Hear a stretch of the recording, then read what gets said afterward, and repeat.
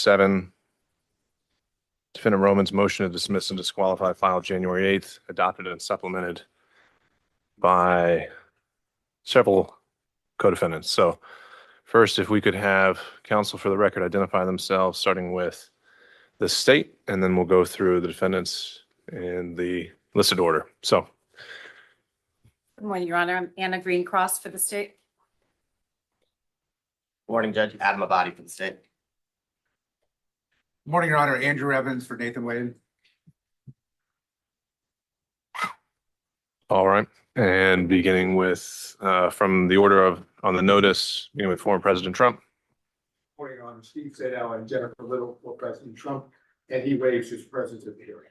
Thank you, Mr. Sadow. On behalf of Mr. Giuliani. Alan Stott for Mr. Giuliani. He waives his presence as well. Mr. Meadows. Your Honor, Jim Durham on behalf of Mr. Meadows.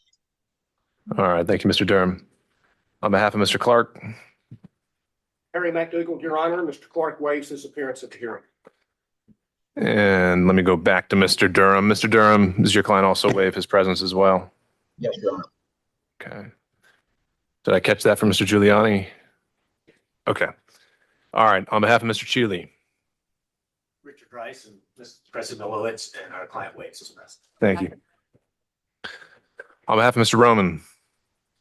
Morning, Judge Ashley Merchant and John Merchant on behalf of Mr. Roman, and he waives his presence. Mr. Schaefer. Morning, Your Honor. Craig Gillen and Anthony Lake for Mr. Schaefer. Mr. Schaefer is present in court today. All right. And Mr. Floyd. Aaron McCullough on behalf of Mr. Floyd. And then we also have Ms. Latham. Morning, Your Honor. William Cromwell for Ms. Latham. She waives her presence. And did we get that, Mr. McCullough, also as well for Mr. Floyd? Just making sure. Okay, thank you.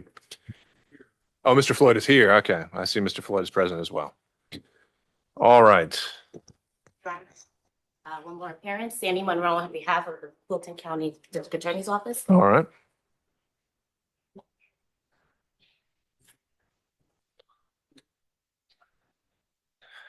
Anyone else present who believes they may need to be on the record or address any issue coming up in the proceeding?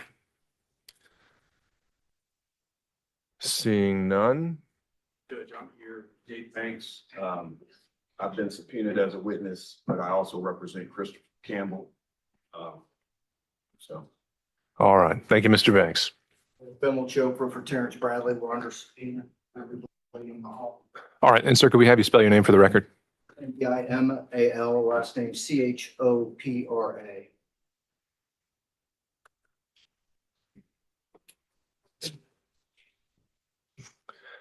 All right. In terms of just a little housekeeping in terms of presenting the evidence this morning, my thought was, as witnesses are called, this being Mr. Roman's motion, that counsel for Mr. Roman would be the first, and any witness that they call, then in order of the listed defendants, there would be the opportunity for additional direct or cross-examination, however you want to characterize it, and then the state on the tail end of that. So with that, I would turn it over to Ms. Merchant. Is there anything that we would need to take up before calling the first witness? Judge, we would invoke the rule of sequestration. All right. So to that end, pursuant to Rule 615, I would ask that any witnesses subpoenaed or expected to testify at the hearing today, that they should remain outside the courtroom until called, and that they shouldn't discuss their testimony with any other witness or watch any kind of live proceeding or recording of the testimony until the evidence is concluded or they're excused from being called today. Are there any exceptions to this rule?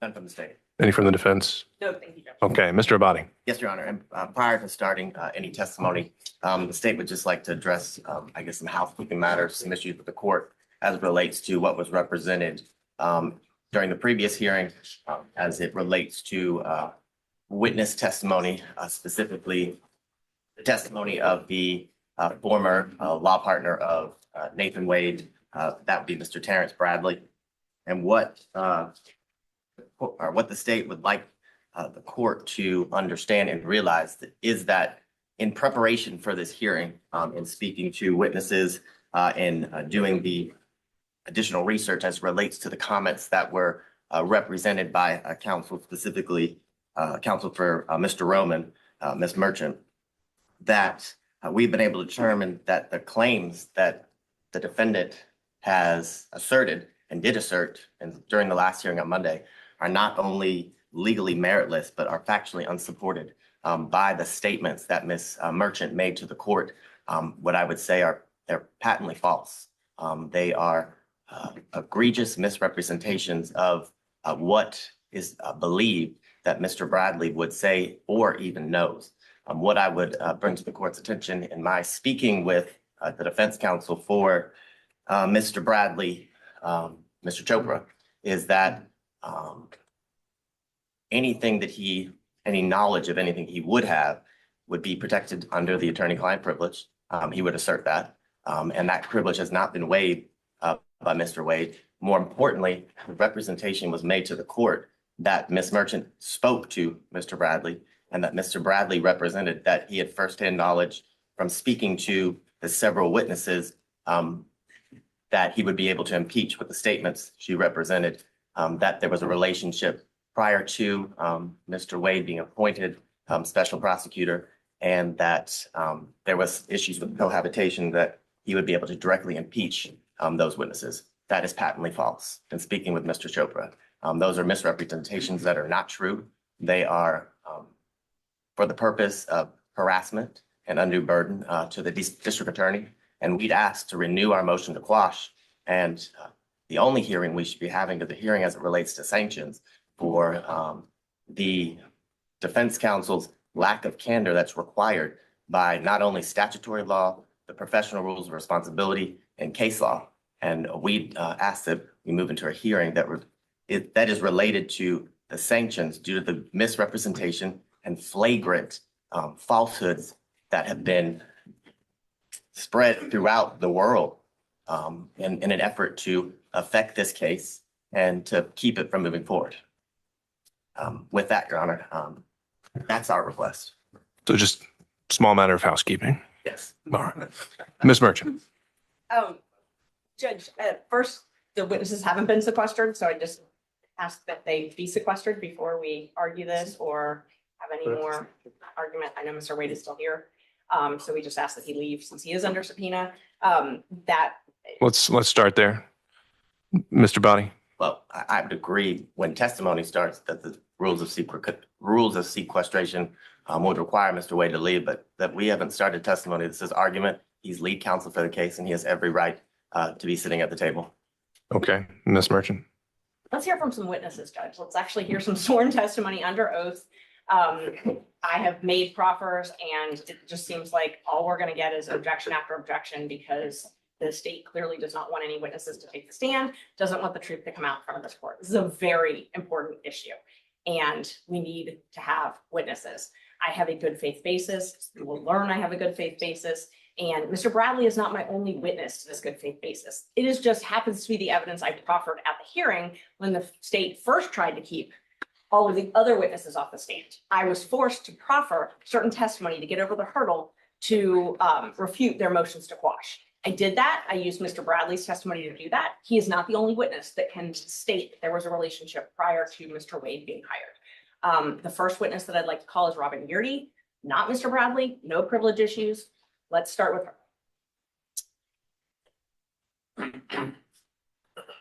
Your Honor, when we have additional argument or matter to be brought up, do we want to do it like I just stand up and with relation to what's just been said by Mr. Abate, or are you only hearing from this Merchant at this point? I just need to know the court's protocol on that. Sure. So I think at this point, we just need to take these issues one at a time. And as you've joined the motion, I think defense counsel would have the opportunity to weigh in. But again, at any point, if I'm just hearing the same thing over and over again from each separate defense counsel, I'm going to reserve the right to say, thank you. I appreciate that. All right. I only ask for the opportunity to be heard on the invocation of the attorney-client privilege and the burden being on the individual raising the privilege to prove that a privilege in fact was in existence before we get to simply look at the claim. That's what I asked the question. Sure. Understood. So, Ms. Merchant, I do want to put it back to you, though. issue raised by the state this morning is that essentially, as I would summarize it, the good faith basis that you did put forward on Monday did not exist, right? So why wouldn't we start with Mr. Bradley and see where we go from there? The good faith basis does exist. So you basically have them saying it's not true and me saying it's not true. So they think they have a good faith basis. I think I have a good faith basis. I have a huge good faith basis for everything that I put in every single motion. That's going to come out. The reason I don't want to call Mr. Bradley first is for hearsay objections, quite frankly. And, normally we don't have to disclose how we're going to present evidence. I'm okay doing that here, but based on the rules of evidence, hearsay and privilege issues, what makes the most sense, and we've spent a lot of time thinking about this, which makes the most sense is for us to have Ms. Yeardy testify. And if you want me to proffer what I anticipate she's going to say, I talked to her last night. She's going to say that there was a personal relationship that began in October of 2019. She's going to testify to that. And she has personal direct knowledge of that. It's not hearsay and it's not privilege. She's going to take the stand. She's terrified, but she's going to take the stand and tell the truth. And then I plan on calling Mr. Wade, because at that point I can overcome their motion to quash and bring Mr. Wade, bring him to come. Then I can go through privilege issues with him, and then I can have Mr. Bradley testify. And we won't have to have an objection to every single question I ask Mr. Bradley, an objection to hearsay, an objection to privilege. So that's how I plan on presenting the evidence, because it makes the most sense. And I think I'll be able to overcome any privilege objections. But we can talk about that when Mr. Wade takes a stand. All right. Mr. Fani, any last words on starting with Ms. Yeardy and going from there, taking it a witness at a time? I mean, no, but I guess my final response would be that, as Your Honor pointed out during the last hearing, Ms. Merchant's entire representation for good faith was all solely based on Mr. Bradley. In fact, I remember the court saying that the star witness presented or provided by the defense is Mr. Bradley, and you asked a specific question, Ms. Merchant, well, Mr. Bradley, does he have firsthand knowledge from these people, each one of them, you named the lawyers plus the investigators, as it relates to the claims that were made? And her answer was yes. I can definitively tell you the answer is no. And Ms. Merchant has not spoken to Mr. Bradley, according to his counsel, B.C. Chopra, who is, outside and can represent to the court the things that I've represented. And he has maintained and represented that everything that she plans to go into or ask is protected by attorney-client privilege. And the only point of this process and this procedure, as it relates to the motions that were filed, is to create a spectacle and to create harassment to the district attorney of Fulton County. And we'd request that the only hearing we move forward is the sanctions for counsel's lack of duty of candor to the court and to counsel. All right. Well, I think you certainly put her on notice if that is actually the case. But at this point, I have someone saying yes, and I have another person saying no. And so I think that conflict in the evidence that we noted on Monday still exists, and that's where we are. And we'll see how the evidence presents itself. So with that, Ms. Merchant, are you ready to call your first witness? All right. We called Ms. Yeardy, and I know Mr. Partridge had emailed the court, and I quite frankly couldn't keep up about a Zoom. So I don't know if she's on Zoom or in person. She's under subpoena to be here at 9:30. So she may be on Zoom. I'm not really sure. Ms. Partridge, Mr. Partridge was joining us by Zoom, but Ms. Yeardy is here in person, right? Mr. Partridge, I believe, represented that his client would be more comfortable if he were here in person, and that, due to his conflict in Richmond County this morning, couldn't occur until this afternoon. I think that is a reasonable request, but not the state's business. The witness is here. If her attorney is able to join right now, perhaps that can be something that is addressed with Mr. Partridge in the court. But I want to alert the court that that was the representation that the witness would prefer not to go forward without her client present, and that's certainly a reasonable request. Sure. I think the latest I'd seen, though, that Mr. Partridge was going to be able to join by Zoom. Great. I didn't know that he had that Mr. Partridge had affirmed that, but perhaps that was an email this morning that I missed. Yeah, I don't know either. But the state seems to know that Ms. Yeardy is here, so I guess she's not appearing by Zoom.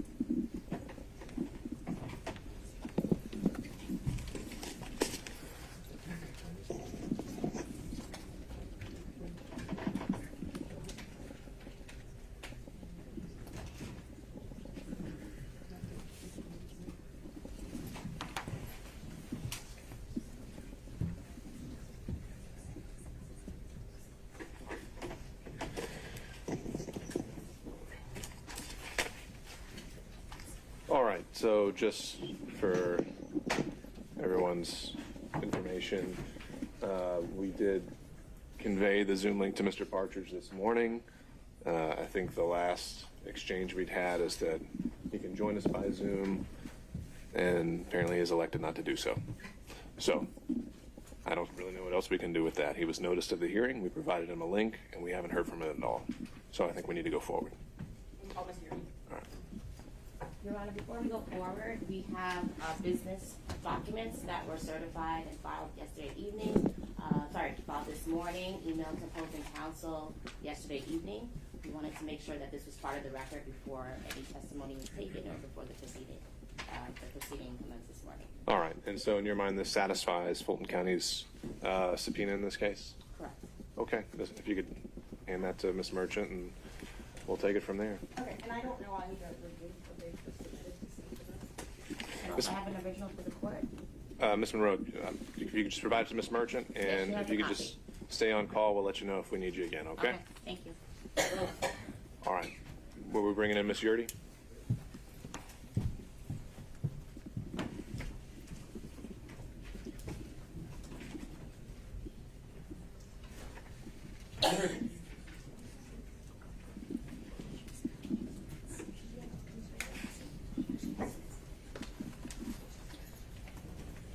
Oh, I'm sorry, I thought the state said that Ms. Yurdy was outside, or they'd seen her or something.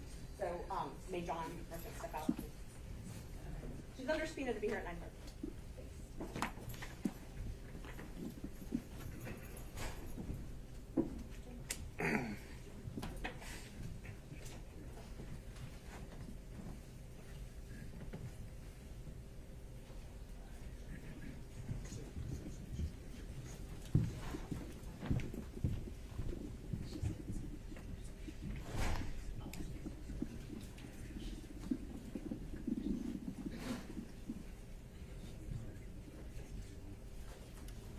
May I text the lawyer?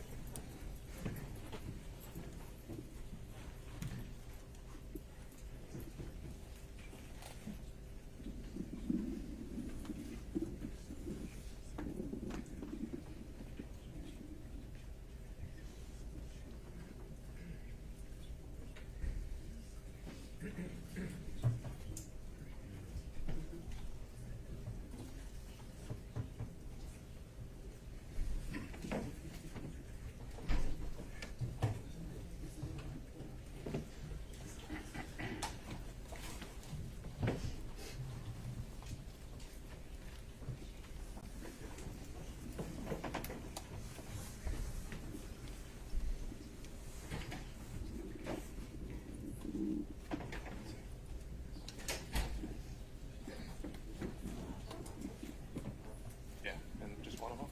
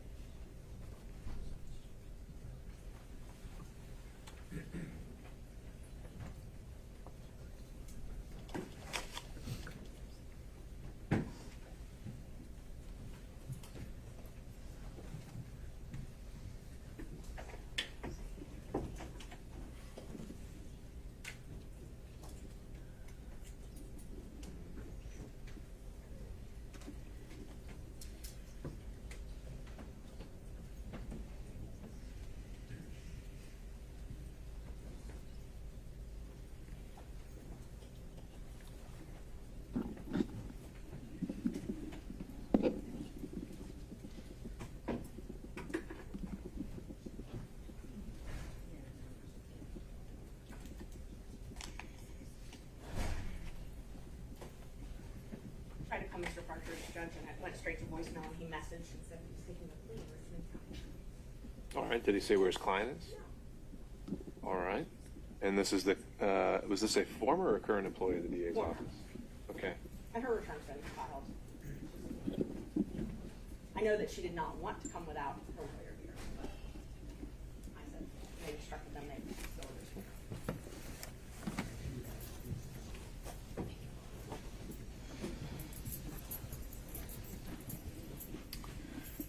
All right, well, Ms. Merchant, do you have any other witnesses available?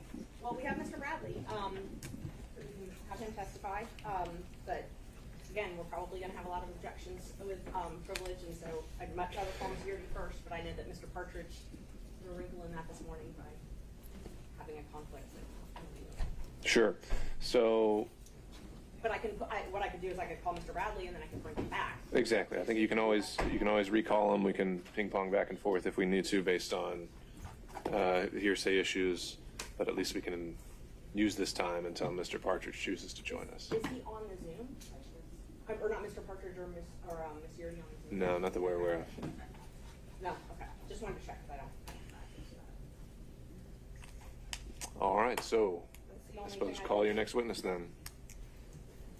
All right, we call Terrence Bradley to stand.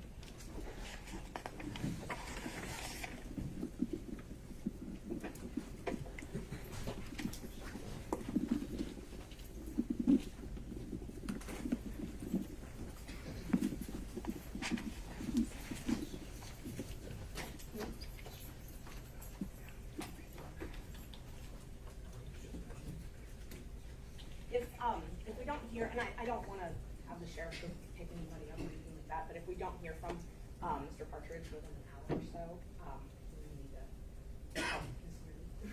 Yeardy. Understood. Thank you.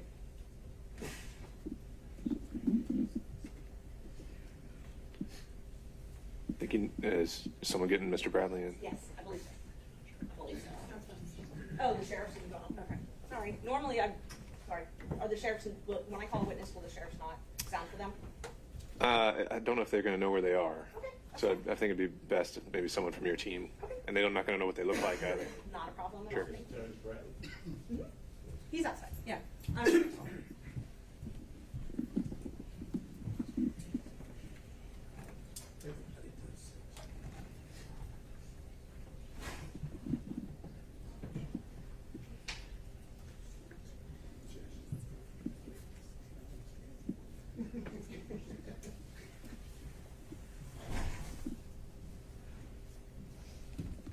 He's coming, Judge.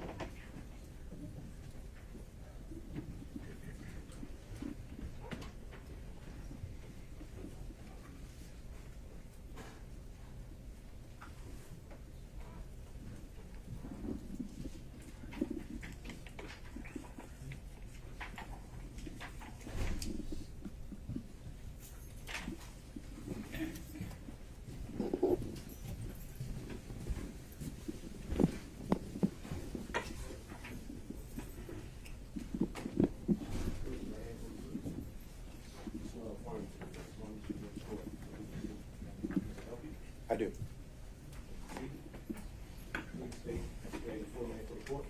Terrence Bradley, Terrence, Bradley, Bradley. Your Honor, as Mr. Wade's counsel, before we start, we would request to go back to the chambers to talk about attorney-client privilege before we get understand. Why does that need to be in camera? Doesn't necessarily, well, there's statements that could be made that could be prejudicial depending on whether they were covered or not, whether he's going to break the. So at the time a question is asked that you think implicates some of those statements, object, and we'll handle it. Thank you, Judge. Just on behalf of Mr. Bradley, and I apologize, this is not our proceeding, but it might be helpful to have a brief sidebar as opposed to something in chambers, at least so that we could let the court know our position rather than having to restate it repeatedly. And Judge, I've carefully crafted my questions to avoid any privileged information, but if they think that I'm invading that, then I welcome an objection and I'm happy to address it. Let's see how it goes. And again, Mr. Bradley, I'll ask if you can just give a pause in between each question to allow counsel the opportunity to object before answering. Thank you, Judge. Was the witness sworn or do I need to swear the witness? I believe he was. Great, thank you. I'm sorry. Good morning, Mr. Bradley. How are you? Good morning. Not happy to be here, I'm assuming. I am not. Okay, I understand. Thank you for being here. Wasn't by choice. Right. You were subpoenaed to come and testify in this case. I was. Okay. But you and I have spoken previously about relevant facts surrounding Mr. Wade and Ms. Willis's relationship. No, we have not. We have not. We have not texted about those facts? Through a third party, you were given some information. You and I shared text. Our texts were more so about my health, more so about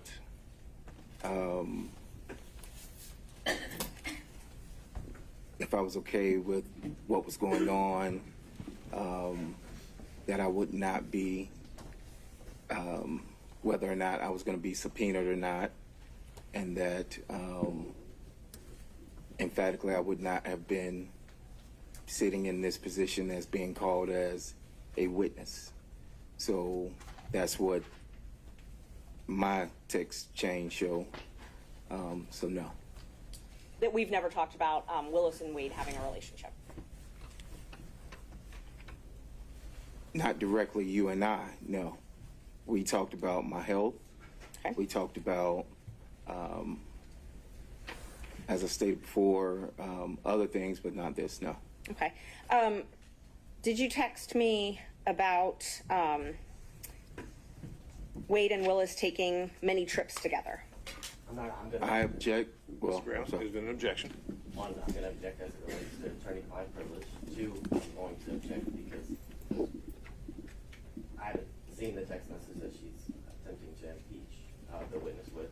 And two, he's made all of his representations is that he's had zero communications as it relates to the issues that Ms. Merchant continues to ask about, and that the only information that she has from him is through a third party, which would be hearsay.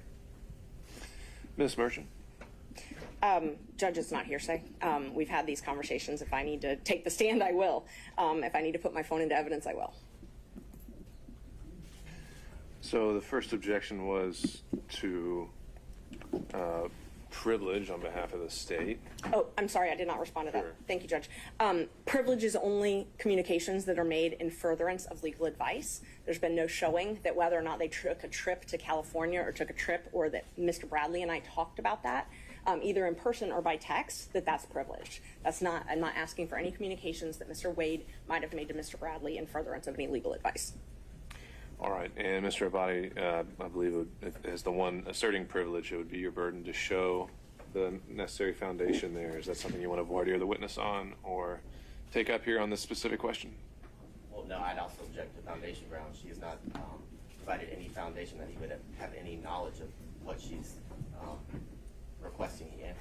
His answers were he had no knowledge, and now she hasn't laid the foundation in order to continue to ask the same question over and over. Ms. Merchant. Judge, on behalf of Mr. Bradley, we do object. This falls under the privileges afforded under 1.6 of the rules. And the attorney-client privilege is not something that Mr. Bradley can waive. Only Mr. Wade can waive it. regardless of any information or communications being proffered by the declarant, Mr. Wade would have to waive them in order for Mr. Bradley to continue to testify about any of this relationship until it's been established when that privilege should have begun. Sure. And so far, though, I haven't heard anything about a relationship, about an attorney-client relationship, about a privilege ever attaching.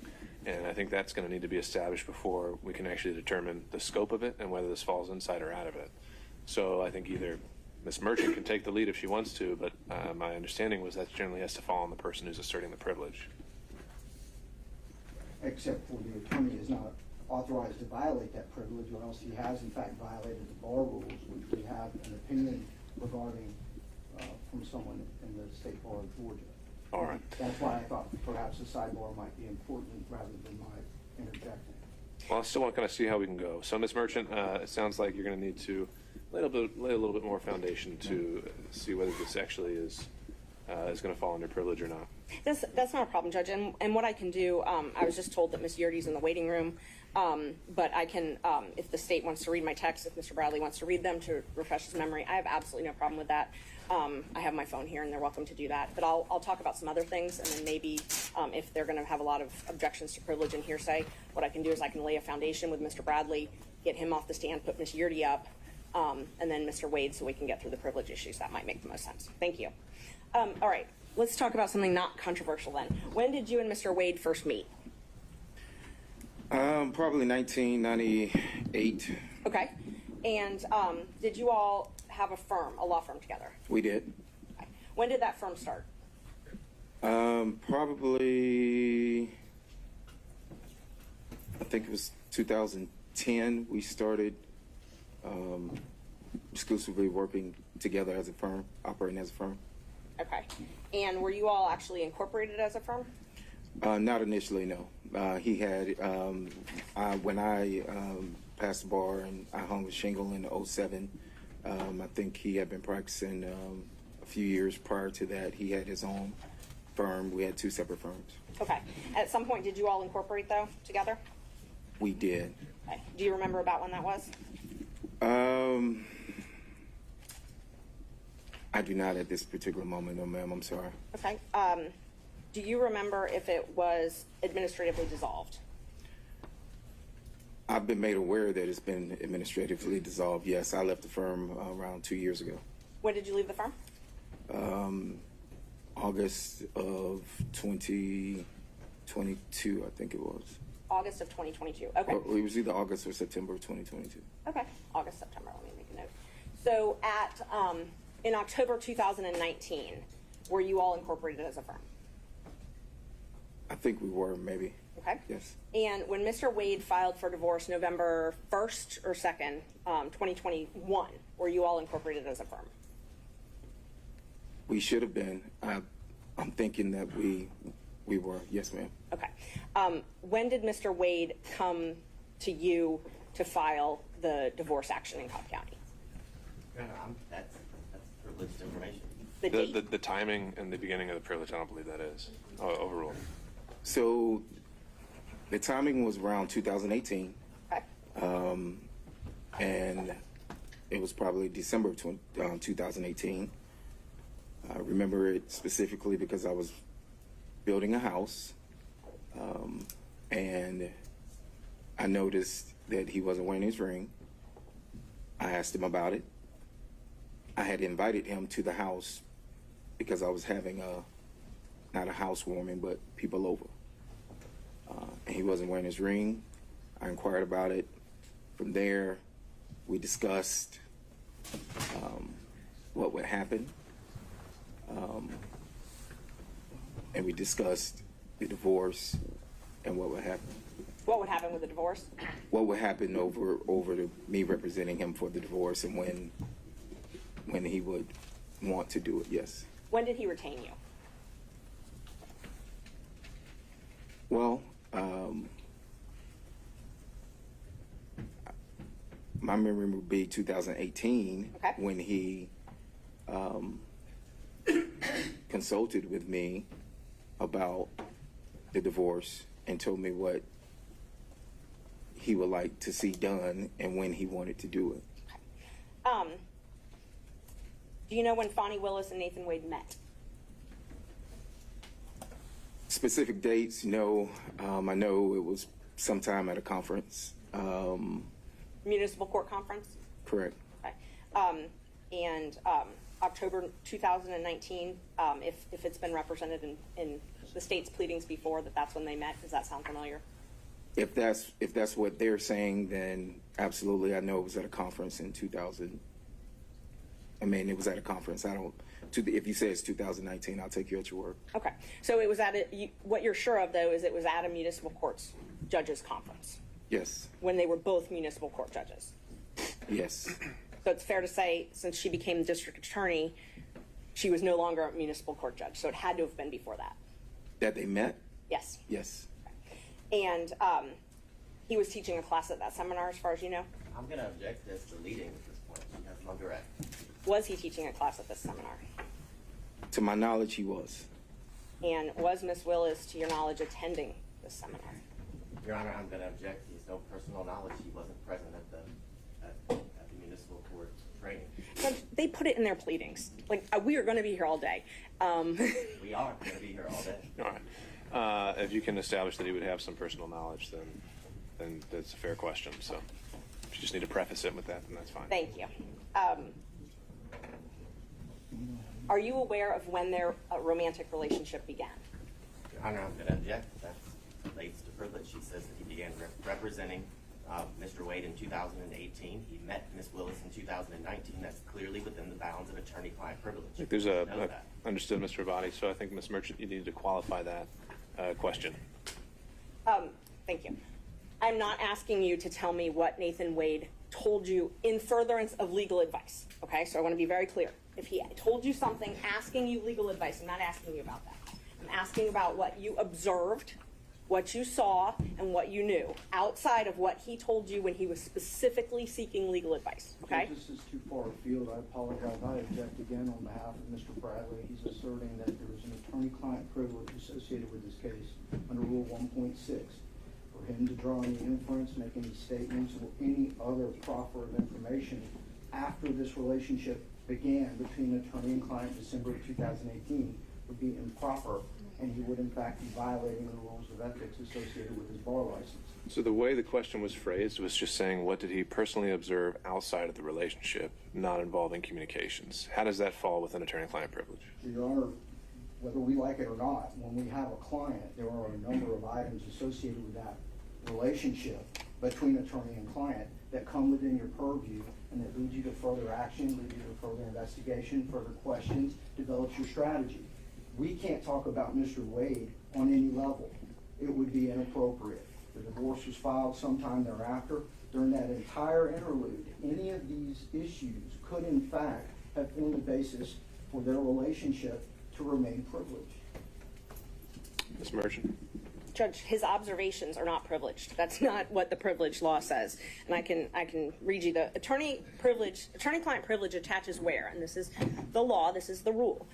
There's an attorney-client relationship. The communications in question relate to the matters on which legal advice was sought.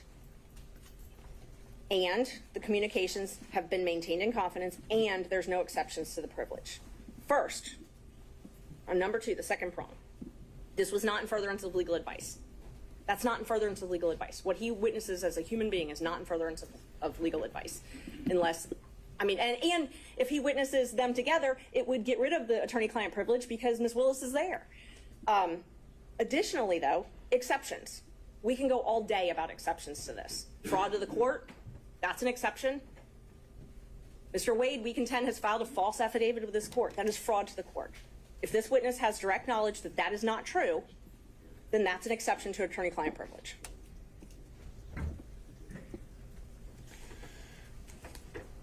All right.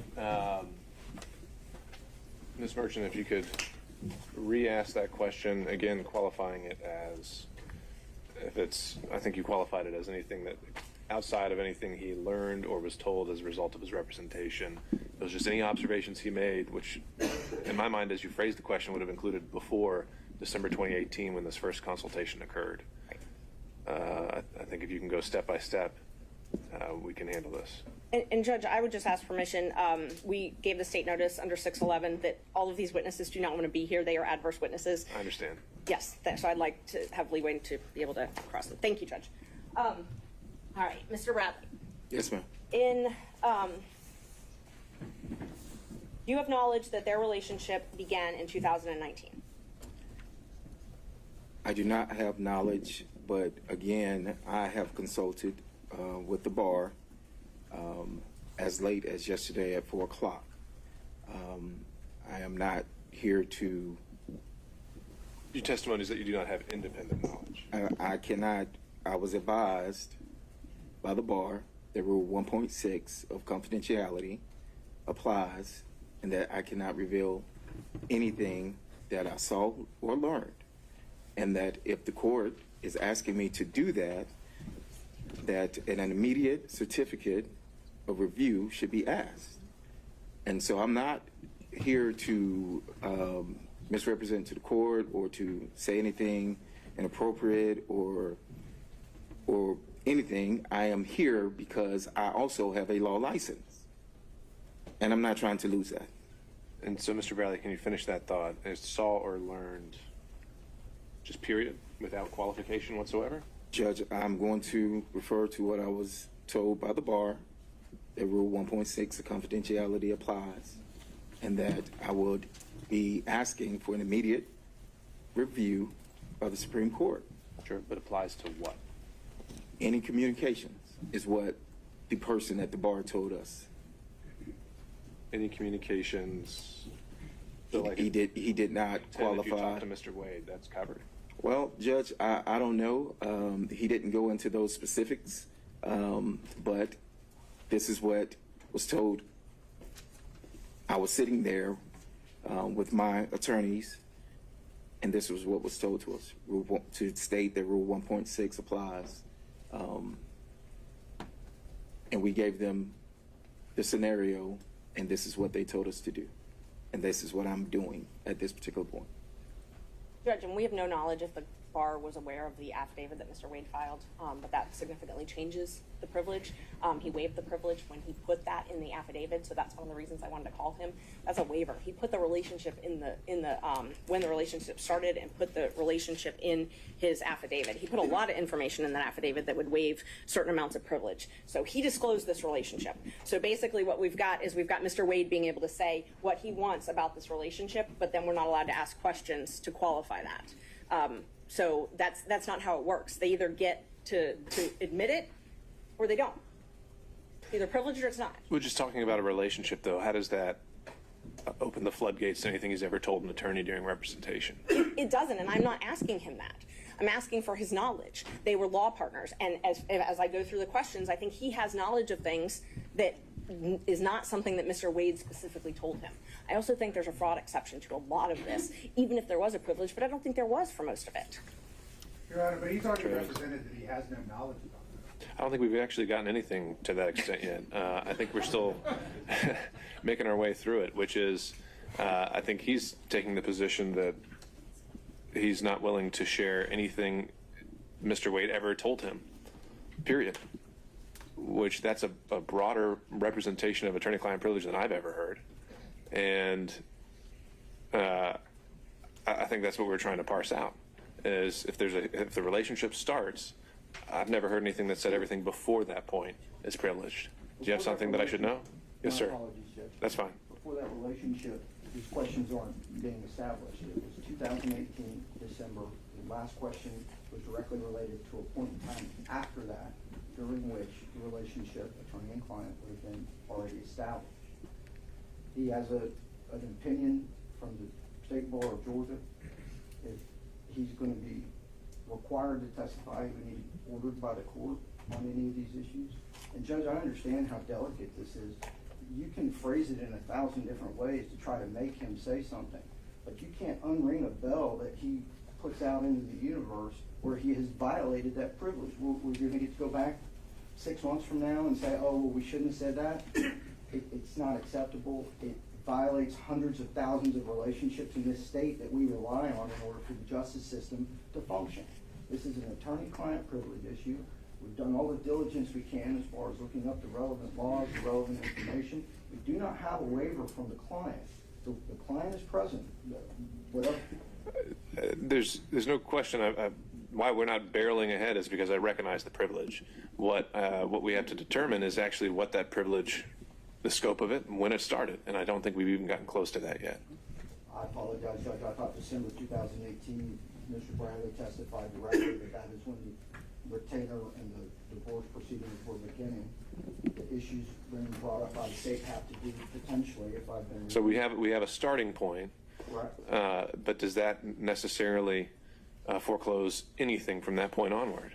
If they started talking about something else entirely? Post-divorce, of course not, Your Honor.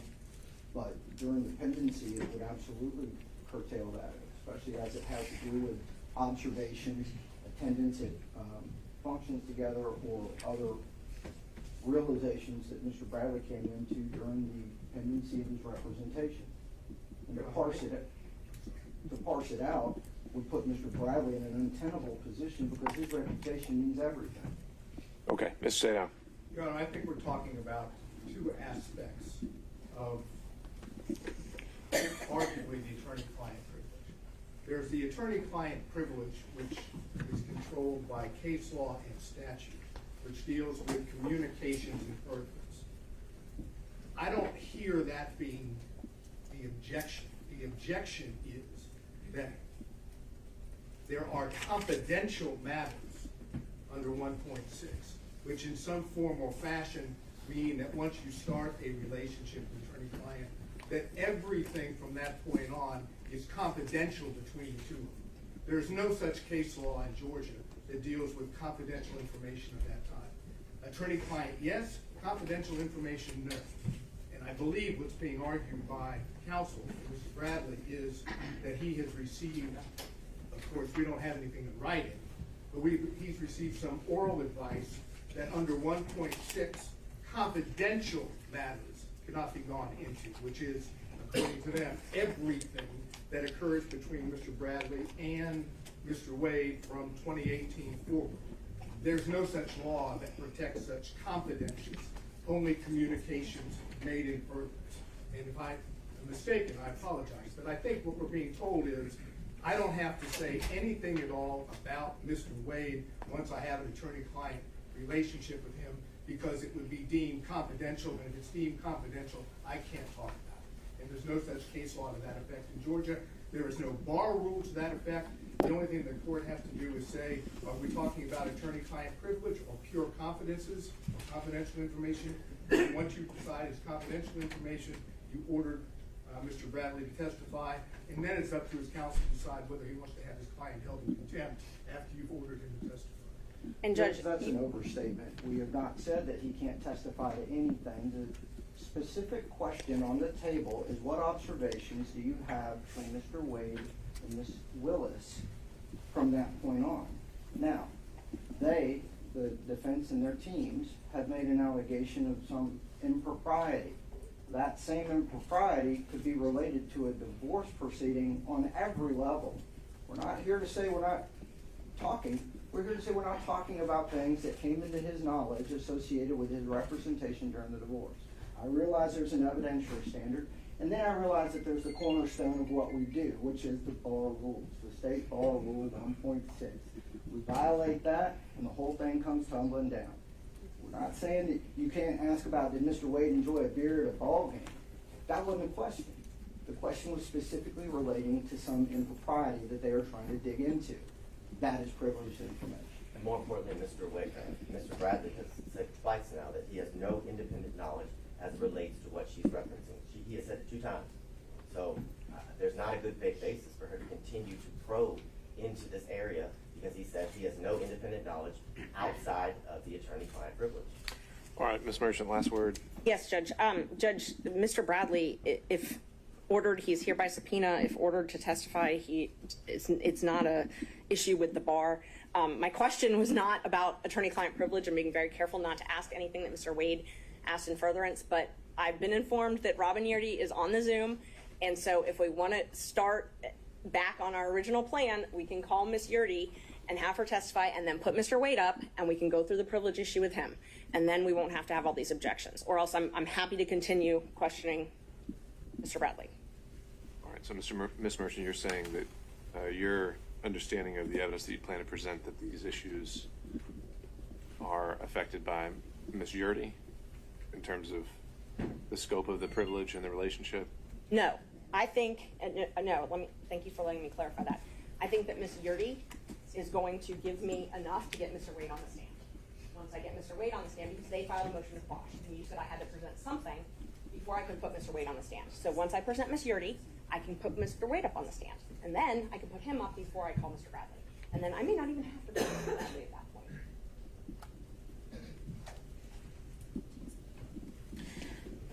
All right. Judge, sorry, who's? I'm on Zoom, Your Honor. Attorney Durante Parker, Judge, on behalf of Ms. Yurdy. Your Honor, when we were here for the motion to quash earlier this week, it's my understanding, as represented by defense counsel, that Mr. Bradley's testimony is, so to speak, the bridge that was built to involve my client, Ms. Yurdy, into this matter altogether. Now it seems as though that is being usurped, and now she is being the quote-unquote foundation for defense counsel's presentation this morning. So we do object to that, Judge, and would renew our motion to quash the subpoena, because this is completely contradictory to what we had via the hearing earlier this week, Your Honor. Judge, may I respond? It's okay, Ms. Merchant. Mr. Partridge, as I recall, that did not apply to your client as much. The original motion to quash that you filed said she had absolutely no knowledge about anything. What Ms. Merchant proffered, and what I didn't hear you saying was not the case, is that at some point Ms. Yurdy lived in a residence and shared a residence with Ms. Willis and potentially Mr. Wade at some point. So I think she's directly involved in the center of this. I don't think that really needs much in the way of foundation. And Judge, I apologize, Your Honor, to talk over the court. That information, however, Your Honor, is my understanding came from Mr. Bradley, and that information was incorrect, as I informed the court earlier this week as well. There was never any time that Ms. Yurdy and Ms. Willis lived together. There was a sublet of a condo that Ms. Willis resided in that had absolutely nothing to do with that of Ms. Yurdy, outside of Ms. Yurdy subletting it to Ms. Willis. Ms. Yurdy actually moved into a different residence. Per our conversation with Ms. Merchant yesterday, that is exactly what it is. So there was no overlapping or any time that they stayed together, nor does Ms. Yurdy have any information as it relates to Mr. Wade staying at that condo as well with that of Ms. Willis. So again, Judge, I'm renewing. No, we don't need to hear it again. Ms. Merchant. Judge, luckily I don't have to tell the state or them everything that I plan on introducing a witness for in response to their motion to quash. She has a lot of personal knowledge. And when we had a motion to quash, I had to get over a good faith basis, and I presented that to the court. I did not spend 4 hours going through everything that this woman's going to testify to. She has personal knowledge. Is she actually here? I think she's on Zoom. What I understand, Mr. Partridge. Mr. Partridge, is your client with us? She's on the Zoom platform, Your Honor, since I'm in Richmond County via my conflict. But she is on the Zoom platform at this time, Your Honor, in the waiting room. I believe she may have been admitted. I see a Robin on my screen. I'm assuming that is my client, Ms. Yurdy. Ms. Merchant, you want to examine her by Zoom? That's fine. All right.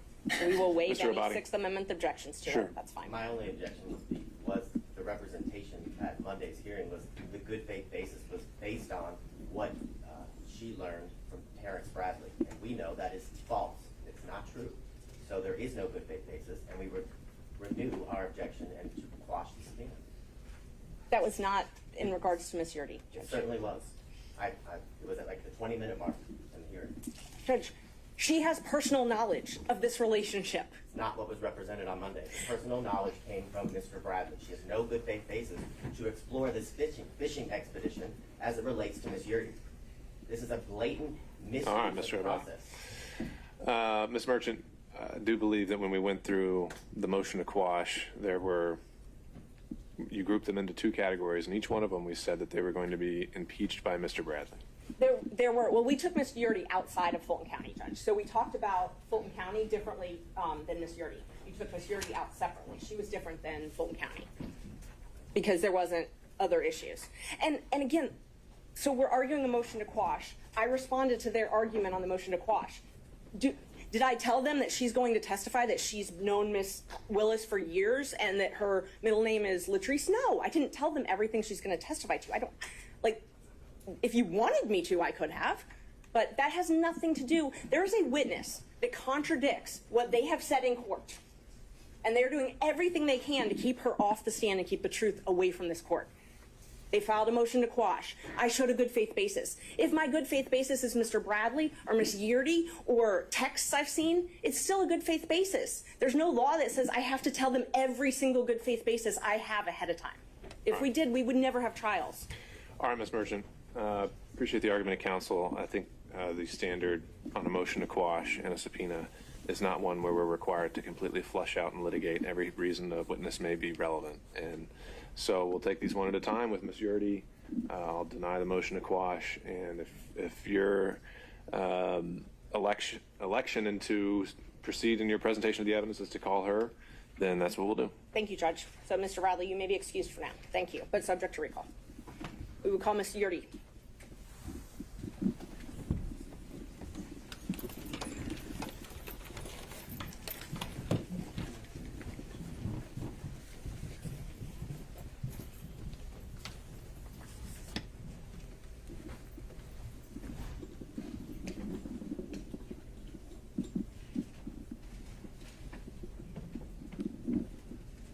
Would you like me to swear her, Judge? Or? I think we need to make sure. There we go. Deputy Scott, if we could swear in the witness. Ms. Yurdy, can you hear us? Yes, I can. All right. Raise your right hand, ma'am. You swear affirm to the testimony you get a court will be the truth. Nothing but the truth will help you. Yes. Would you please state and spell your full name for the court? Robin Latrice Yurdy. Thank you, Ms. Yurdy. Thank you for being here.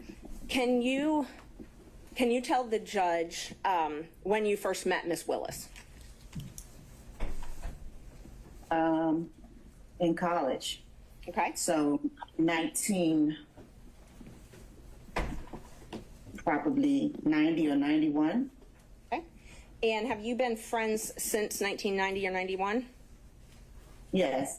Okay. When was the last time you spoke with Miss Willis? March of 2022. Okay. From 1991-ish till 2022, were you what you would consider good friends with Miss Willis? Yes. Okay. And did you all share personal information regularly? Yes. And did you even come and work with her at the DA's office? Yes. And when she needed a place to stay, did you let her stay at your apartment? Yes. It was a condo, right? Condo, yes. Okay. Do you remember approximately when she moved into your condo? It was April of 2021. Okay, great. And you know that Ms. Willis and Ms. Wade met at a conference in October of 2019? I'm going to object to that, Your Honor, without a foundation for how this witness would know that. If Ms. Merchant can establish she has personal information of that, then certainly that's something the witness can testify to. But if it's she heard Understood, it from Ms. Cross. All right, Ms. Merchant, if you could lay the foundation. Do you have information that Ms. Willis and Mr. Wade met in October of 2019? I'm going to renew my objection, Your Honor. Information is not sourced to personal information. If the question can be rephrased, then that may address my concern. So Judge, I just want to make sure that I understand. So they've objected to me calling Willis and Wade. It's just a matter of foundation. If you can just rephrase. Do you have knowledge of when Willis and Wade met? I'm going to object again. Personal knowledge. Overruled. Thank you. Do you have personal knowledge of when Willis and Wade met? Yes. She told me that they met at a conference. I don't know what. Okay. I'm going to renew my objection, Your Honor. Clearly, this is not firsthand information from this witness. It's hearsay that was... But you said she told me. Yes, it's statement against interest, Judge. If Ms. Willis. Just pause. I'm sorry. Okay, Ms. Yes. Cross. The representation of the witness, the testimony of the witness was that Ms. Willis, District Attorney Willis, had a conversation with her. There is no statement against interest. District Attorney Willis is not a party opponent in this case. The information that the witnesses testified to came from Ms. Willis, and we have a hearsay objection to that. Why wouldn't she be considered a party opponent in this context?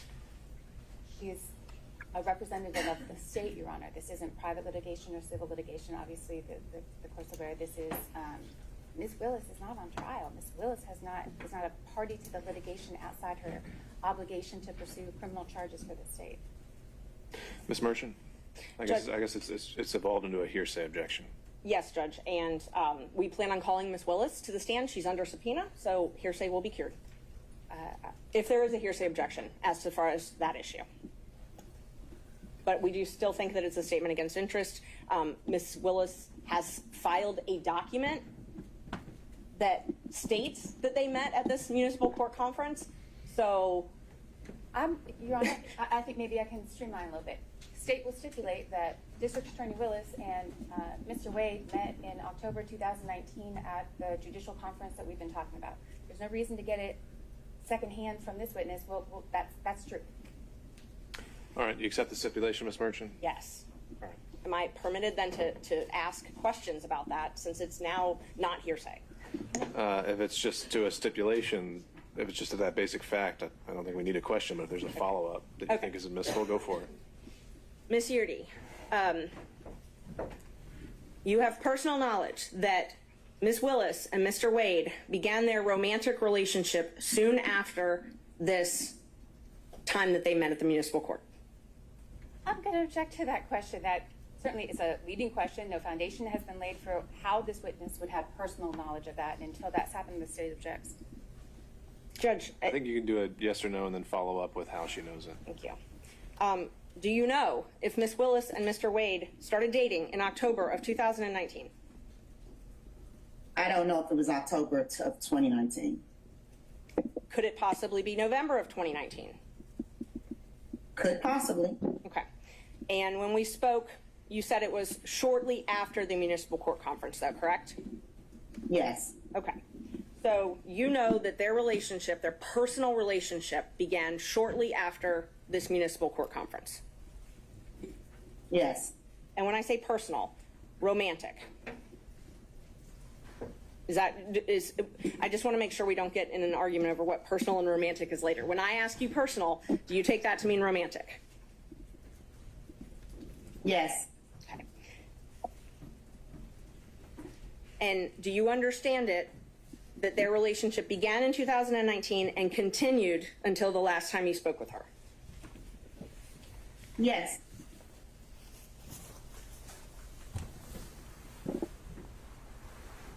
And you were essentially her best friend during this time, right? Not best friend, good friend. Good friend, okay, close friend. And so would you frequently socialize with her? Yes. And you saw her at work every day? Yes. So you had a chance to see them interact together on a personal level? Yes. And so from everything that you saw, heard, witnessed, it's your understanding that they were in a romantic relationship beginning in 2019? Yes. And when you left the DA, I'm sorry, let me ask you, you said that Ms. Willis came to live with you in April of 2021, I'm sorry, April 1st, 2020 or 2021? She didn't live with me. I never lived with her. Okay, I'm sorry. She took over your lease in April 1st, 2020, correct? No, 2021. Okay, I had it both ways, so I'm glad you clarified. So when she took over your lease in April 1st, 2021, it's your understanding she moved out of the house that she was sharing with her father and started staying at the condo? Yes. And is it your understanding that that's because she needed to have her own space? Yes. Away from her father? Yes. Okay. When you left the DA's office, was it, were you fired? No, I resigned. You resigned, okay. Just one moment, Judge.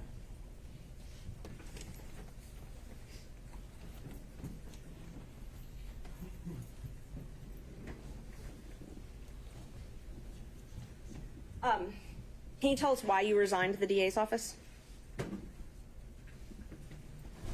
The number of things that was happening. A number of things that were happening. Is that what you said, ma'am? Yes. Okay. What was happening that caused you to resign?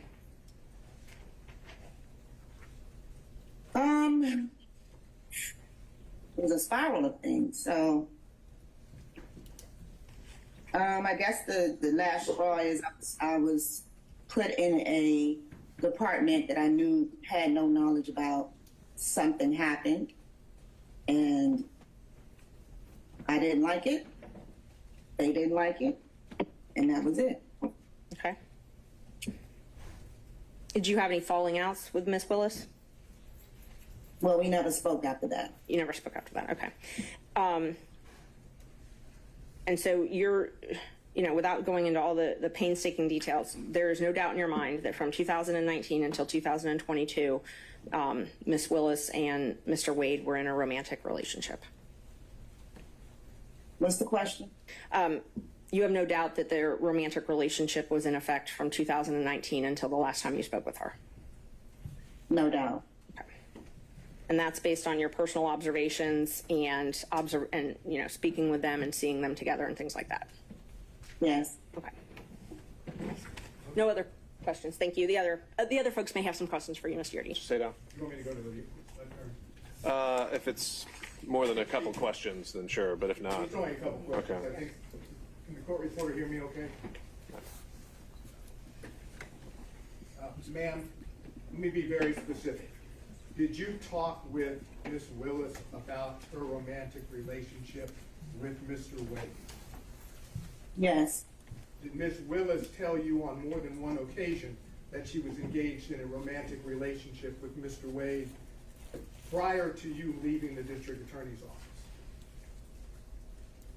Did she tell me or did I observe? I'm saying right now with the tell me. Yes.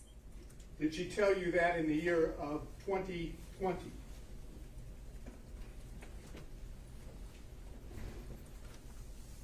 Yes. In the year of 2021? Yes. Are you certain that Miss Willis told you about the romantic relationship with Mr. Wade prior to November 1st of 2021? Yes. Now, did you also have observations of Mr. Wade and Miss Willis together prior to November 1st of 2021? Yes. And are those observations, were those in a social setting? Yes. And did you observe them do things that are common among people having a romantic relationship? Yes. Such as, can you give us an example? Hugging, kissing, just affection. All before November 1st of 2021, correct? Yes. That's all I have. Mr. Stocks. Ma'am, did I understand you to say that there was a period of time when you and Ms. Willis lived together? No. Mr. Durham. No, nothing from me, Your Honor. Mr. McDougall. Nothing, Your Honor. Mr. Rice. Good morning, Ms. Yurdi.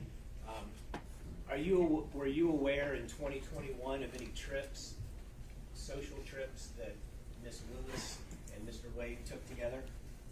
No. Are you aware of any social trips that Ms. Willis and Mr. Wade took together in 2022? No. And are you aware of them in 2020 or 2021 spending the evening together overnight? No. No further questions. Mr. Gillen. No question. Mr. McCullough.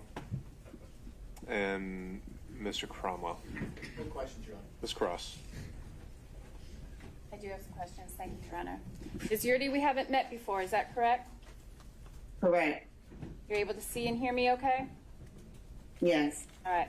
I want to start with a couple things. Now, I think you've made it clear that you never lived, and we'll call it the South Fulton address, the South Fulton condo that you were leasing. You never lived at that address with the District Attorney Willis, correct? Correct. And never at any time? Never. All right. You never observed or have any information about District Attorney Wade and District Attorney Willis and Nathan Wade living together, correct? Correct. You don't have any information about that? No, I don't. Anybody said that that information was sourced to you, then that's incorrect. That's incorrect.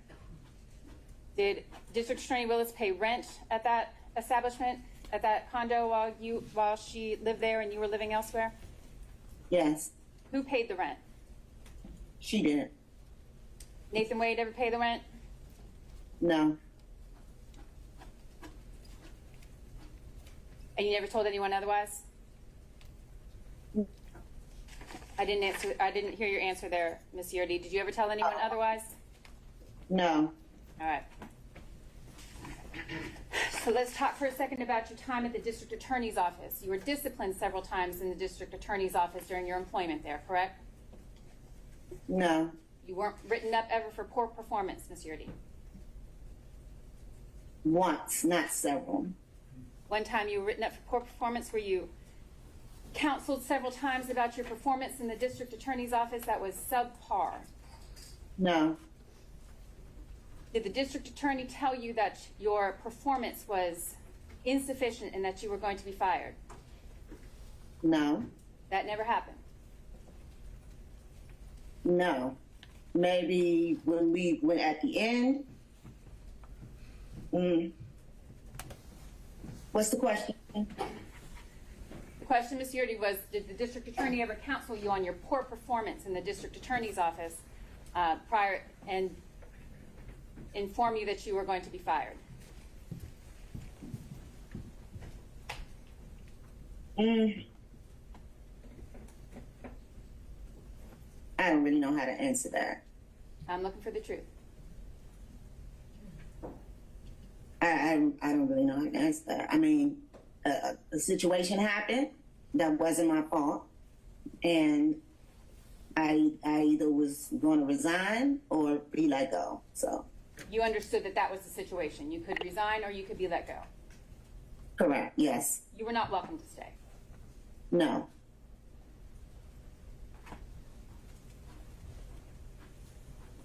And the conversation where you were informed that you could resign or you could be fired, that conversation was not the first conversation you had with the district attorney about your poor performance in the office, correct?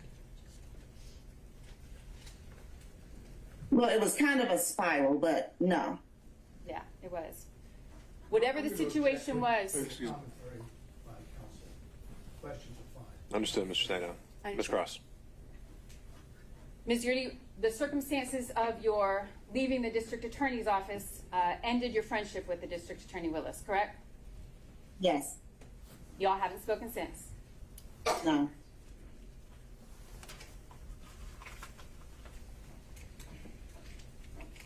All right, I want to talk about the representations that you made here this morning, Ms. Yurdi, about any relationship between District Attorney Willis and Mr. Wade. I want you to tell me what was the first time let me ask it this way. You said that District Attorney Willis personally informed you of a romantic relationship. Is that what you testified to? Yes. When did that conversation that you purport to have, to recall, when did that happen? I mean, I don't have a month or a day, but just talking in general.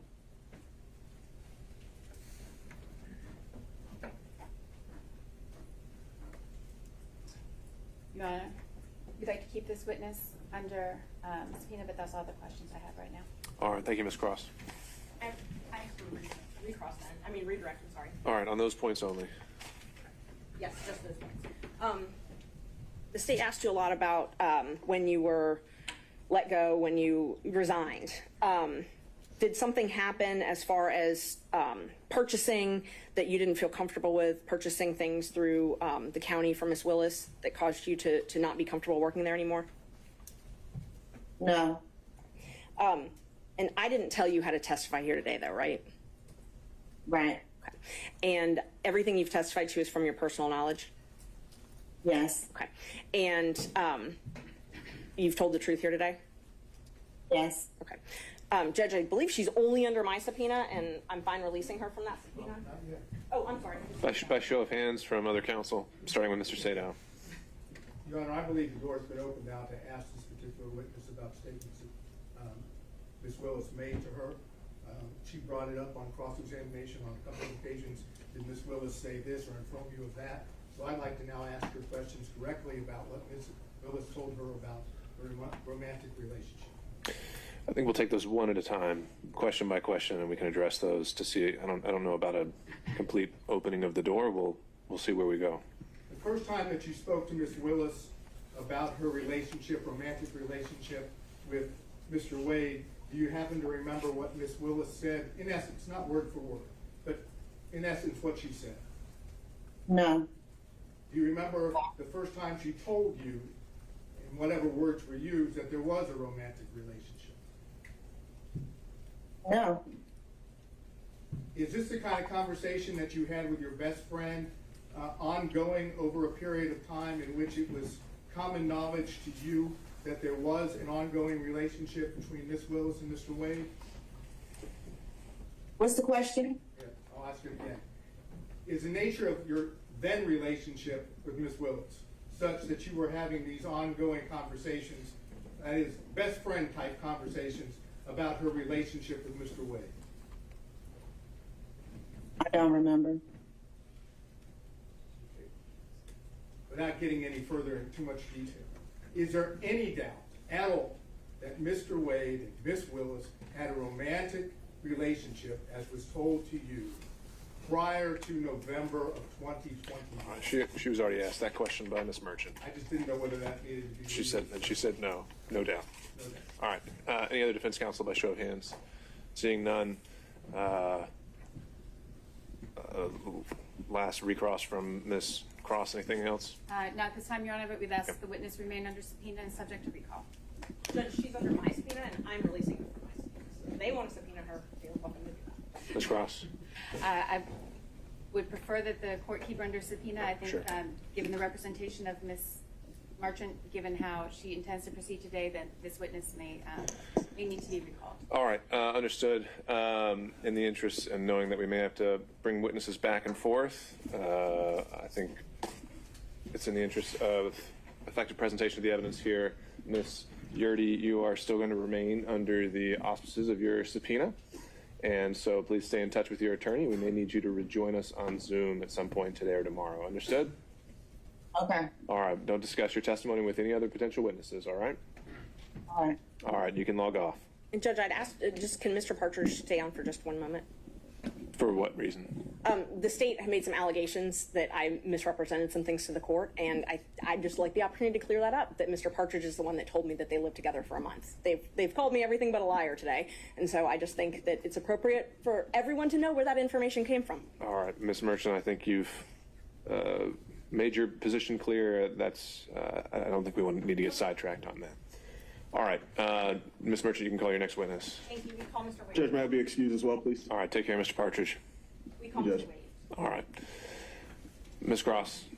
Your Honor, the motion to quash Mr. Wade's subpoena was held in abeyance, waiting for the representation.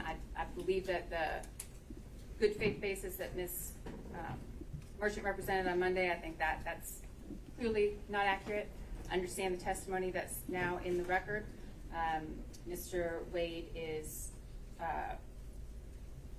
available, but we maintain that at this time that the motion to quash probably should be granted, but understand the court's ruling. Well, Ms. Cross, I'll say yes. On Monday, it did seem like the focus was that Mr. Bradley would be the hook that makes every witness potentially relevant. And we really haven't been able to explore that on the privilege issues that we'll likely have to tackle again later.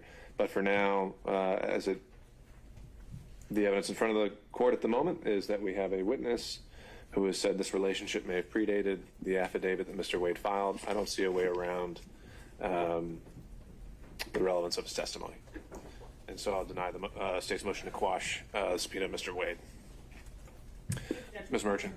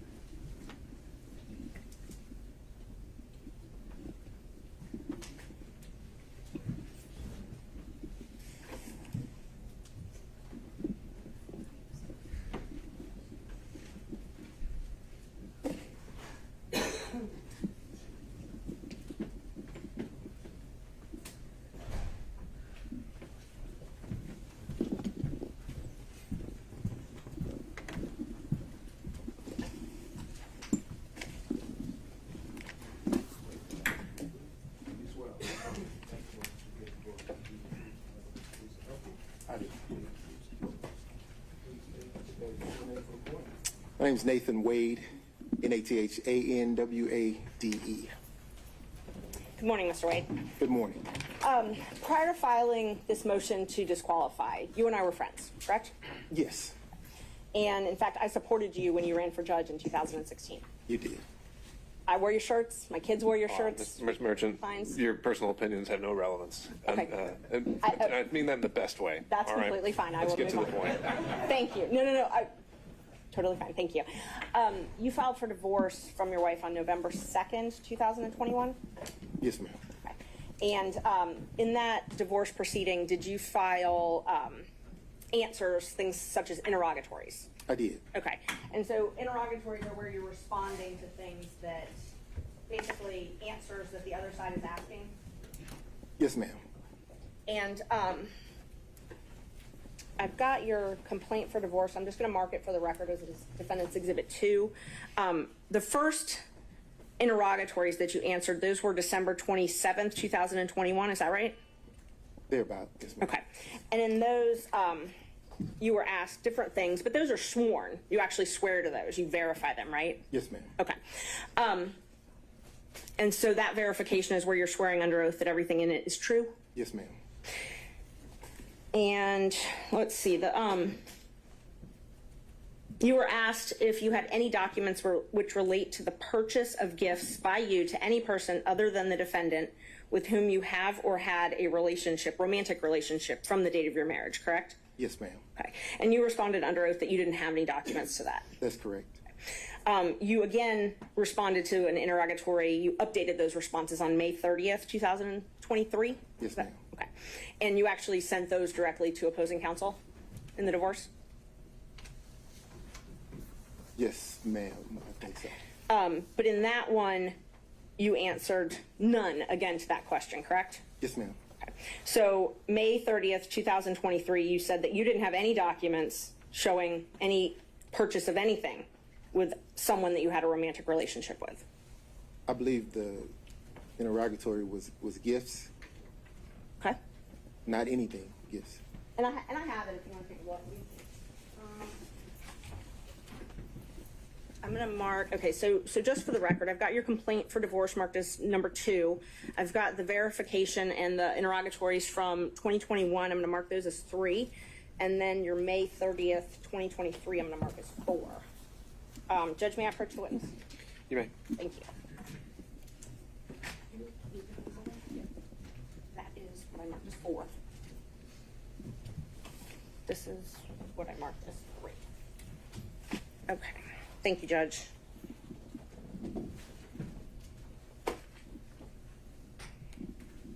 All right, if you would take a look at what I marked as 2, 3, and 4. Just see if you recognize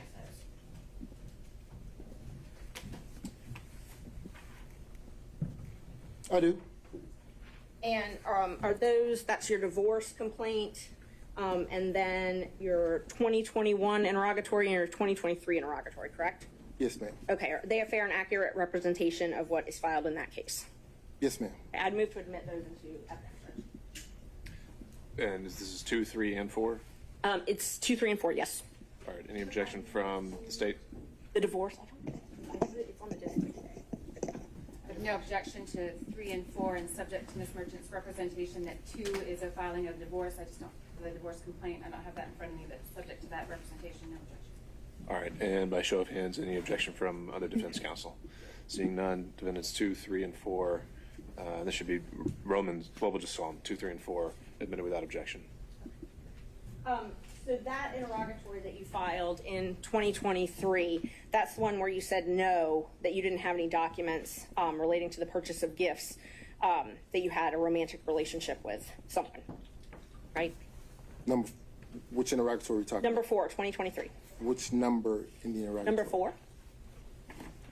So, which number interrogatory are you referring to? It's Defendant's Exhibit number 4. I have Defendant's Exhibit 4 here. Uh-huh. Which number interrogatory are we referring to? Oh, which number out of the questions? Yes, ma'am. Hold on. It is number 20, 24, 25, 26.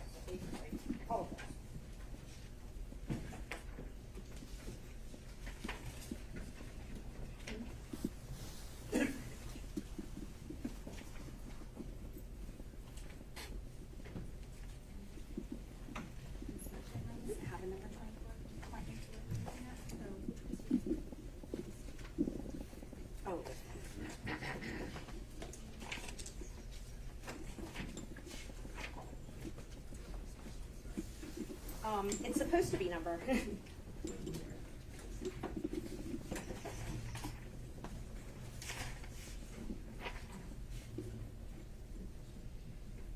I guess they're all numbered 1, so number 1 again, and then the third number 1.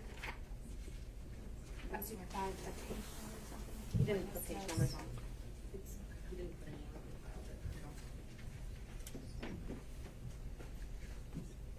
on. I don't know how to tell you what number 1, because when you responded, you put number 1 on all of them. Can you So just point to it?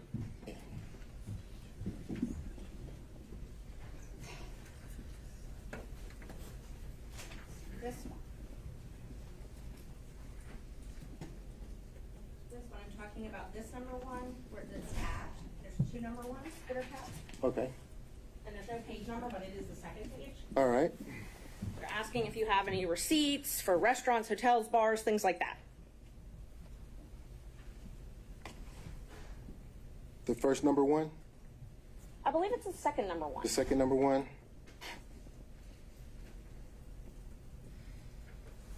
Okay, Okay. So it asks you if you have any receipts for things like restaurants, bars, hotels, things like that, where you accompanied a member of the other sex romantic partner. Correct? it says identify any and all occasions. Okay. And so it says to identify any and all occasions where you entertained a member of the other sex, okay, who's not related to blood, and including dining, drinking, restaurants, bars, pubs, hotels, all of that. Okay. And what was your answer to that?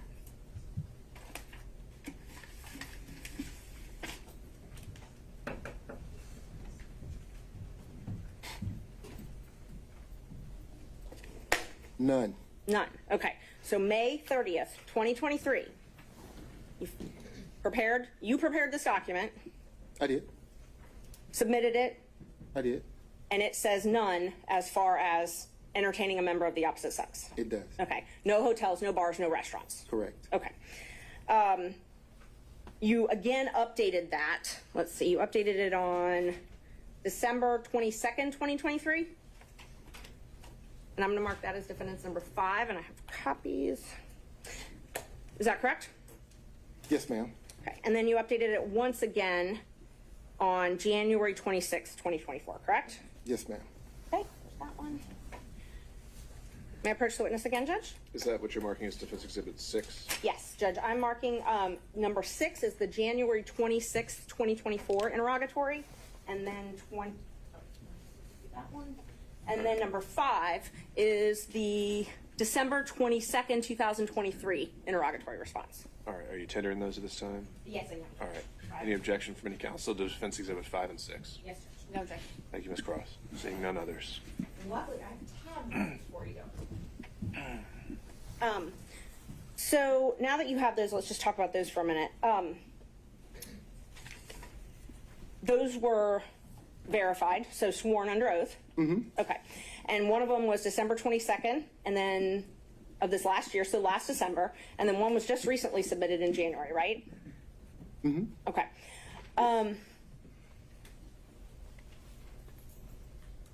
In May 10th, 2023, Judge Thompson heard a motion to compel in your divorce case as well, correct? Yes. Okay.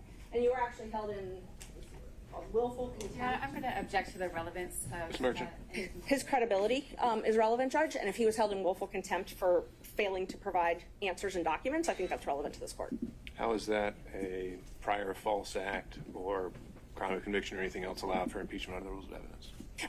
I'm not offering it as a prior bad act or something like that. I'm offering it towards his credibility, Judge, which you get to determine. If he's made misrepresentations in these pleadings, you're here to determine whether or not he's telling the truth or not. So if another court has held him in contempt and that's part of the divorce proceeding, I think it's relevant. But just contempt generally can be for many different things. Like a failure to produce is not necessarily a false act, right? Right, and he's welcome to explain that. He may not have to. Ms. Cross. I object to the relevance of that. That's clearly not a proper impeachment. We're going pretty far afield into divorce matters that don't have any direct relevance to anything that's pending before the court. subject to the relevance of that and any further. All right, not seeing that being a proper grounds for impeachment, it's sustained. Okay, let's talk about this December 22nd, 2023 verification. I tabbed it for you. Again, they asked you if you had any documentations showing proof of this relationship, proof of any relationship, correct? I'm going to object to the phrasing of that question. I don't believe that's an accurate read of the interrogatory. All right, let's be precise, Ms. Merchant. And you, please read it. I want to make sure I'm accurate. Please read it. Which number? This one actually has a number. I tabbed it for you, so you should be able to open right to the page. It's number 22. The question specifically is if you have any tangible evidence of any nature in your possession or control or any other person or entity which relates to any manner of your activities to any person with whom you've had a sexual relationship during your marriage. Tangible evidence is notes, cards, letters, photos, films, recordings, documents, tapes, video recordings, receipts, invoices, and other tangible evidence.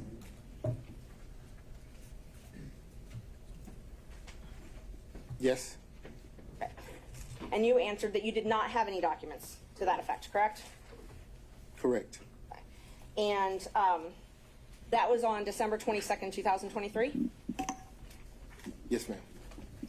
You updated those responses again after the motion to disqualify was filed, though, correct?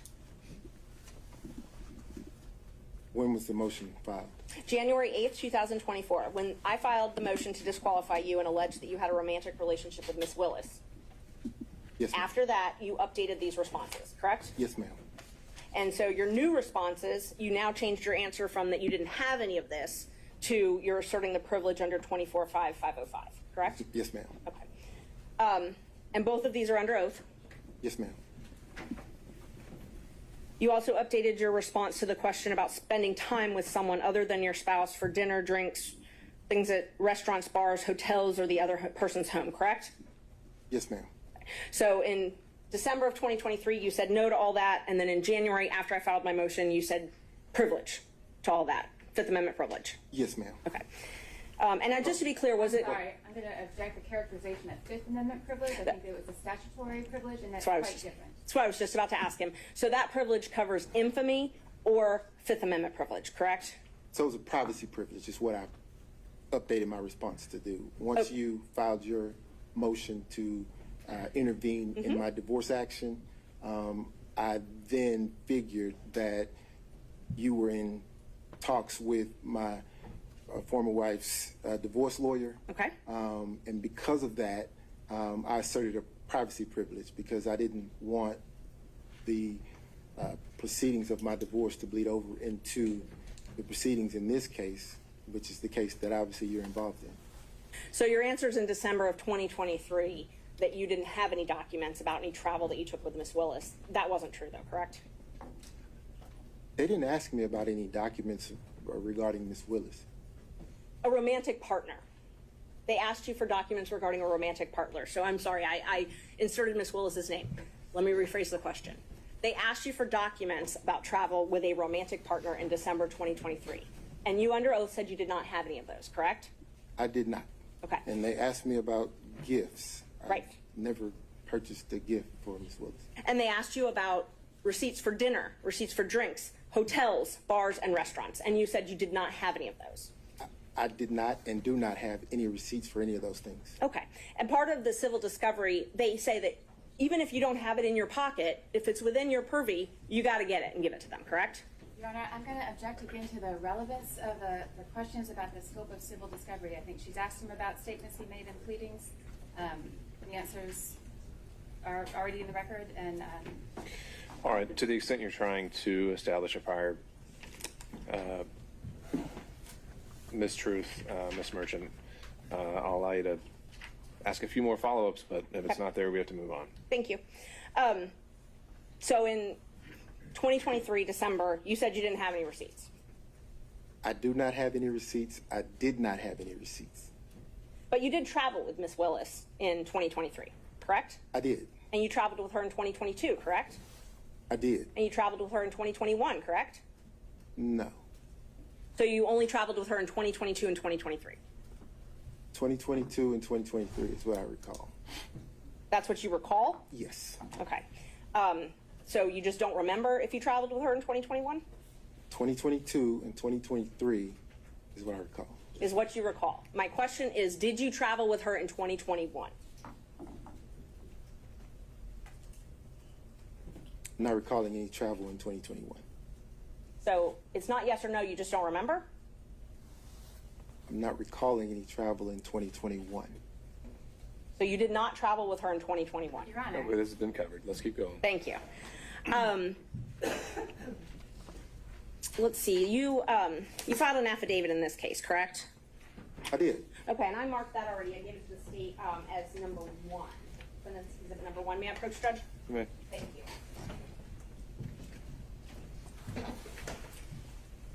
In that affidavit, you swore under oath, correct?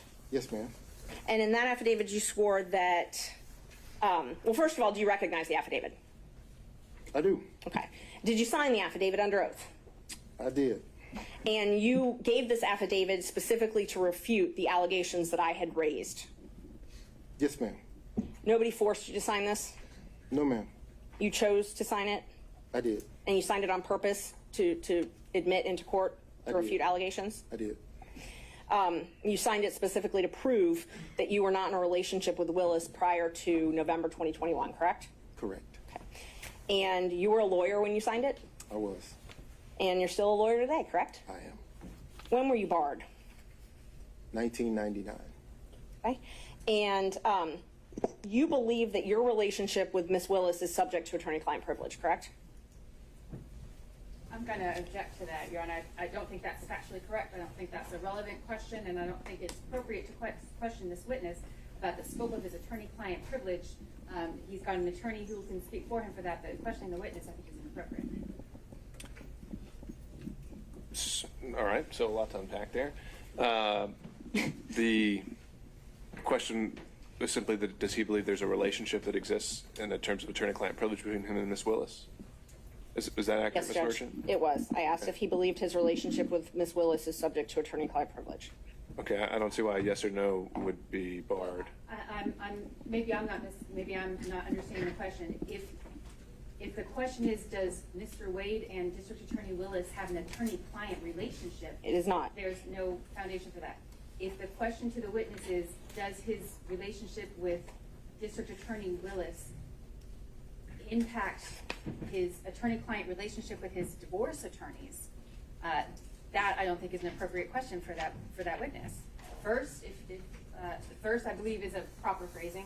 The second, I think there's been a representation that Mr. Wade preserves and doesn't waive anything, and so I think asking him particular questions in order to potentially backdoor a waiver is inappropriate, and that's my question. All right, if we're just trying to, again, assess where a privilege does or does not exist, and we're not actually getting into it, I think we can establish those, parameters. But Ms. Merchant, can you rephrase the question based on that concern, and we'll see where we are? Yes. Do you believe, that your relationship with Miss Willis is subject to an attorney-client privilege? Not if you and Miss Willis have one, but do you believe that that relationship is subject to one? I'm going to object to that question as it's phrased. In what context?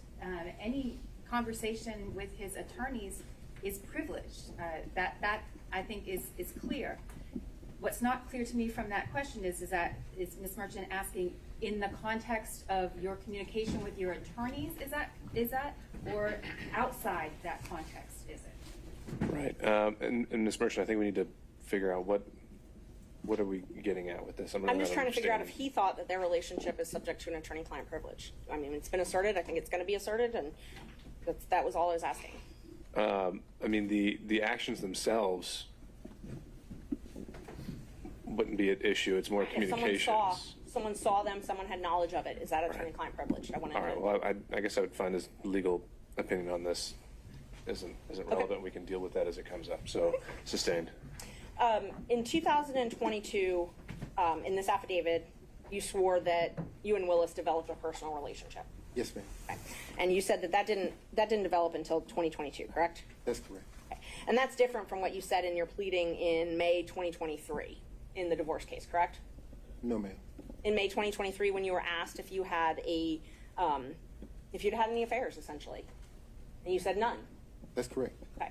So in May, you said you had not, in May 2023, in the divorce case, you said you had not had a personal relationship, an affair, a romantic relationship with anyone. That's correct. But you told this court in the affidavit that you did have one that started in 2022. So that would have been ongoing at 2023. So here I think there's a distinction, if you'd allow me to explain. Please. The interrogatory asked the question during the course of your marriage. Or to date. It actually says. I'm going to request that the witness be permitted to answer. Mr. Wade. So my marriage was irretrievably broken in 2015, ma'am, by agreement. My wife and I agreed that once she had the affair in 2015 that we'd get a divorce. We didn't get a divorce immediately because my children were still in school and I refused to allow them to grow up without their father at the time. So we waited. We waited until the youngest graduated and we dropped her off at college and then filed for the divorce. So if you're asking me about the interrogatory as it relates to having the 2022 relationship with District Attorney Willis, I'm going to say because my marriage was irretrievably broken, I was free to have a relationship. So the question, though, was if you had had a relationship. And in 2023, you said you did not. And that is different than what you said in this affidavit, correct? No, ma'am. I said during the course of my marriage. So in So you believed it 2015, too? Let him finish, Ms. Merchant. So in 2015, my marriage was irretrievably broken. So I did not have a relationship with anyone during the course of my marriage. And in that interrogatory, they asked you if you had any receipts for travel with someone of the other sex up until the time you were answering it. Is that correct? Yes, ma'am. And you said that you didn't. You've already testified to that earlier. But in this affidavit, you said you swore that you had travel expenses and shared expenses on travel with Ms. Willis. Again, during the course of my marriage, I had no relationship or receipts. I'm not asking about during the course of your marriage. Your Honor, I'm going to ask the witness to be allowed to answer the question. Continue. I have no problem with him answering. Okay. As it relates to receipts today, I don't have any receipts, ma'am. So you don't have any travel receipts available to you for any travel that you did with Ms. Willis? I don't have any receipts, no, ma'am. No receipts that, so you used your business credit card for these trips, correct? I use my business credit card for everything. Okay, yes. You used it for your kids' tuition. Yes, ma'am. Used it for personal travel with Ms. Willis. Yes, ma'am. And you have receipts from those business credit cards that you have to file with your taxes, correct? No, ma'am. No. I filed a statement. I turn over the statement, and whatever's there on the statement, the accountant looks at it, and the accountant says, okay, this is personal, goes over here, this is business, goes over here, here are your taxes. So you have those statements. We'll call them statements instead of receipts. You have those statements, correct? I had the statement, yes, ma'am. Okay. But when you answered the interrogatory under oath, you said you did not have anything to show the records of travel with Ms. Willis. I answered the question. I had no receipts, ma'am. You had no receipts, but you had statements. I ordered the statement, yes, ma'am. You did order the statement. I did. Okay. And so we're just talking to semantics between invoice and statements, or receipt, I'm sorry. I'm going to object, Your Honor, to the argumentative tone of the question. I believe it's been asked and answered several times. All right, sustain. Let's see. You also in this affidavit said that no funds paid to you for compensation as your role as special counsel was shared with Willis, correct? That's correct. Okay. And that you never cohabitated with Willis, correct? That's correct. By cohabitation, does that mean that you never spent the night with Willis? I spent the night with her during Spent the travel. night. Yes, ma'am. Okay. And so I just want to qualify your use of the term cohabitation. That means you didn't live together. That's correct. But you did spend the night together. Yes. When was the first time you spent the night together? Your Honor. That's the subject of his affidavit, Judge. Right, but it might not be the subject of this hearing. So the question is the nature and extent of the relationship. And so if they just spent the night on a single occasion, I don't think we're going to document in detail every single time that happens. And I don't intend to do that, Judge, but I think what is relevant is when the relationship started, and that's what you had indicated on. Well, why don't we start with that question and go from there? And that's what I asked, when the first time he spent the night with her was. That's what I asked. That's a different question, isn't it? Okay, so let's not talk about when you spent the night. When did your romantic relationship with Miss Willis begin? 2022. When in 2022? Early 2022. So you were appointed in November of 2021. Yes, ma'am. And your relationship started early. What's early? January? February? Around March. Around March. But you two met at an October 2019 judicial conference, correct? Yes, ma'am. And describe your relationship at that point then. Which point? 2019. So I was at a judicial conference to teach a course, if you will, to newer judges. I did that in 2019. As I was exiting the conference, another judge was standing outside who was a friend of mine. I stopped and exchanged pleasantries with her. And standing, talking to her at the time was then Judge Willis. She introduced us at that time.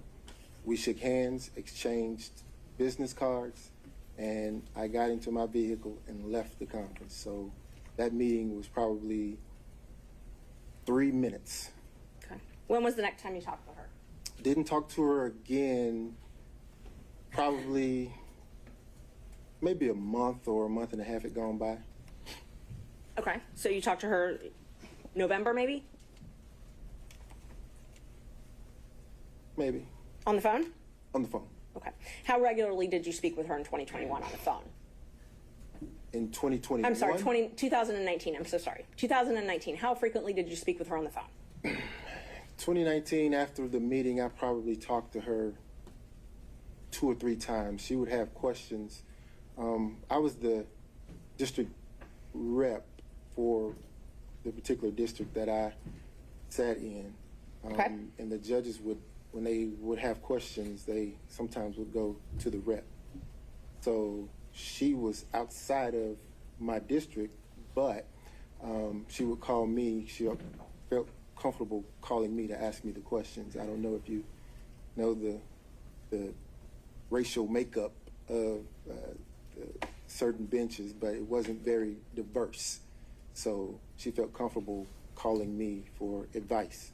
And she did that. And we had also in common that she was starting a private law practice at the time, and I'd already had mine up and going, and we talked about balancing the demands of the bench with that private practice. So we didn't talk that often, but when she had questions, mostly legal issues that would come up, she would call me. I just want to make sure, because my question was just how many times, and you said 2 to 3 times, right? Okay. And in 2022, how frequently did you speak in 2022? This is before you were appointed. I'm sorry, perhaps Ms. Marches, your timeline, 2022? I'm sorry, 2020. 2020. How frequently did you speak in 2020? 2020, it was more frequent than 19, obviously, but More frequent. Can you tell me approximately a month how often you think you spoke with her on the phone? Your Honor, I'm going to object to the granular detail. I think Mr. Wade can certainly answer however he wants to, but if we're going to go through every time they spoke on the phone as opposed to generally characterizing the relationship, it would be more detailed than is necessary. Judge, I'm not going to go through every time they spoke on the phone. I'm asking for generally how frequently they spoke. I think at that level, that's fine. Thank you. About how frequently did you speak in 2020? Per month?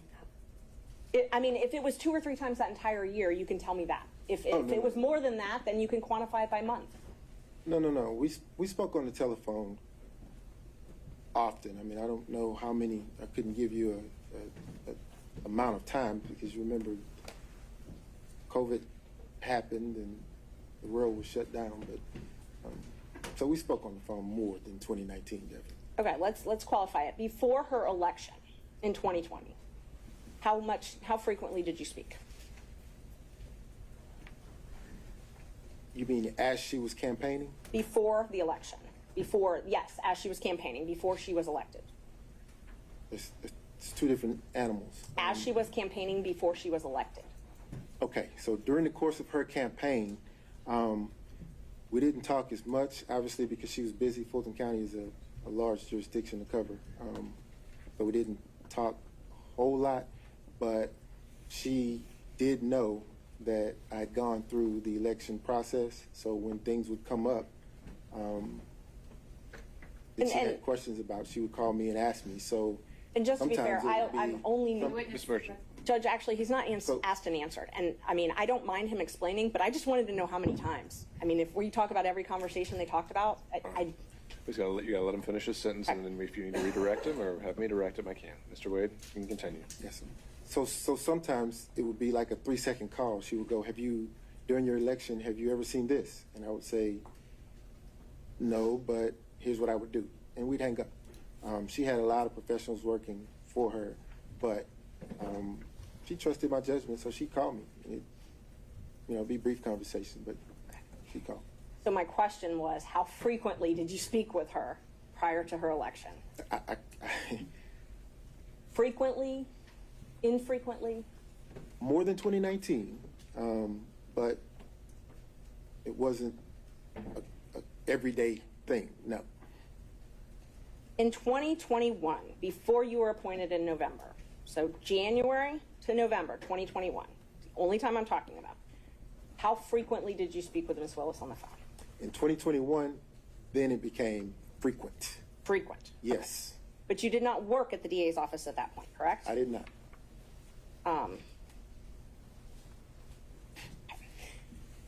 So the affidavit that you submitted, you showed on it, you submitted one record that showed that Ms. Willis had paid a couple $100s for one flight, correct?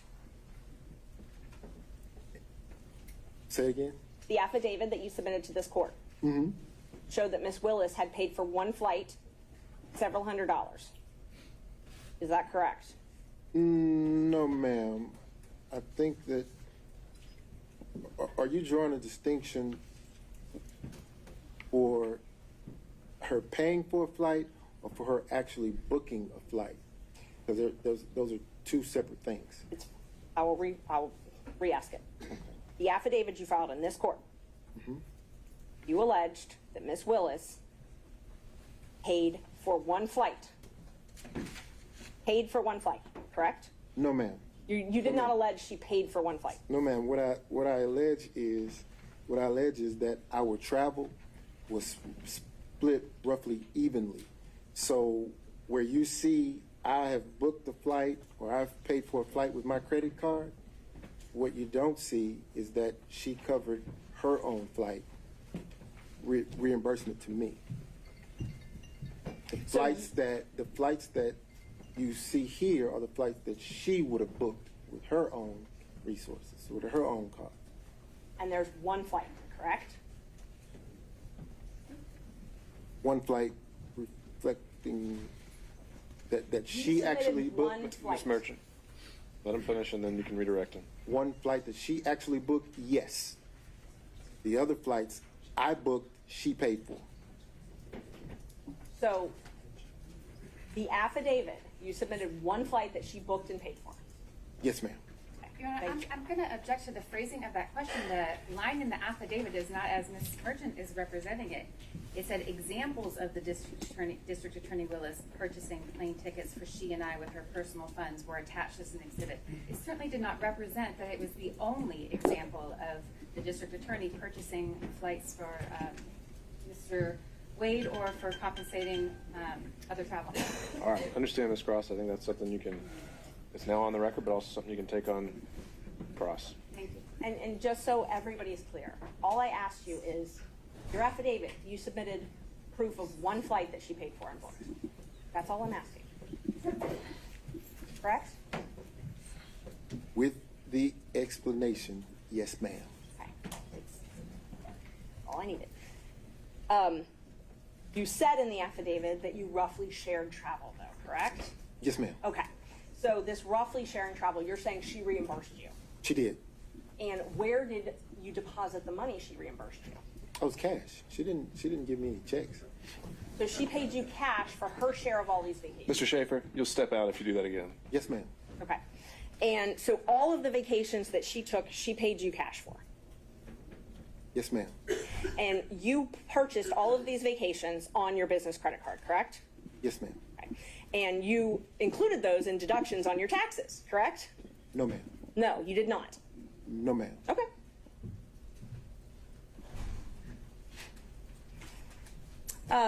We'll get to that in just a minute then. Let's see. So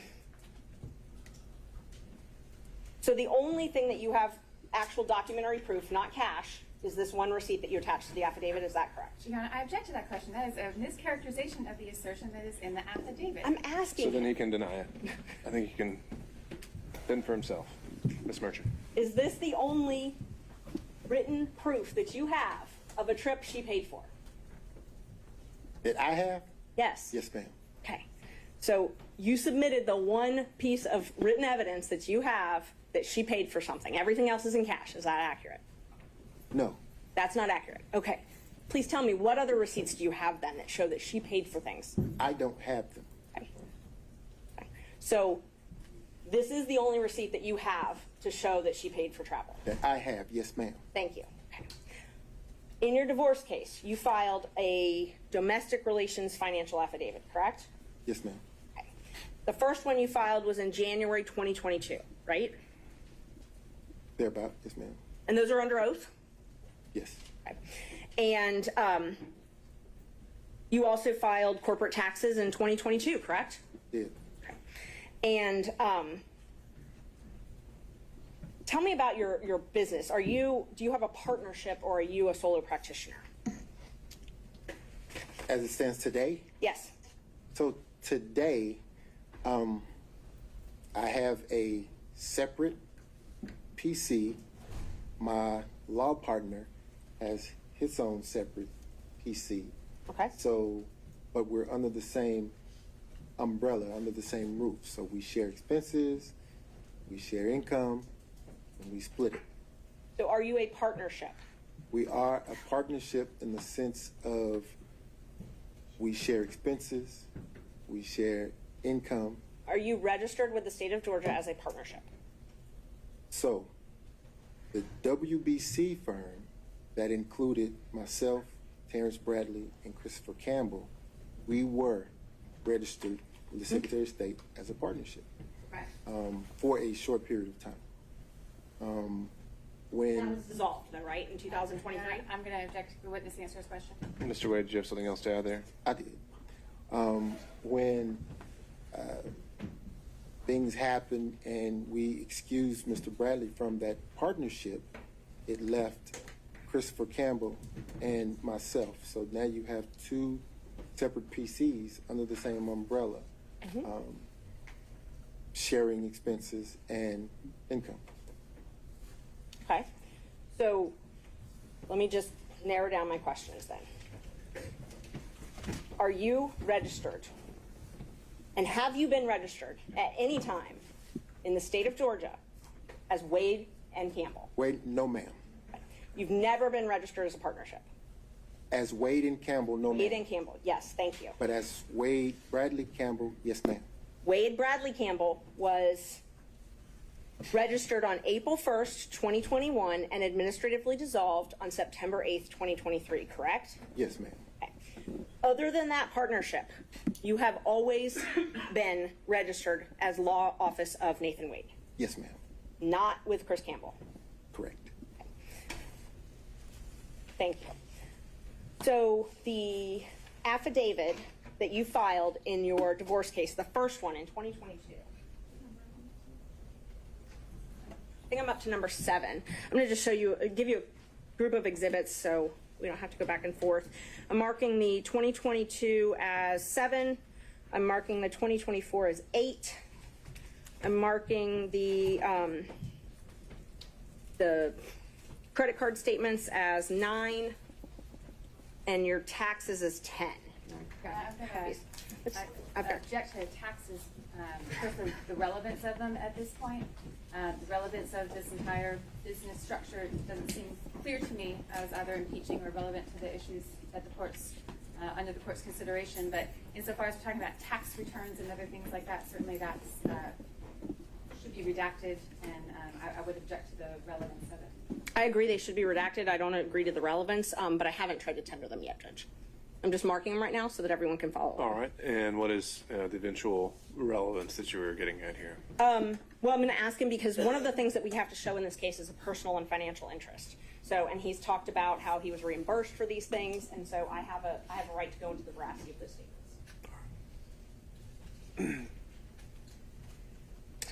So let's see, 7, 8, sorry, 9.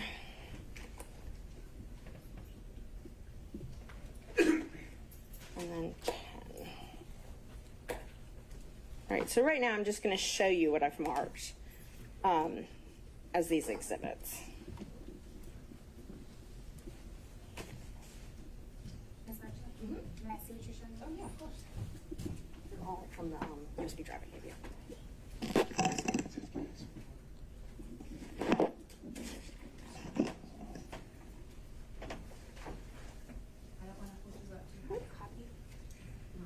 The drive I gave you. I'm just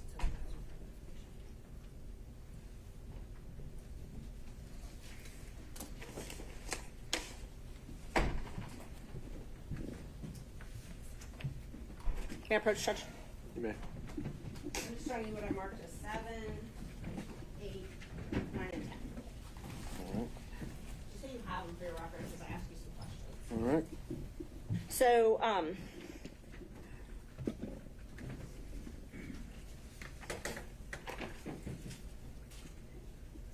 so these are sworn. I'm first going to ask you about the domestic relations financial affidavit. These are sworn. They're filed under oath, correct? Yes, ma'am.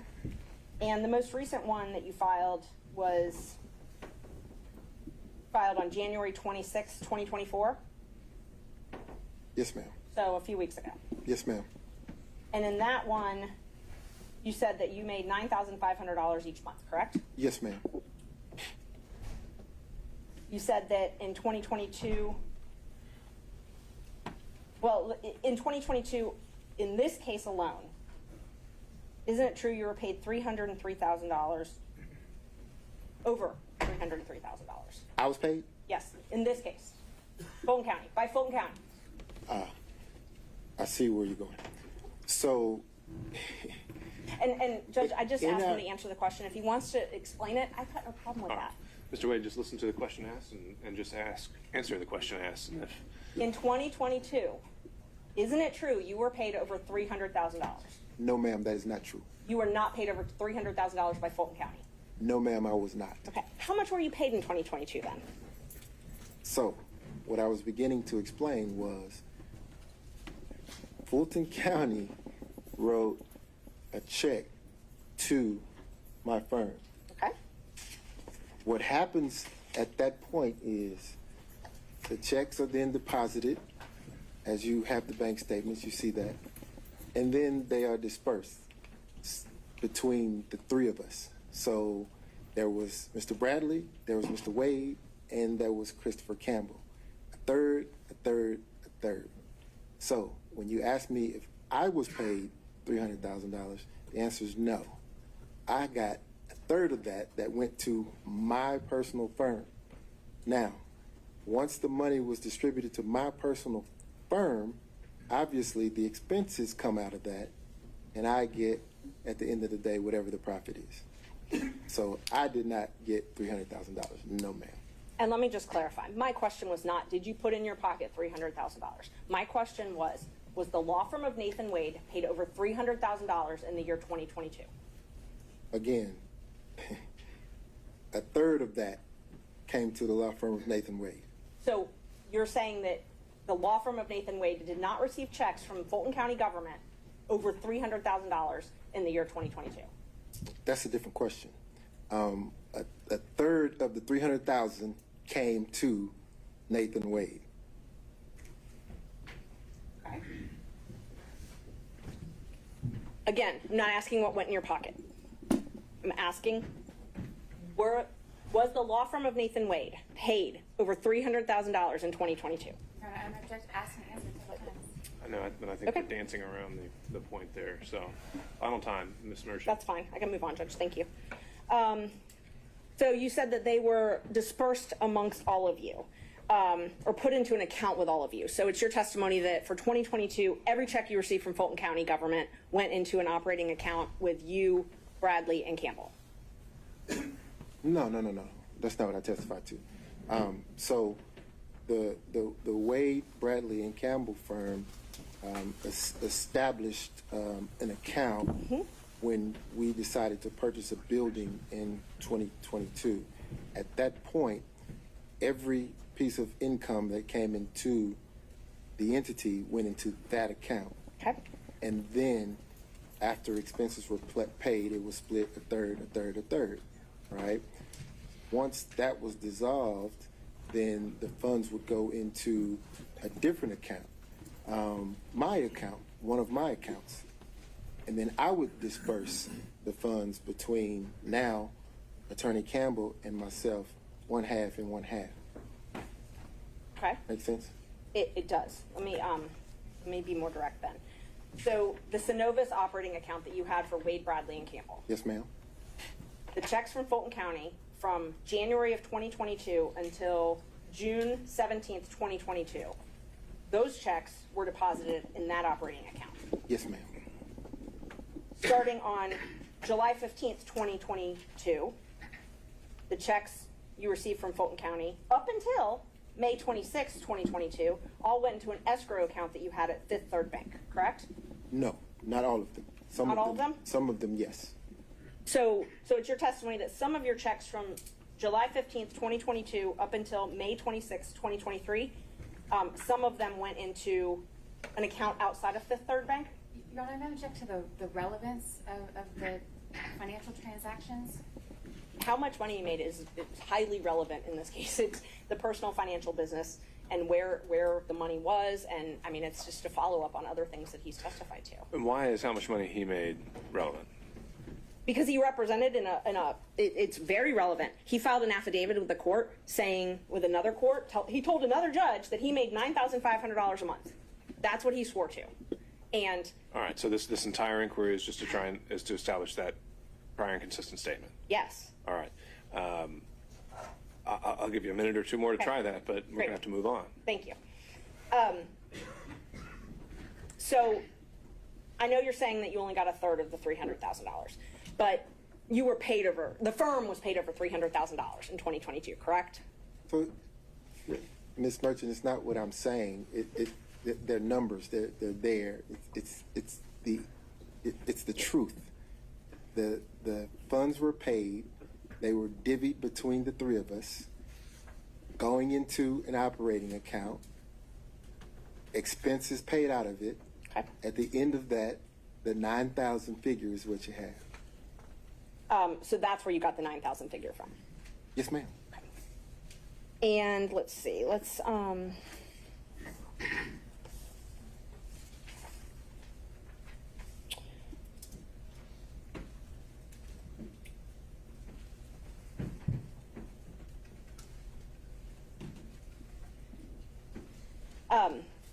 Prior to when you filed for divorce in November 2021, you would use Mr. Bradley's credit card to pay for things with Ms. Willis, correct? And then pay him back in cash. I've never used Mr. Bradley's credit card. You've never used his credit card? Never. For transactions to anything with Ms. Willis, out to dinner, anything like that? Hotels? I've never used Mr. Bradley's credit card. I've never used anyone else's credit card. Not even my father's, and we have the same name.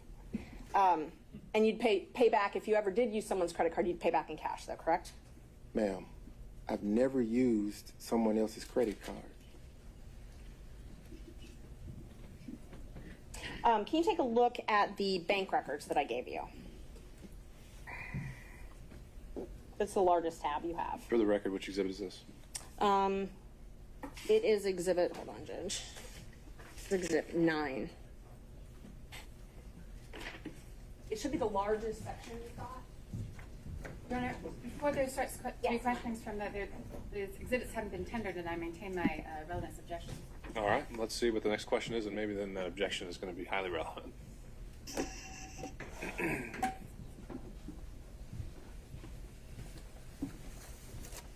Okay. Is that an accurate copy of your Capital One statements that you provided in discovery to,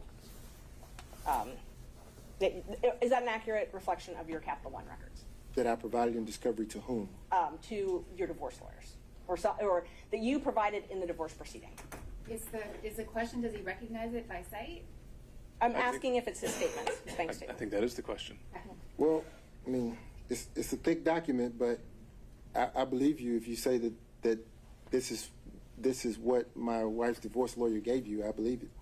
Your name's on every page of that document, correct? On every page? Pretty much every page, if not every page. No, it's not on every page, no ma'am. They're all Capital One bank records showing. They are. Okay. Just take your time, look through it. Tell me if there's anything that you think is not yours. No, they appear to be. Okay. And those bank records show that you paid for travel with Miss Willis. Yes, ma'am. Your Honor, I'm going to object the relevance of these documents and the. Well, I think, are you tendering Exhibit 9? I'm going to, Judge, and they're highly relevant to the whole Well, reason. you asked him a question about the contents of them, and they haven't been admitted yet. So why don't we start there? Thanks. Those show travel that you and Miss Willis took. Well, so you're asking about the contents of something that hasn't been admitted yet, right? Well, I'm asking him if that's what it shows because I know that they're going to object on relevance. Well, first we got to say if it's you've authenticated it, perhaps, and before we get into other details of what's in it, I think I can it needs tender to be them. admitted. That's fine. I move to admit them. All right. Object on relevance. On relevance. All right. And on that, overruled. Ms. Merchant. Thank you. Those records demonstrate that you paid for travel with yourself and Miss Willis, correct? They should. Okay. And let's just talk about that travel. Okay. The first trip is Belize in March 2023. Is that a trip that you took with Miss Willis? Are you asking? Did you take a trip with Miss Willis in 2023 to Belize? I did. Did you take a trip to California with Miss Willis in 2023? I did. Did you pay for those trips on that credit card? I used the credit card to book the travel, but understand. She paid you back cash. Well, let me say this. Let's take the Belize trip, for example, since you started there. That was a birthday gift to me, so I paid nothing for that trip. Zero. Okay. So the charges that are on your card, she gave you cash for? She did. Okay. So all of the charges. Excuse me, Your Honor, I believe the witness had finished answering the question. Oh, did you have more? I did. Okay. I wanted to get into the charges on the card because traveling with her is a task. You can probably imagine the attention that happens. So for safety reasons, she would limit her transactions. I mean, imagine trying to walk through an airport or sit at a restaurant or do anything. So there's no attempt to conceal. It's a credit card. Everything is here. So. And that's not what I asked. Okay. What I asked was the charges for Belize in March 2023 on that credit card. Those are things you purchased to go with Miss Willis to Belize. Those are things that we booked with my card that she paid. Yes. Yes. So those show up on your credit card. They do. And you're saying that she paid you cash to reimburse you for all of that. She did. And she paid you cash for both of your portions or just hers? Both. Okay. So that trip, Belize, just Belize, she paid you for everything on Belize. The entire trip. Okay. So the food, tattoo parlor, all that stuff, she paid for. I'm sorry, maybe repeat the question? There was no tattoo parlor in Belize. The charges, there's a tattoo parlor on the charges. I'm not getting into what it was for. I'm just asking if everything that's on that card related to Belize, she paid you back for. She paid for, yes, ma'am. Okay. Let's talk about California. In May 2023, you all went to California together, Yes. and you booked plane tickets, Yes. and her name was on those plane tickets. They were. And so I know you said that you were worried about security and things like that, but that was in her name. When she traveled, she had to use her name. Oh, so the plane tickets? Yes, ma'am. Okay. And you paid for those plane tickets, and you paid for a hotel. So, again, the card, yes. You used your credit card, and I'm not asking about after what happened. I'm asking, did you use your credit card to book your flight and hotel to California? I did. And there's a lot of Ubers on there as well for California. Did you pay for those Ubers as well? Yes. Did We Miss were Wi- in Napa. And you're saying that Miss Willis, are you saying that Miss Willis paid you back for that? Yes. Did she pay for the entire trip, or did she pay for her half of the trip? The Napa trip, she paid for the excursions. So the expenses sort of balanced out. I mean, there was never, let me be clear, there was never a time when I would say, hey, I bought dinner. Dinner cost $25. You need to give me $25. If you've ever spent any time with Miss Willis, you understand that she's a very independent, proud woman. I'd object. We're not. So she's going to overruled, Mr. Wade. So she's going to insist that she carries her own weight, and it actually was a point of contention between the two of us. She is going to pay her own way. So let me re-ask the question to make sure that you answer it. A California trip that you paid for, saying that she did not pay you back for cash. Instead, she paid for excursions, and you believe that was roughly half. Now, she gave me some cash, yes. But what I'm saying is everything that we did when we got into Napa, she paid for. The trip that she booked on her credit card in Miami, did you pay her cash back for your half of that? No.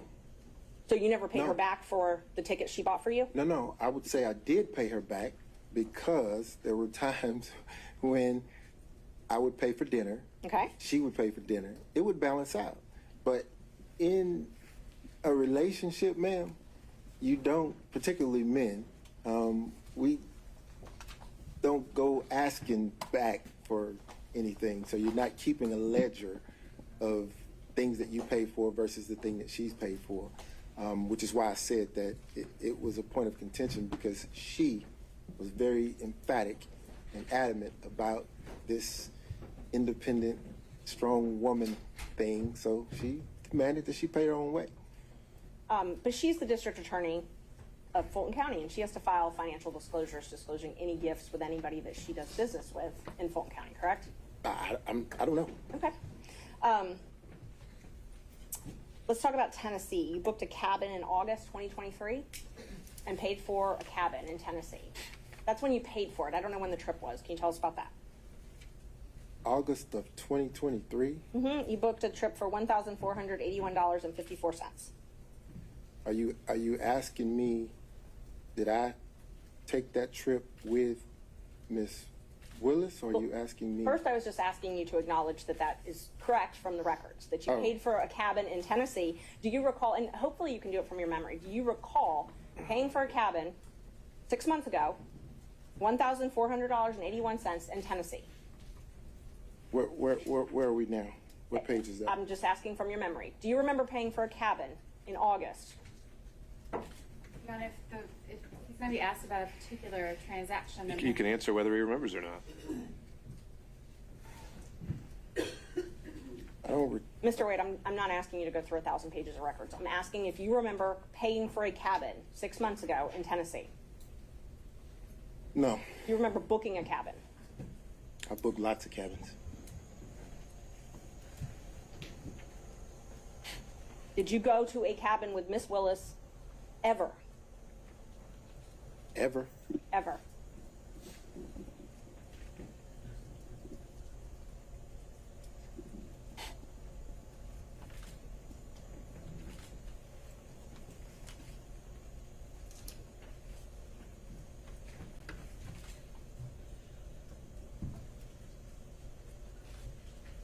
No. You You've never gone to a cabin with Miss Willis? No, Have you ever gone to Tennessee with Miss Willis? yes, Okay. When was that? that was around 2022, early 2022. Early 2022? Okay. It was a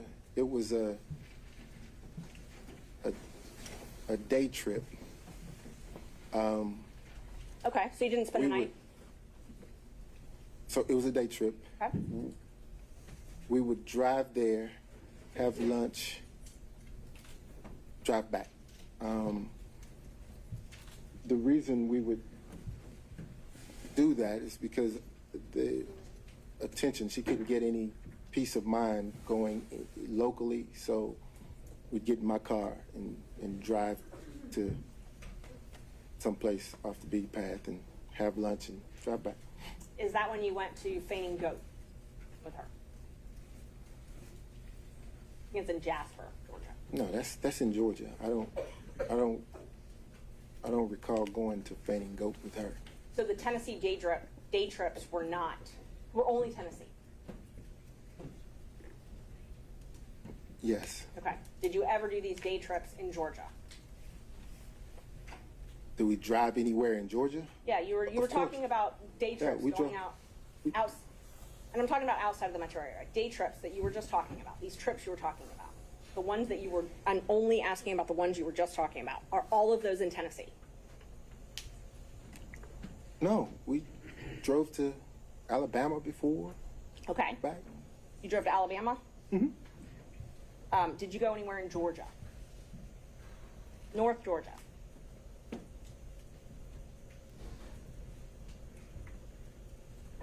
You know, I'm going to object. If he wants to direct his attention in some way to a time frame or a location, then I think it might be easier for the witness to accurately answer. Ms. Merchant, I think if you don't have the specific details yourself, we need to start getting into specifics or more maybe broadly phrased questions. We can't just be exploring around indefinitely. Is it fair to say that you've taken so many trips with her you don't even really remember all the places you've gone? So many trips. You're having trouble remembering if you went to North Georgia or not. Were you asking me about specific places? And I want to be candid in my responses, so I have to jog my memory because these are places that I have frequented, but not with her. So I want to make certain that if there was ever a time that she accompanied me, that I was candid in that response. Okay. Aruba, October 2022. And I've got business record certificate for these, Judge. Might be a little faster. But did you take a trip with her to Aruba in 2022? Yes, ma'am. So that Aruba trip there was a package deal there. My mother had recently retired, and I decided to take my mother on a cruise. Okay. And the second leg after the cruise concluded, D.A. Willis and I went to Aruba. So that was all one trip, if you will. Okay. So my question was, did you go with D.A. Willis to Aruba in 2022? I did. Thank you. And you paid for that trip using your business credit card, correct? I did. Okay. And you paid for a cruise as well, correct? That's the cruise I was referencing with D.A. Willis, my mother, and myself. Okay, and because there's two cruises, so let's just talk about the first one. Okay. So the first one was that's the one with your mother. Yes. And so you introduced D.A. Willis to your mother. That trip, you all took a cruise together, the three of you. Yes. After the cruise was done, you and D.A. Willis flew to Aruba together, and your mom flew home. Yes. And you paid for all of this with your credit card, on your business credit card. I did. And are you saying that Ms. Willis paid you cash back for that? She did. And but let me make this distinction though, because the number that you're looking at reflects the three people on the cruise ship. There were things that my mother and I did, just the two of us, that DA Willis didn't do. And I'm not attributing that. I did not, my math is not good, but I did not include anything with your mother on those. Can I show? You wouldn't be able to see it because it's not separated out. It just shows a charge on the account when actually it would have been something with my mother and I. Judge, may I approach with exhibits 10 and 11? They're both certified business records one's from Vacation Express, one's from H2. I thought 10 was taxes. I'm sorry, 11 and 12.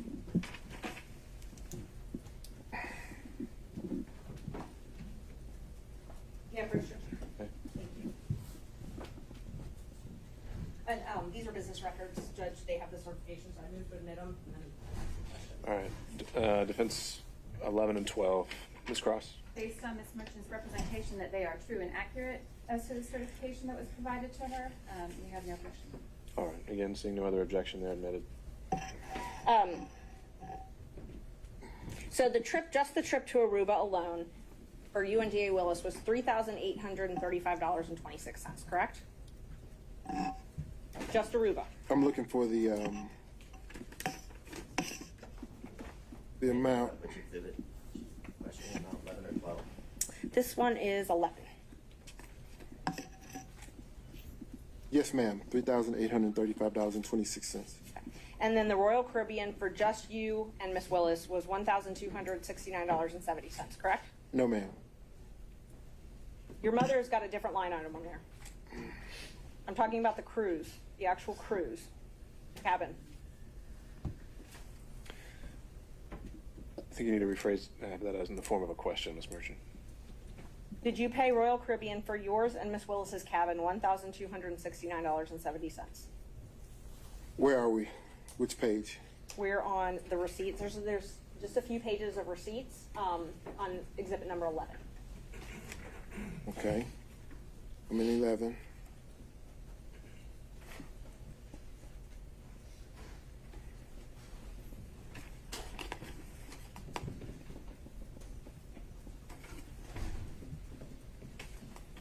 Can you direct me to where you are on in exhibit 11? The receipt for Royal Caribbean.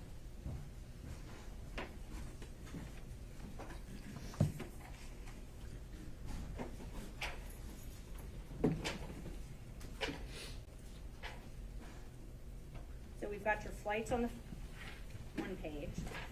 I already asked you about for Aruba.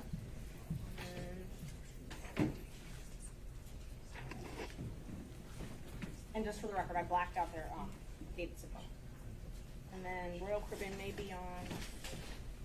Oh, it's small. It's hard to read. It's very hard to read. So let me ask you this way then. Do you recall paying around $1,269.70 for a Royal Caribbean cruise for you and Miss Willis? You don't remember that?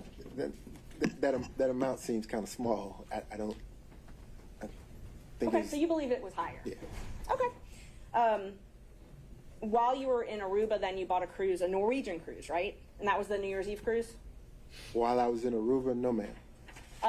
The credit card documents that were admitted earlier show the purchase date when you were in Aruba, but you don't remember doing that in Aruba? I didn't purchase a cruise while I was in Aruba. That may be when the cruise company decided to run the invoice, but I didn't purchase a cruise in Aruba, no, ma'am. Around the time you went to Aruba, you purchased a cruise for Norwegian for you and Miss Willis to take for New Year's, correct? Before I went to Aruba, yes, ma'am. And that was roughly $3,387. The cruise to Aruba. I mean, the Norwegian cruise. So that cruise was with my sisters. Okay. And the number that you are seeing would reflect my buying dinner for my sisters and their husbands. I'm just talking about the cruise, the amount that was paid for the cruise ahead of time when you booked the cruise. I'm just talking about that. Okay. That was a little over $3,000. Yes, ma'am. Okay. So, and I understand you're saying you paid for other things, but I'm just talking about the cruise amount. Okay. And you paid for a Jeep and you paid for dinner while you were there in Bahamas. Yes, ma'am. Okay. That's the one that Ms. Willis paid for a flight for, correct? That's one of the flights she paid for. Yes, ma'am. Actually, a documented paid for, not cash. I'm talking about a non-cash transaction. That's what she paid for. You mean the one that I provided the receipt for? Yes. Yes, ma'am. That's that. Okay. And so she booked that on her credit card and wasn't worried about, I know you said earlier that you were booking everything because she was worried about people knowing where she was traveling. She didn't have any fears booking that one though, correct? I'm going to object to the phrasing of that question, to speculate as to what was the motivation of the district attorney. She wants to ask if that was the transaction, and he responded that was the transaction. Ms. Merchant, I think you can rephrase the question, but I'll sustain it on the current phrasing. So she purchased that under her own name, correct? She did. Okay. Let's see. So I know we talked a little bit about the seminar where you all met.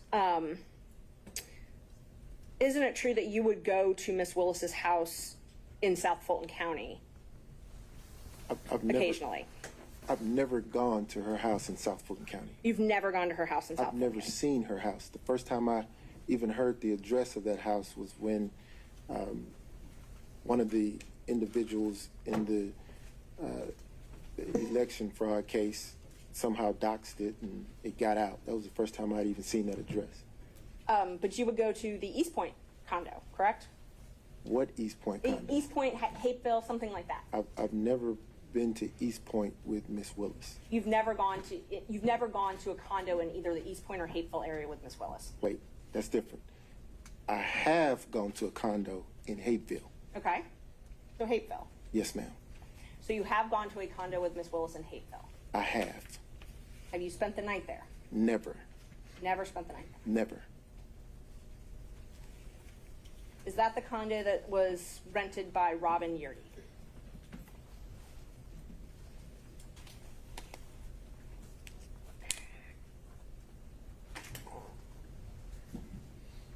I believe it was. And other members of the DA staff were there as well, correct? Sometimes.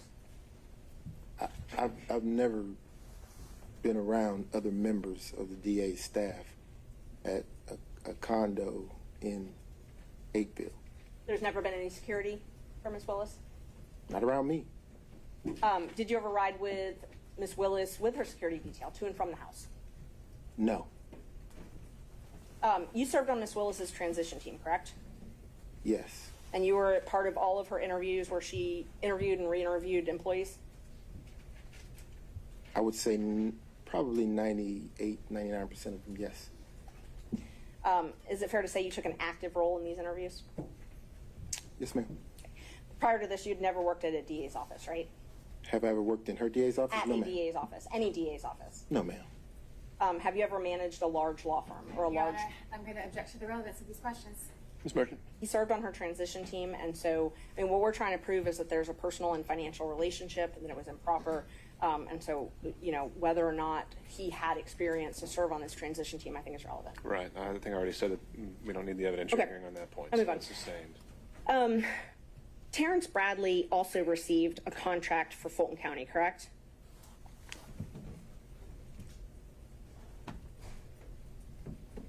Correct? You're asking me about Terrence? I asked if Terrence Bradley also received a contract for Fulton County. I believe that he did. And you were partners with him at that time, correct? I was. So under what you testified to earlier, you would get a third of that contract as well, correct? I would have. And Chris Campbell also had a contract with Fulton County. I believe he did. And so under what you've testified to, you would also get a third of that, correct? I would. They both had contracts for what are called first appearance, which is where they would appear on behalf of the district attorney to do first appearance hearings, correct?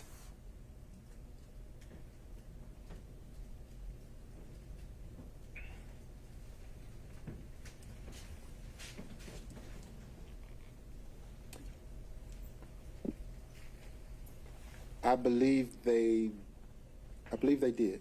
Okay. And they also had what's called a taint contract. They both entered into them January 25th, 2021, correct? Filter, yes, ma'am.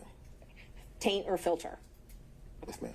And that was for work in the anti-corruption unit? I don't know that it was anti-corruption. I think that it was civil rights, maybe. Okay. And Judge, the DA's or Fulton County's come and I guess brought a certificate now, so we would move to admit the contracts. I've got those.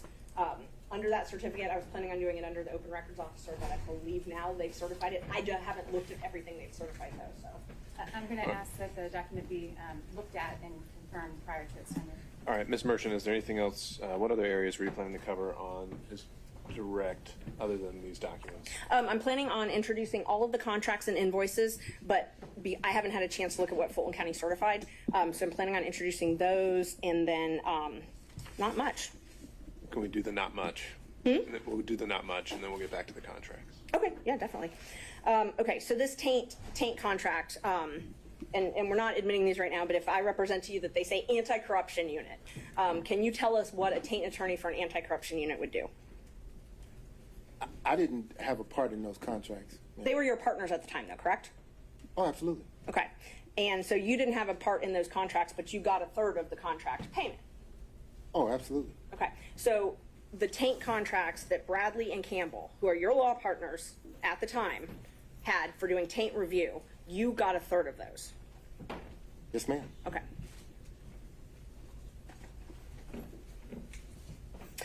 You signed a confidentiality agreement with the DA's office as well, correct? I did. And I think I'm up to Judge 13. Marking that as number 13. May I approach, Judge? You bet. Showing you a copy of what I marked as number 13. If you could take a look at that and tell me if that is the confidentiality agreement that you signed with the district attorney. It is.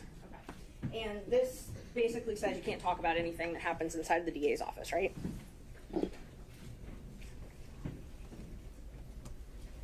No. It doesn't say you can't talk about it?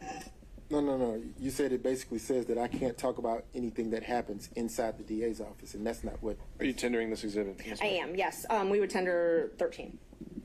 Ms. Cross. Fail to see the relevance, so I'd lodge a relevance objection, but otherwise. Ms. Merchant, relevance of this? Judge, it's relevant to his testimony. If he signed an agreement that says he can't talk about things that happen in the district attorney's office, I think that's relevant to this. I also think... How? That because it's motivation in his testimony. I mean, whether or not he's going to testify to something. It's also been certified. I mean, it's part of the record as from what Fulton County gave us. Sure, but he hasn't said that that's preventing him from testifying in any way today, is it? Well, and I can ask him about that. Okay. Yeah. Mr. Wade, is this confidential agreement affecting your testimony today? No, sir. Okay. All right. That's fine. Let's see. The contracts, Judge, and the invoices that I wanted to admit all of his invoices and contracts with Fulton County. I have them certified. I guess I have them certified through Fulton County, so I wasn't sure if I needed to do that. I just wanted to know if the state had an objection to those before. Well, they haven't had, I don't think they've had a chance to look at them. So that's the sole remaining exhibit in line of questioning here? Yes. And in terms of the follow-up questions, would it just be for him to say what's reflected in these documents themselves? If they have an objection to the certificates that Fulton County has given, I would admit them through him because he could recognize them. But assuming they're admitted, would there actually be anything substantive he would add other than the documents themselves? No. All right. Okay. So subject to that qualification, do you have any other questions of this witness? May I just have a moment? Sure. Thank you. Is it possible actually we take a quick break? We're getting there. Okay. Thank you. We certainly have the opportunity over lunch to take a look at these documents and work out whatever we could. Did you discuss your relationship with Miss Willis in social settings?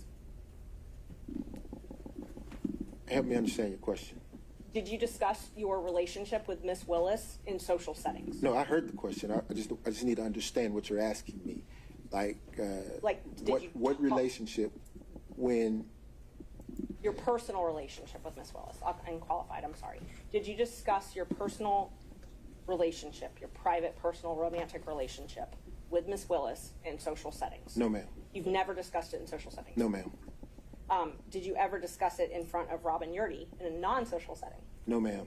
Miss Willis is a very, as am I, we're private people.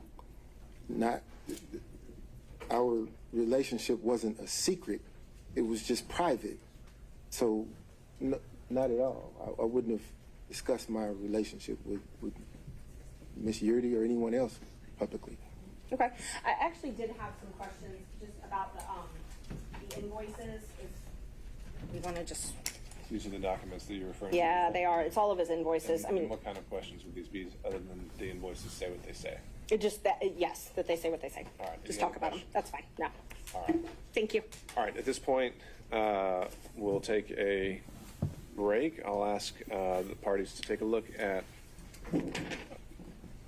What had you marked that as a defense exhibit? I have his contracts and his invoices that I'm about to mark.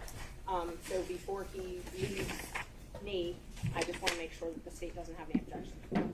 But those are marked as They're about to be marked. As Exhibit 14. 14, 15, 16, 17, and 18.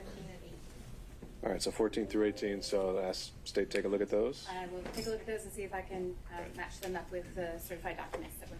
All right, and then we'll address whether they are tendered for the record when we come back, and from there, then we would turn over to the remainder of defense counsel and then the state for any examination as well. So to that end, let's take 45 minutes. We'll be back at 1 o'clock. Mr. Wade, you're still under oath, and I'd ask you not to speak with any other witnesses about your testimony or about any testimony that's already occurred. Yes, sir. All right, we'll be in recess.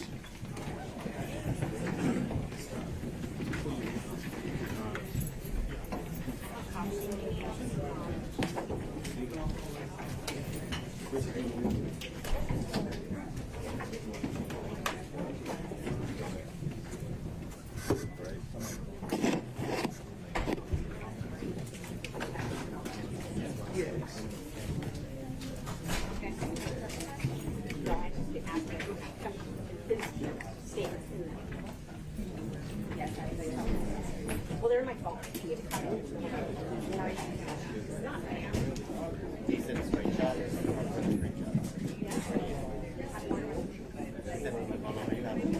Is it still safe?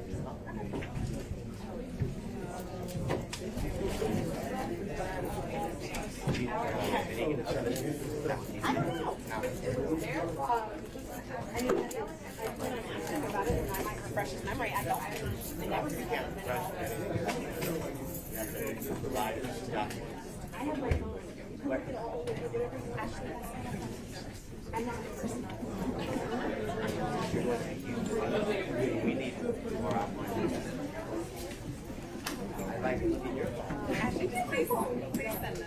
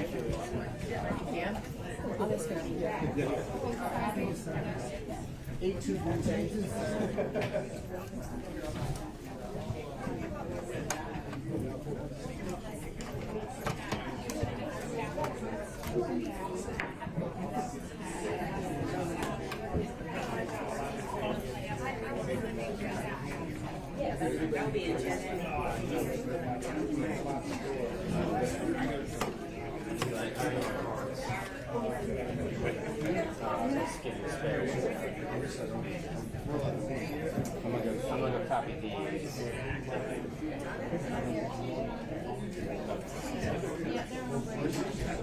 All right, I'm gonna go down and copy this.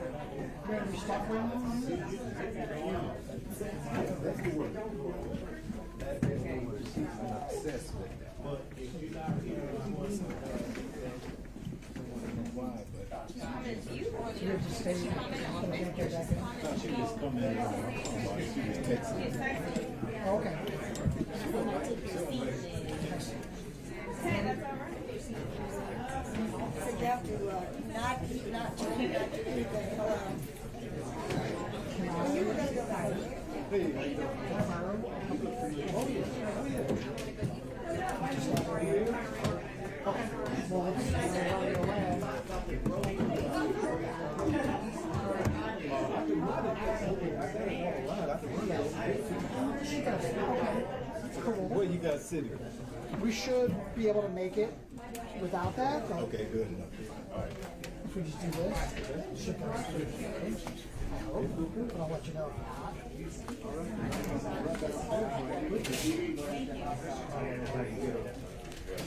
Keeping your Wi-Fi here. Can you please? Thank you. I appreciate you. Yeah, because I'm still going up on the cloud. Perfect. Love the cloud.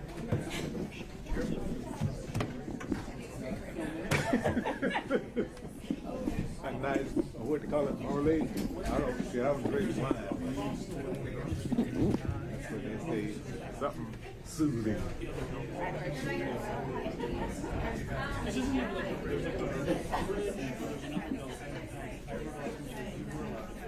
I was in the courtroom, I was watching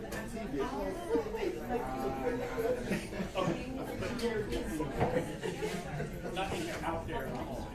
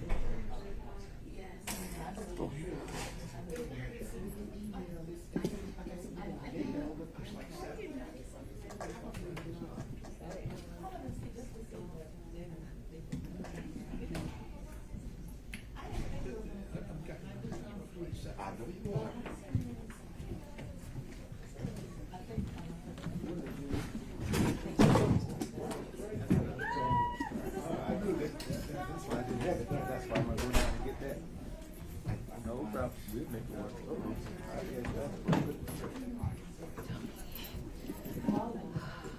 Everything good? Yeah, I just need to. Oh, you got some luck for lunch. You all right before we extend it. Okay, all right. I'm gonna run downstairs. That's why I was going to stand.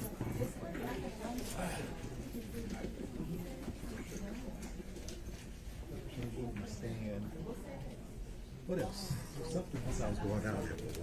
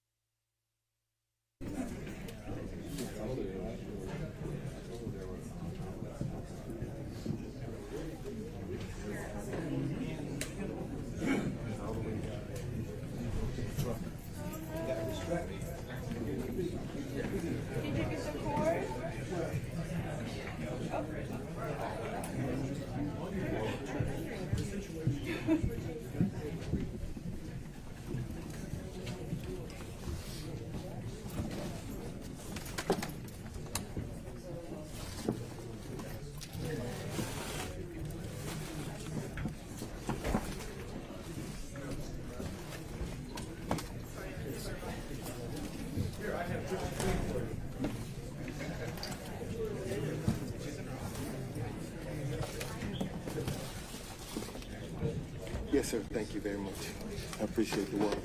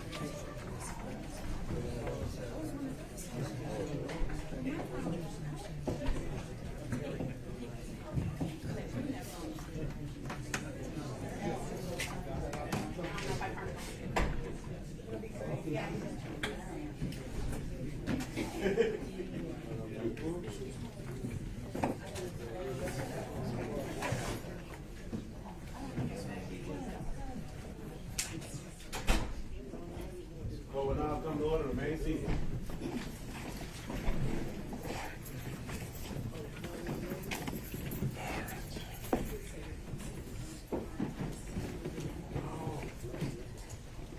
We're ready to proceed, Your Honor. We don't need to stay.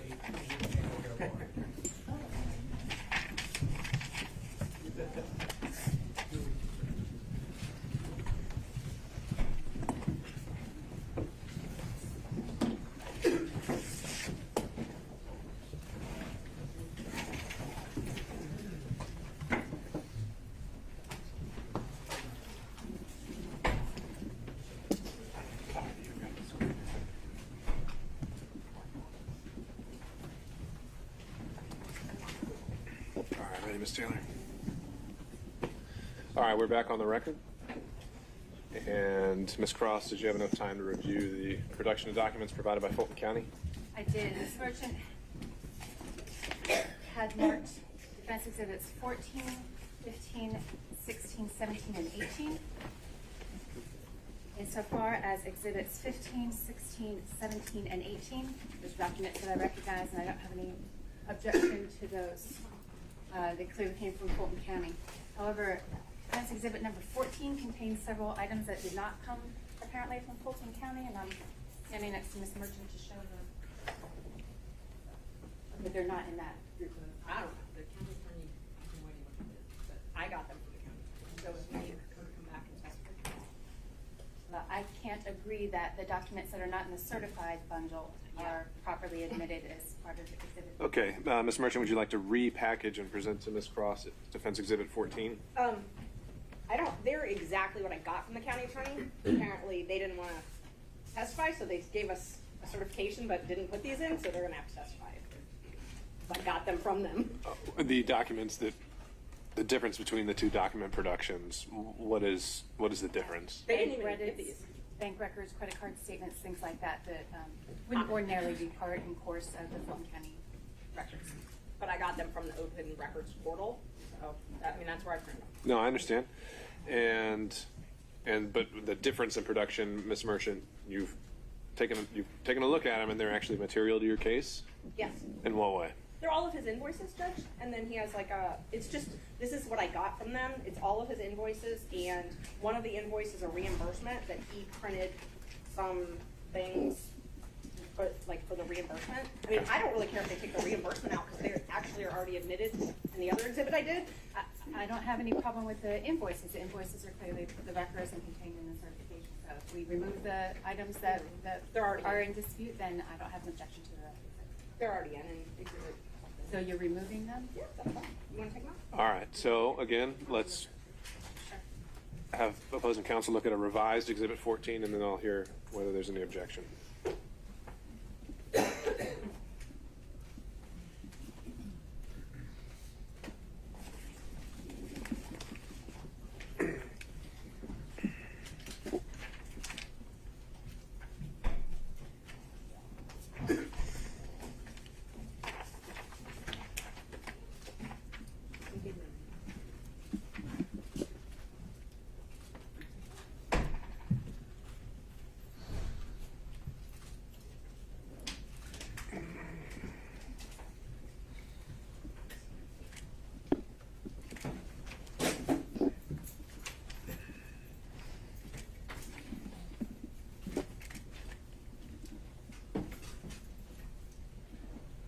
the revised exhibit number 14 contains only the invoices that were submitted, and the state has no objection.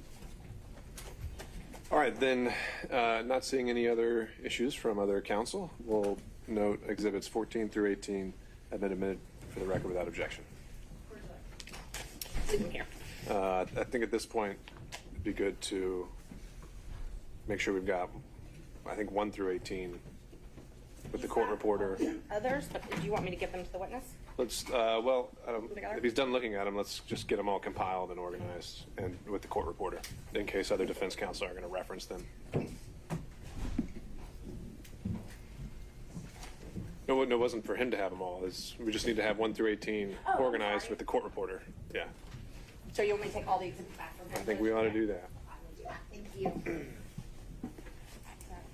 Yeah. This is Okay.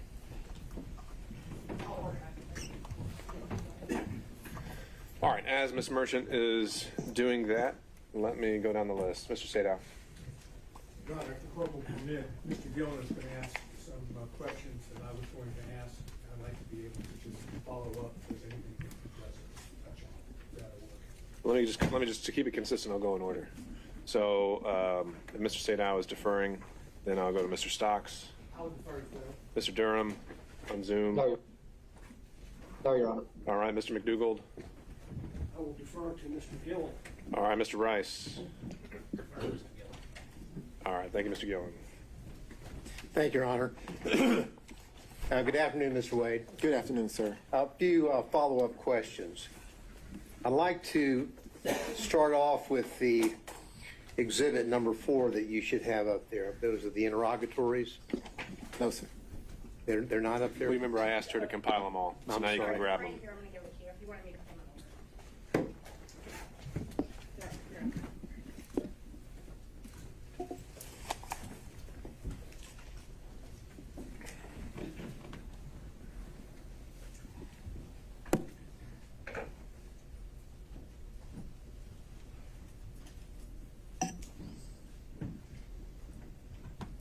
Yes, sir. Okay. Now, these are the interrogatories that you had filed on May the 30th, 2023 in your divorce case, correct? Yes, sir. Now, you went over in part some of those interrogatories, but what I want you to do, because I want to get down to the specific language to clear up exactly what the interrogatories asked for and exactly what you answered, okay? Yes, sir. Now, if we look on the interrogatory that I believe, as we indicated, they're really, I think, on page 2, the one that starts off, describe each instance in which you've had sexual relations. You see that one? Yes, sir. Right. Now, that interrogatory begins, describe each instance in which you have had sexual relations with a person other than your spouse during the course of the marriage, including the period of separation. You see that? Yes, sir. Now, these were filed on May the 30th, 2023, correct? Yes, sir. Now, at that time, you had had sexual relations with Miss Willis, correct? Well, Your Honor, I'm going to object to the question as phrased. I think the question is properly, at that time, certainly asked about his answer, but I object to. All right, Mr. Gillen, I just asked you to rephrase, but I think you can make the same point. Well, Your Honor, it's a specific interrogatory, and I would, so the words do matter, and I would like him to answer whether or not he'd had sexual relations with Miss Willis, because if he answered yes, then this interrogatory is a false interrogatory. So I would ask the court's indulgence. I'm not here to jump into some salacious bedroom situation, but this is an interrogatory that matters. So I would ask the court's indulgence. Ms. Cross? These questions have been asked and answered several times. I understand Mr. Gillen is coming at it from a different way, but this question is not substantively different than those that have already been asked and answered in the information that he is seeking. All right, Mr. Gillen, I'll allow maybe this question and one more, but I think you are asking it in a different way, and I'll ask you to stick to the point. All right. Now, as of May the 30th, and may I answer the question that okay, thank you, Your Honor. As of May the 30th, 2023, you had had sexual relations with Miss Willis. Isn't that correct? The interrogatory, sir, asks during the course of the marriage and the period of separation. Excuse me. My response, Your Honor, I would ask that the court direct the witness to answer my question, yes or no. As of May the 30th, 2023, had you had sexual relations with Miss Willis? Yes or no? Mr. Gillen, let's start with at the higher level whether he believes he answered it truthfully, and then we can drill down into why or why not he doesn't, and maybe we'll end up exactly where you left us.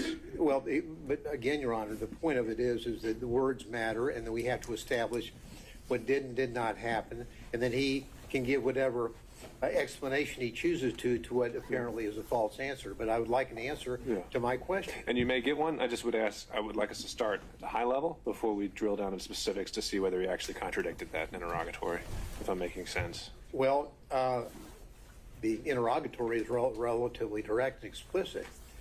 Sexual relationships with a person other than your spouse during the course of the marriage, including the period of separation. That's pretty simple. Sure. Let's see if that's something you can get him to admit. You did have sexual relationships with someone other than your spouse during the course of the marriage and during the period of separation, which included up to May the 30th, 2023. Isn't that correct, sir? My answer to this interrogatory is none, is no. So you're saying that you did not have sexual relationships with anyone outside of your marriage, and the period of separation is during the period. Then you're answering the question to this interrogatory, correct, sir? I'm saying during the course of my marriage, I did not have sexual relations to anyone, and this answer is no. Well, again, Your Honor, I understand. You can proceed, Mr. Gill. We need a yes or no. Let's just get down to it. Did you or did you not, by May the 30th, 2023, have had sexual relations with Miss Willis, yes or no? Yes or no? Yes. Okay. Now, what you did is you answered no to that question, didn't you, or none, correct? I didn't answer no to the question you just asked. I answered no to the interrogatory question. And the interrogatory stands that you answered as a pleading in a civil proceeding, your divorce case, right? Yes. Now, excuse me. The next interrogatory, let's move there. That interrogatory states as follows: identify any and all occasions in which you entertain a member of the opposite sex other than your spouse who is not related to you by blood or marriage. You see that? I do. Now, there are two parts to this. The second part is, I read on, or in which a member of the opposite sex other than your spouse, not related to you by blood or marriage, entertained you. And then it goes on to say, including but not limited to dining, drinking, in restaurants, bars, pubs, hotels. You see that, correct? I do. Now, as of May the 30th, 2023, when you filed this interrogatory, you had in fact entertained Miss Willis on many occasions, had you not? Again, during the course of the marriage was irretrievably broken in 2015. Well, the answer's still no. Let's read what the interrogatory says about the time period required to answer the interrogatory. Because what it says is, it goes on to say, including but not limited to dining and or drinking at any restaurants, bars, pubs, hotels, or persons' homes from the date of marriage to the present. You understand what the word present means? I do. And present means the filing on May the 30th, 2023. Isn't that right? It is.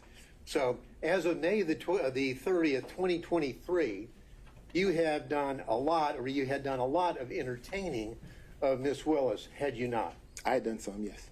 And in fact, under your testimony, you would have said that she had also entertained you. Isn't that correct? Yes. And so your answer to this interrogatory is false, is it not, sir? No, it's not false. Well, hate to dance around the. The answer is yes, you did entertain Miss Willis, correct? Right? Yes. She's not your spouse at that time or any time, correct? That's correct. She's not related to you by blood or marriage, correct? That's correct. But you entertained her, right?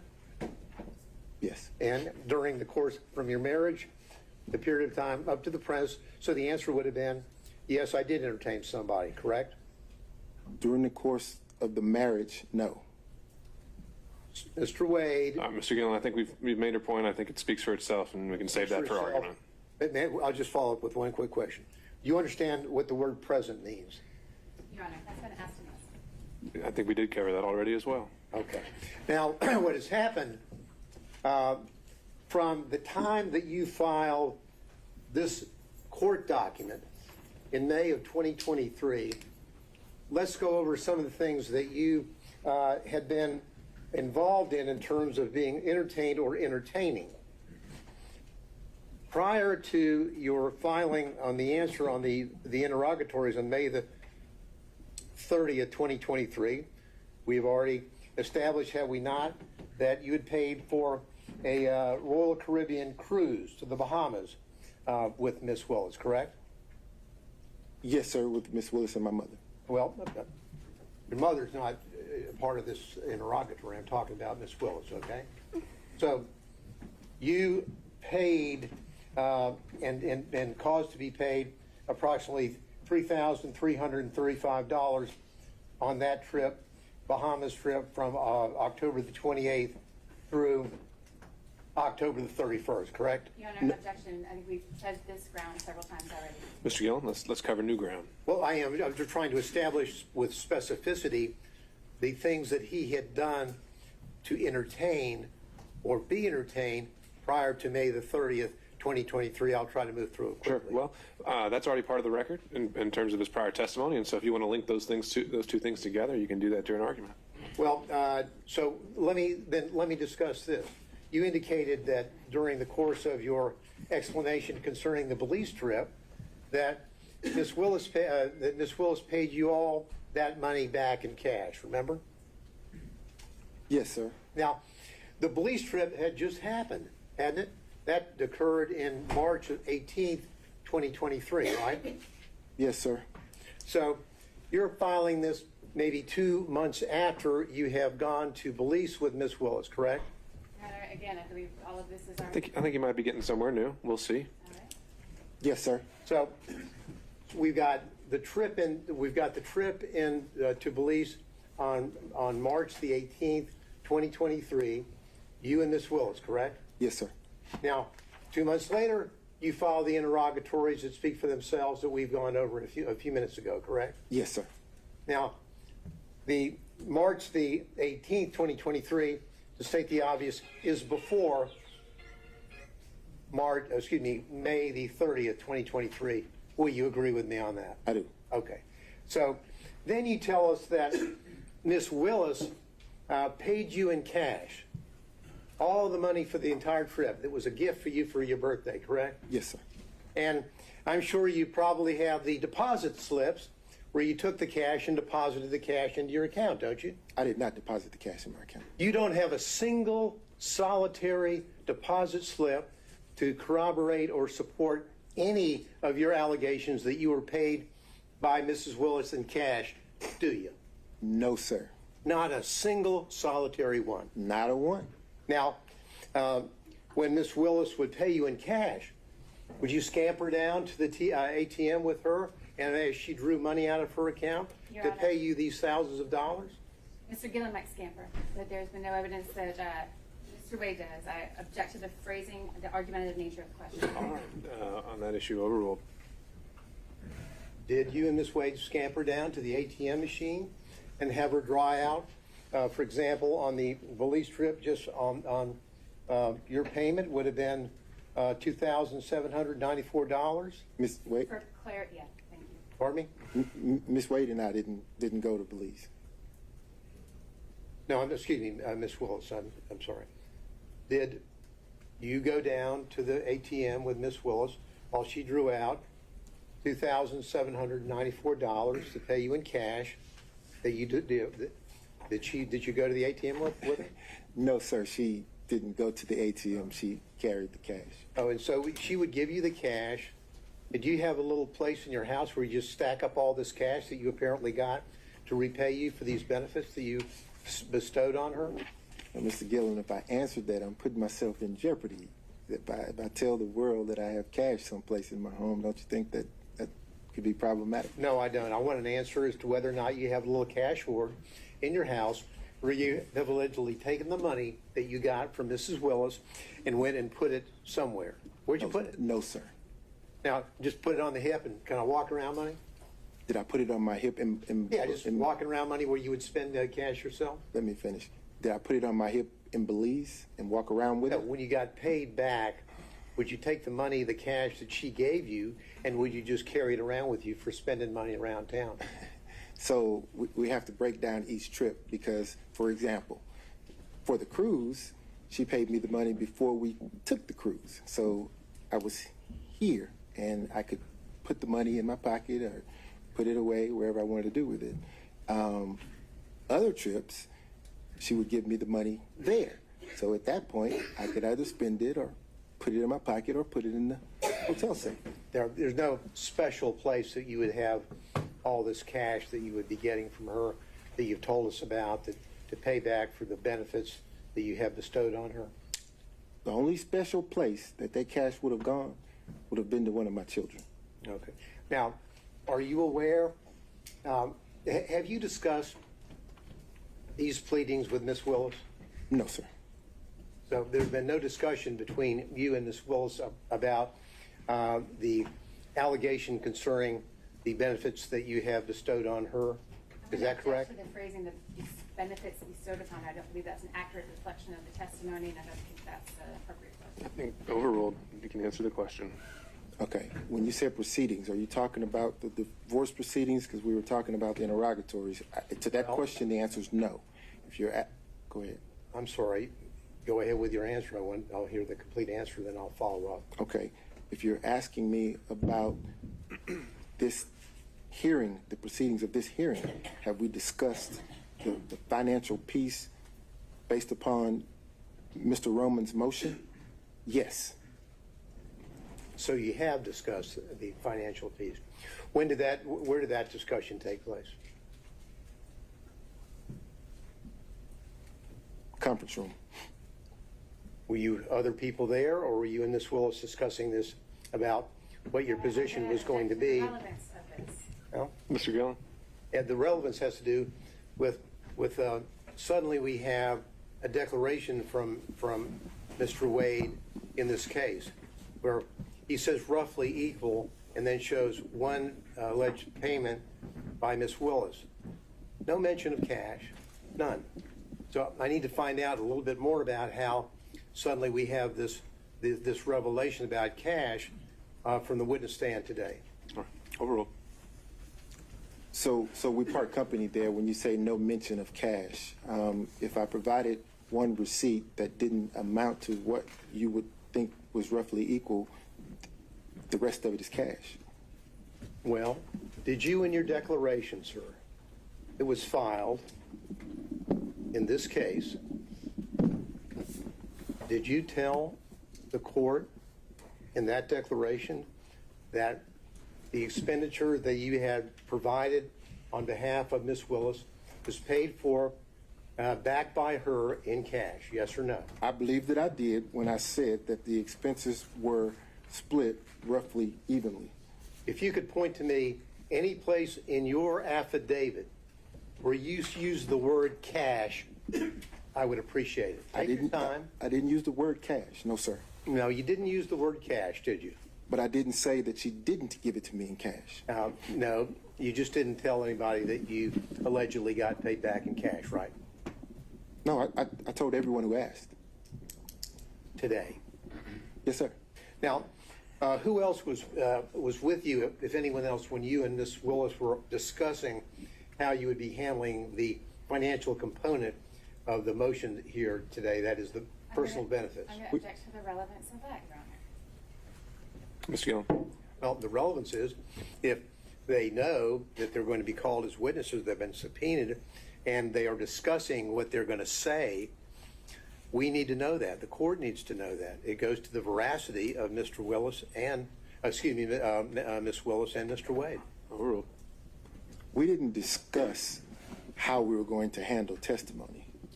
My question was, when you were discussing with Ms. Willis in the conference room, when you were discussing what you perceived to be the situation concerning the benefits for the payments. Yes, sir.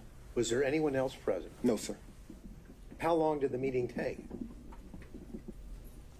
Probably 5 or 10 minutes. Did Ms. Willis tell you what she was going to say? No, sir.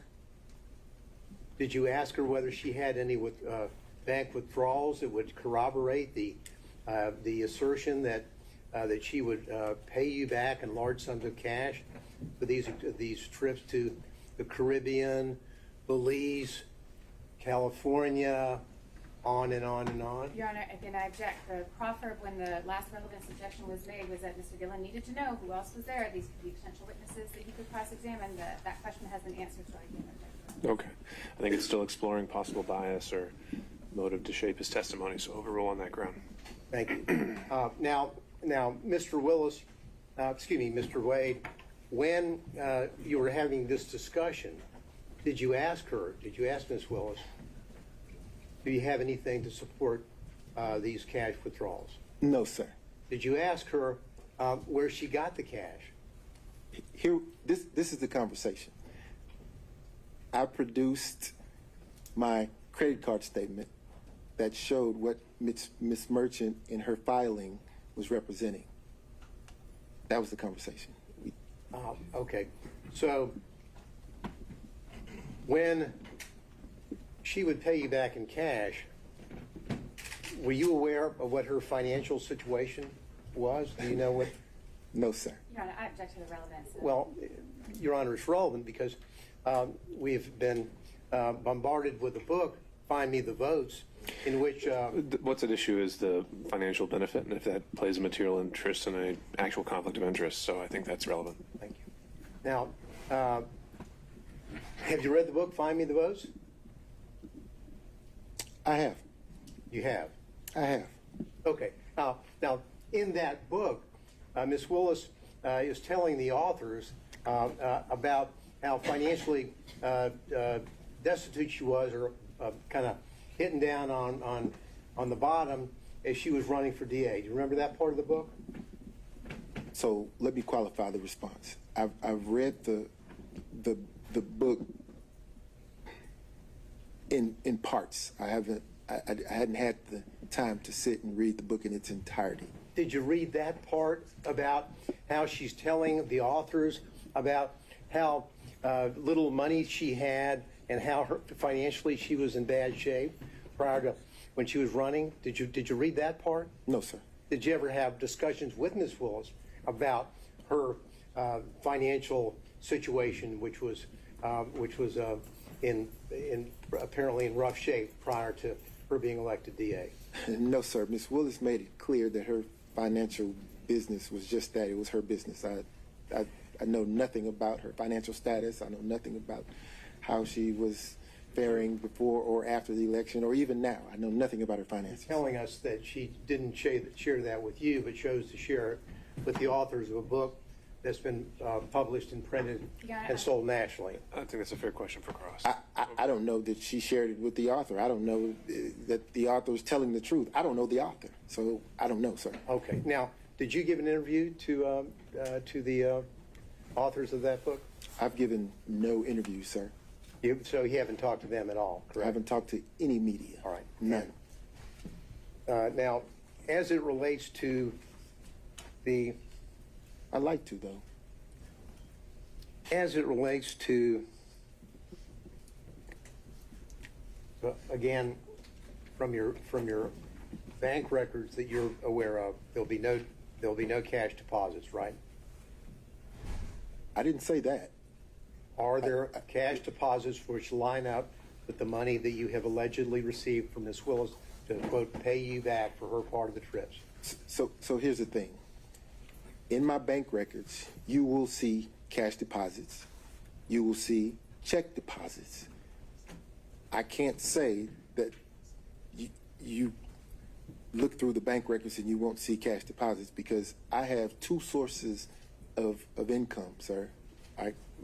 income comes from my private practice, my firm, and income comes from the contract here with Fulton County. During the course of private practice, occasionally I will have occasion to deposit cash into my account. And in preparation for this hearing and your testimony, did you go through your bank records to find out if you could locate any cash deposits that would corroborate your testimony? No, sir. I didn't go through my bank records at all. Now, so what you would do, the money that you received, of course, the money that you received from your work for Fulton County, that's public funds, correct? No, sir. That's private funds. It's my Public funds pay you to do work for Fulton County, correct?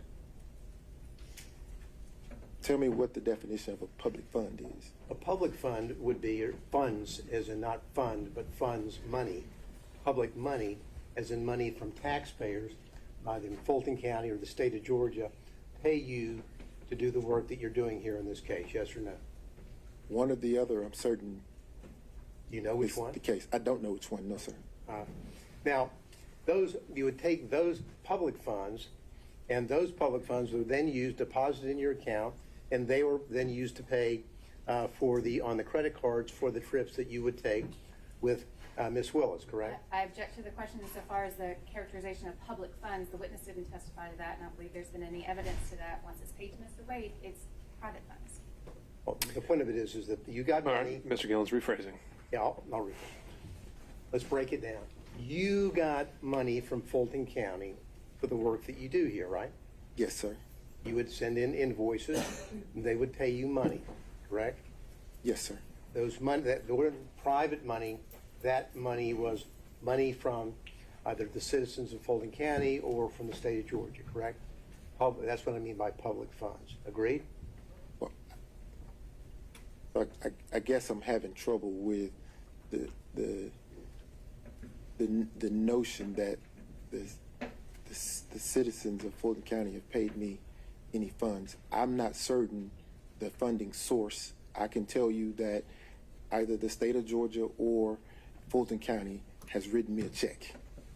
So that would be, those two entities are public entities, correct?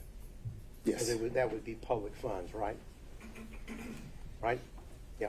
Yes. And those public funds are from the same source that you would then use to pay out on your expenses for the trips that you took Ms. Willis on, correct? No, sir. As I testified to moments ago, I have income coming in from my law firm.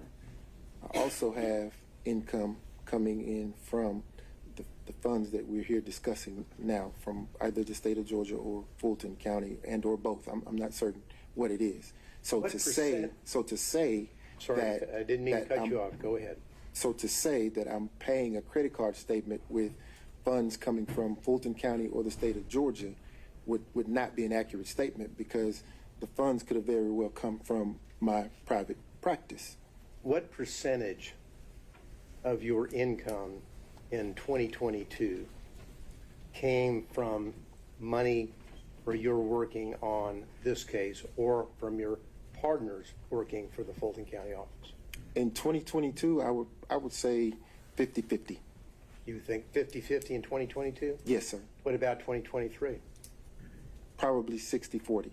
60-40. Yes, sir. So the money that would be in those accounts, at least 60% of those, in your view, would be public funds, that those monies were then used to pay for the expenses that you had incurred for the trips that you took Miss Willis on, the cruises, the Napa Valleys, the Bahamas, correct? Right? Yes, sir. Okay.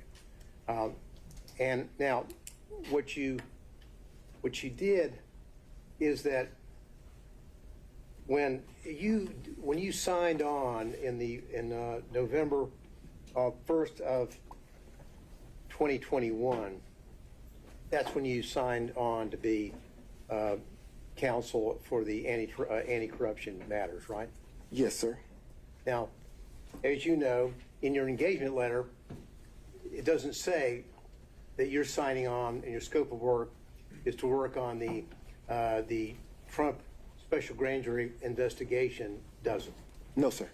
It says that you're signing on to work on anti-corruption, the anti-corruption unit matters, correct? Yes, sir. Matters with a plural, correct? Yes, sir. So in your contract, there is no specific reference to any specific case. Isn't that right? That's correct. Okay. Now, but you didn't sign on for the duration. There was a period, you have a contract, and then it would then expire, and then you would have a new contract, correct? Yes, sir. Now, of course, the extension that you received, the first one was in November of 2021, and then you filed, or excuse me, there was a renewal in November the 15th of 2022. Is that right?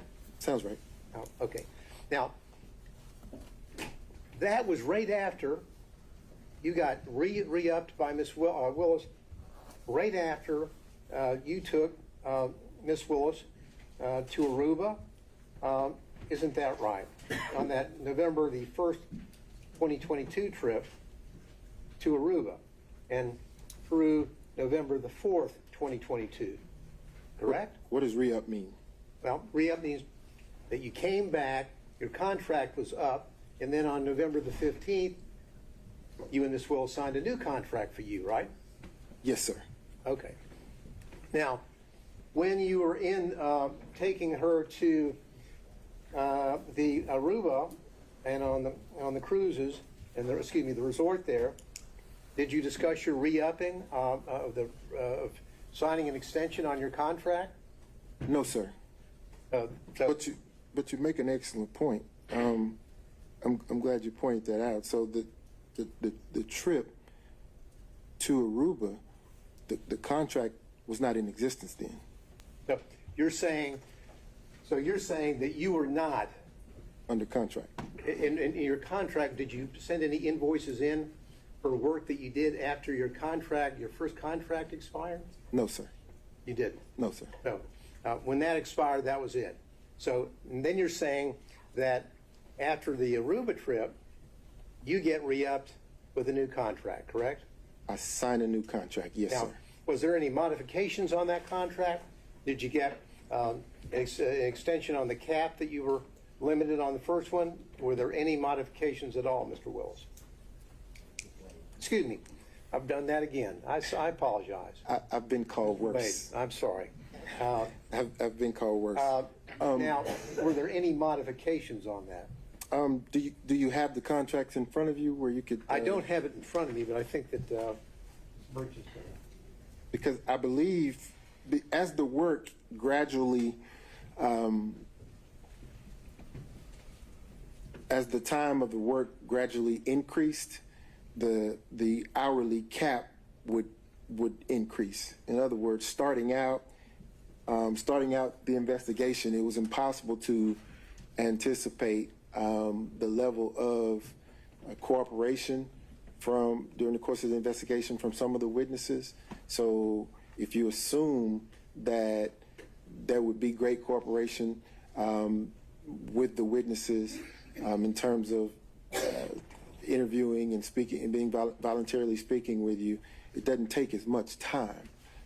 So after getting into it, realizing that most of the witnesses were not willing to speak or willing to turn over evidence or information, quickly you figure out that this is going to take a little more time than originally anticipated. And because of that, you have to compensate for those hours. That's why there was a compensation on your extension?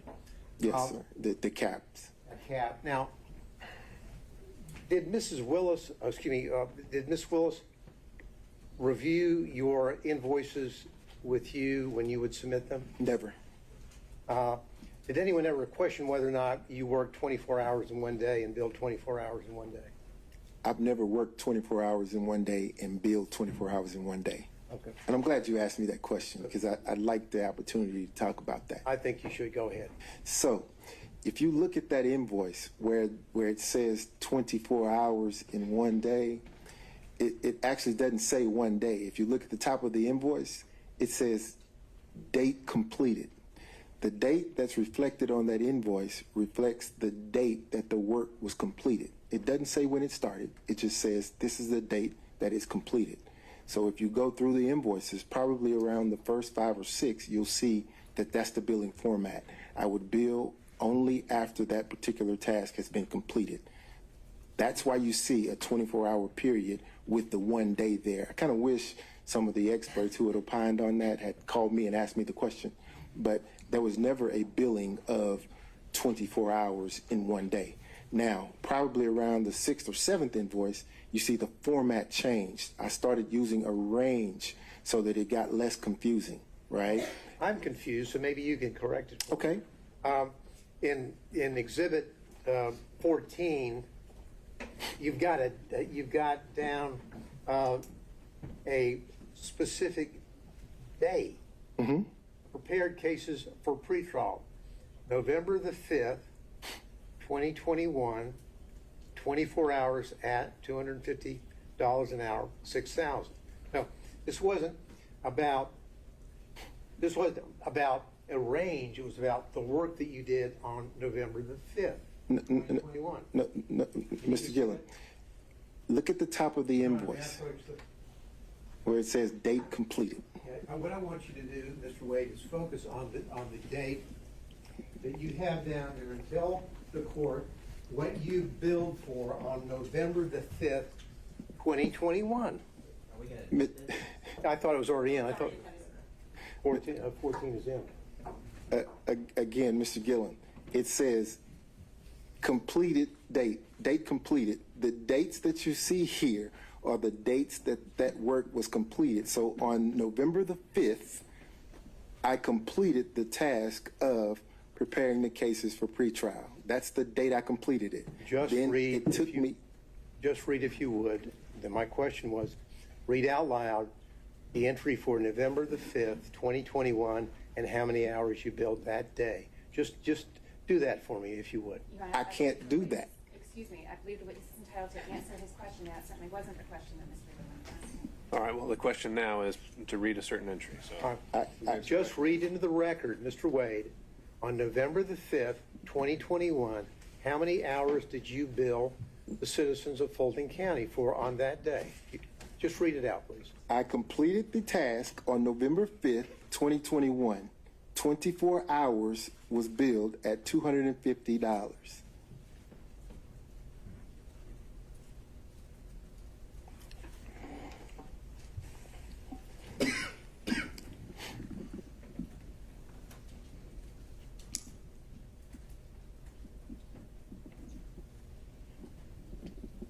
Now, when you talked about your relationship with Ms. Willis, and your testimony is that it began in 2022. You remember that testimony? No, sir. Our relationship began in your 2019. romantic relationship began in 2022? Yes, sir. That's your testimony? Yes, sir.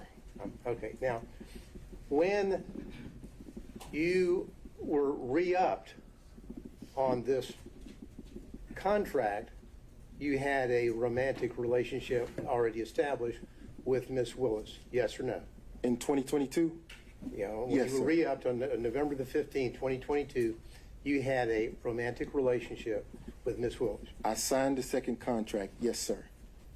Answer my question, please. I'm not going to use the words re-up. Signed up on the re-up or whatever you want to call it, your contract on November the 15th, 2022, you had a romantic relationship already existing with Miss Willis, yes or no? I signed the contract, the second contract, yes, sir, during the course of a romantic relationship. Yes or no, you had a romantic relationship with her at the time that you signed up the extension on November the 15th, 2022, yes or no? The answer to that question is yes. Thank you. Now, this was before the special purpose grand jury released any a report. Isn't that correct? Correct?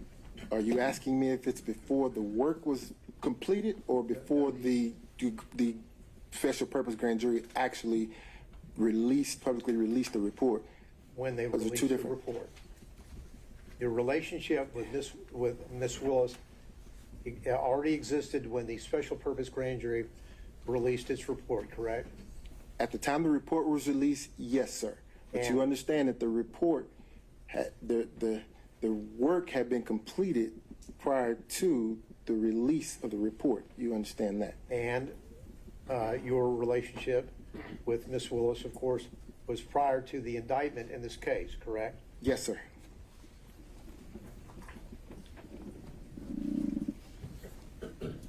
Your Honor, if I may just ask my folks over here whether there's anything I need to clean up on. That's all the questions, Your Honor, I have. Thank you. Your Honor, I do have questions. Well, Mr. State, I think we went through. No, I had asked you for permission, but he was going to go first on this, and then I was going to follow up. That's the deferment was to allow him to go first. That's what I thought I had asked for. All right, with the understanding next time, we're going to keep going in order and not skip around the order. All right. That's why I brought it up, because I thought that's what. Okay. All right. Mr. Sato.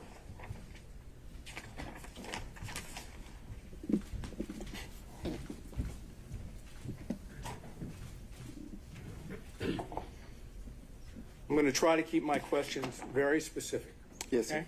Yes, sir. And I'm going to also, of course, try not to go back into specific questions that have already been asked. Okay? Yes, sir. When did your relationship with Miss Willis end? 2023. Can you give us an approximation of, not by date, but by month? Summer 2023. Forgive me. I'm a man. We don't do the date thing. Summer 23, I would say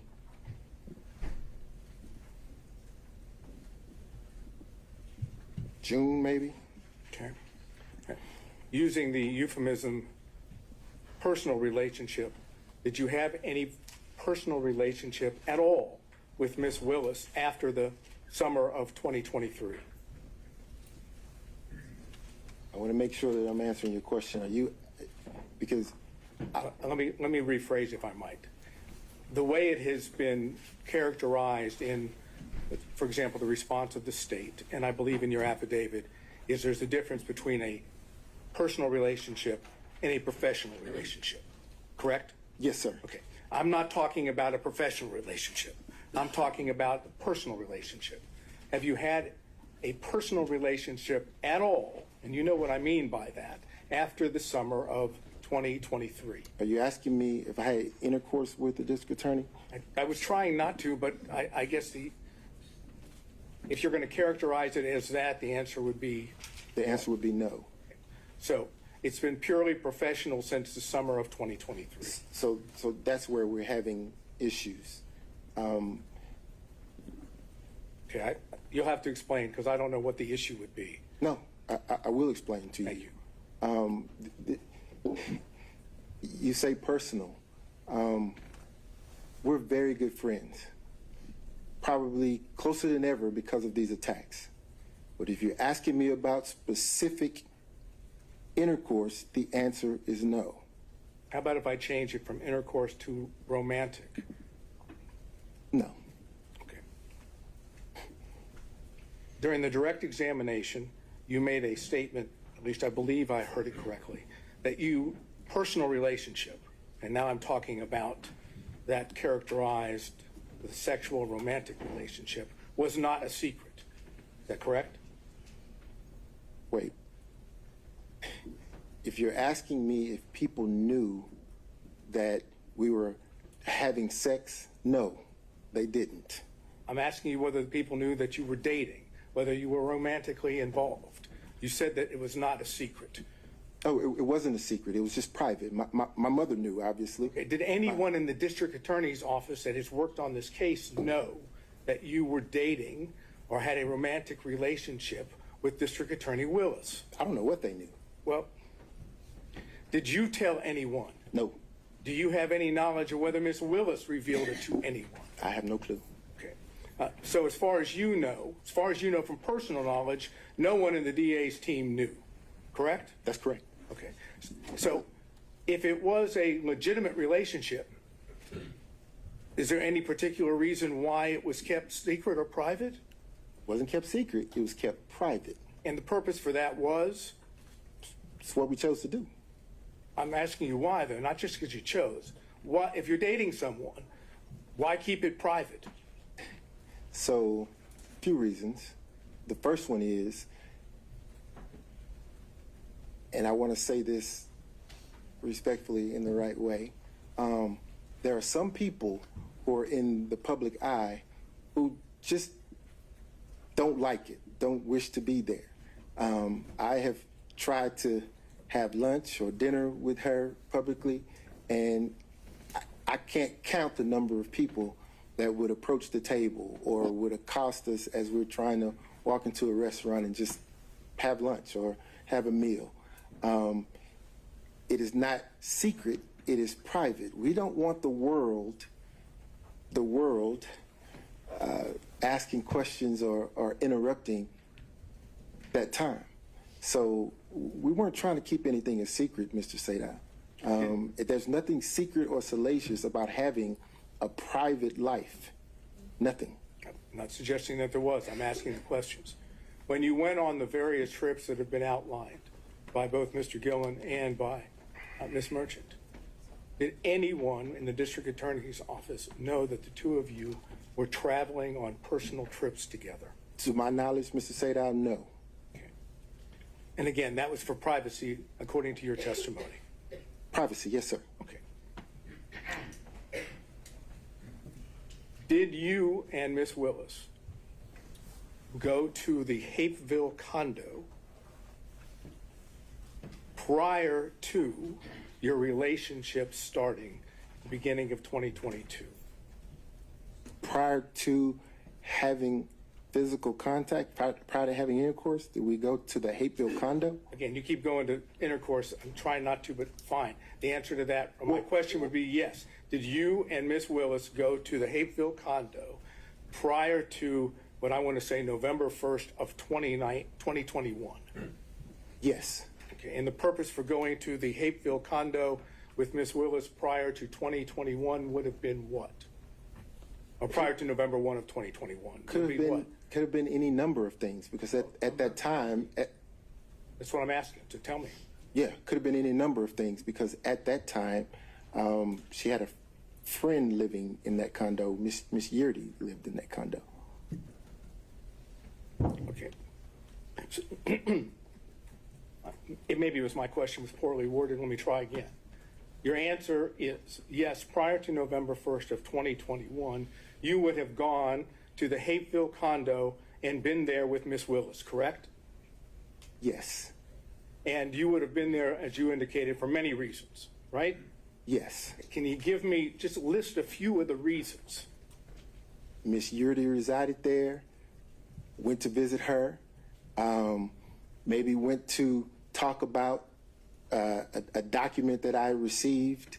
You would go to the condo to talk about a document that you received? Absolutely. Okay, go ahead. Absolutely. Any other reasons? None come to mind. None come to mind? No, sir. And would you say that was frequent? When I say frequent, do you think prior to November 1st of 2021, you were at the condo more than 10 times? No, sir. So it'd be less than 10 times? Yes, sir. So if phone records were to reflect that you were making phone calls from the same location as the condo before November 1st of 2021, and it was on multiple occasions, the phone records would be wrong? If phone records reflected that, yes, sir. They'd be wrong? They'd be wrong. Okay. Where did you live during that time period? The same place I live now. Which is not in Hapeville, correct? It is not in Hapeville. It is north of Atlanta, the city of Atlanta, correct? It is. Okay. And any other reasons why you would be in the Hapeville area? on multiple occasions prior to November 1st of 2021? Let's see. The Porsche experience is there. I'm sorry? The Porsche experience is there. Okay, so that would have been one. Any other reason? Yes, sir. The airport is there. Airport in Hapeville. Yes, sir. Delta Airlines is okay. Headquartered there. Let's see. Restaurants there. Okay.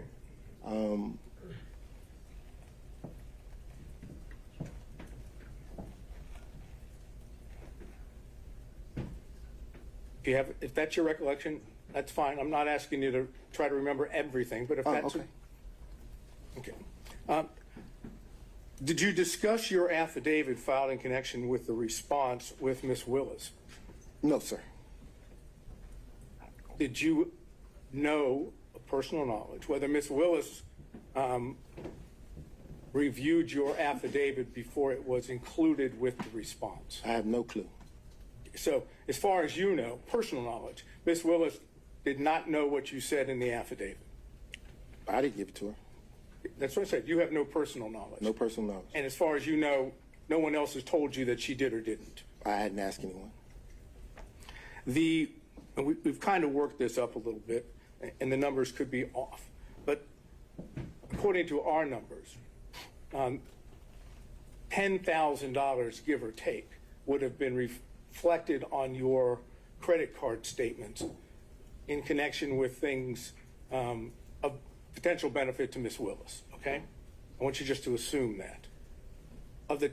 Assuming that there was $10,000 that you had on your credit cards, is it your testimony that Ms. Willis paid you back $10,000 in cash? Now, I'm not asking about...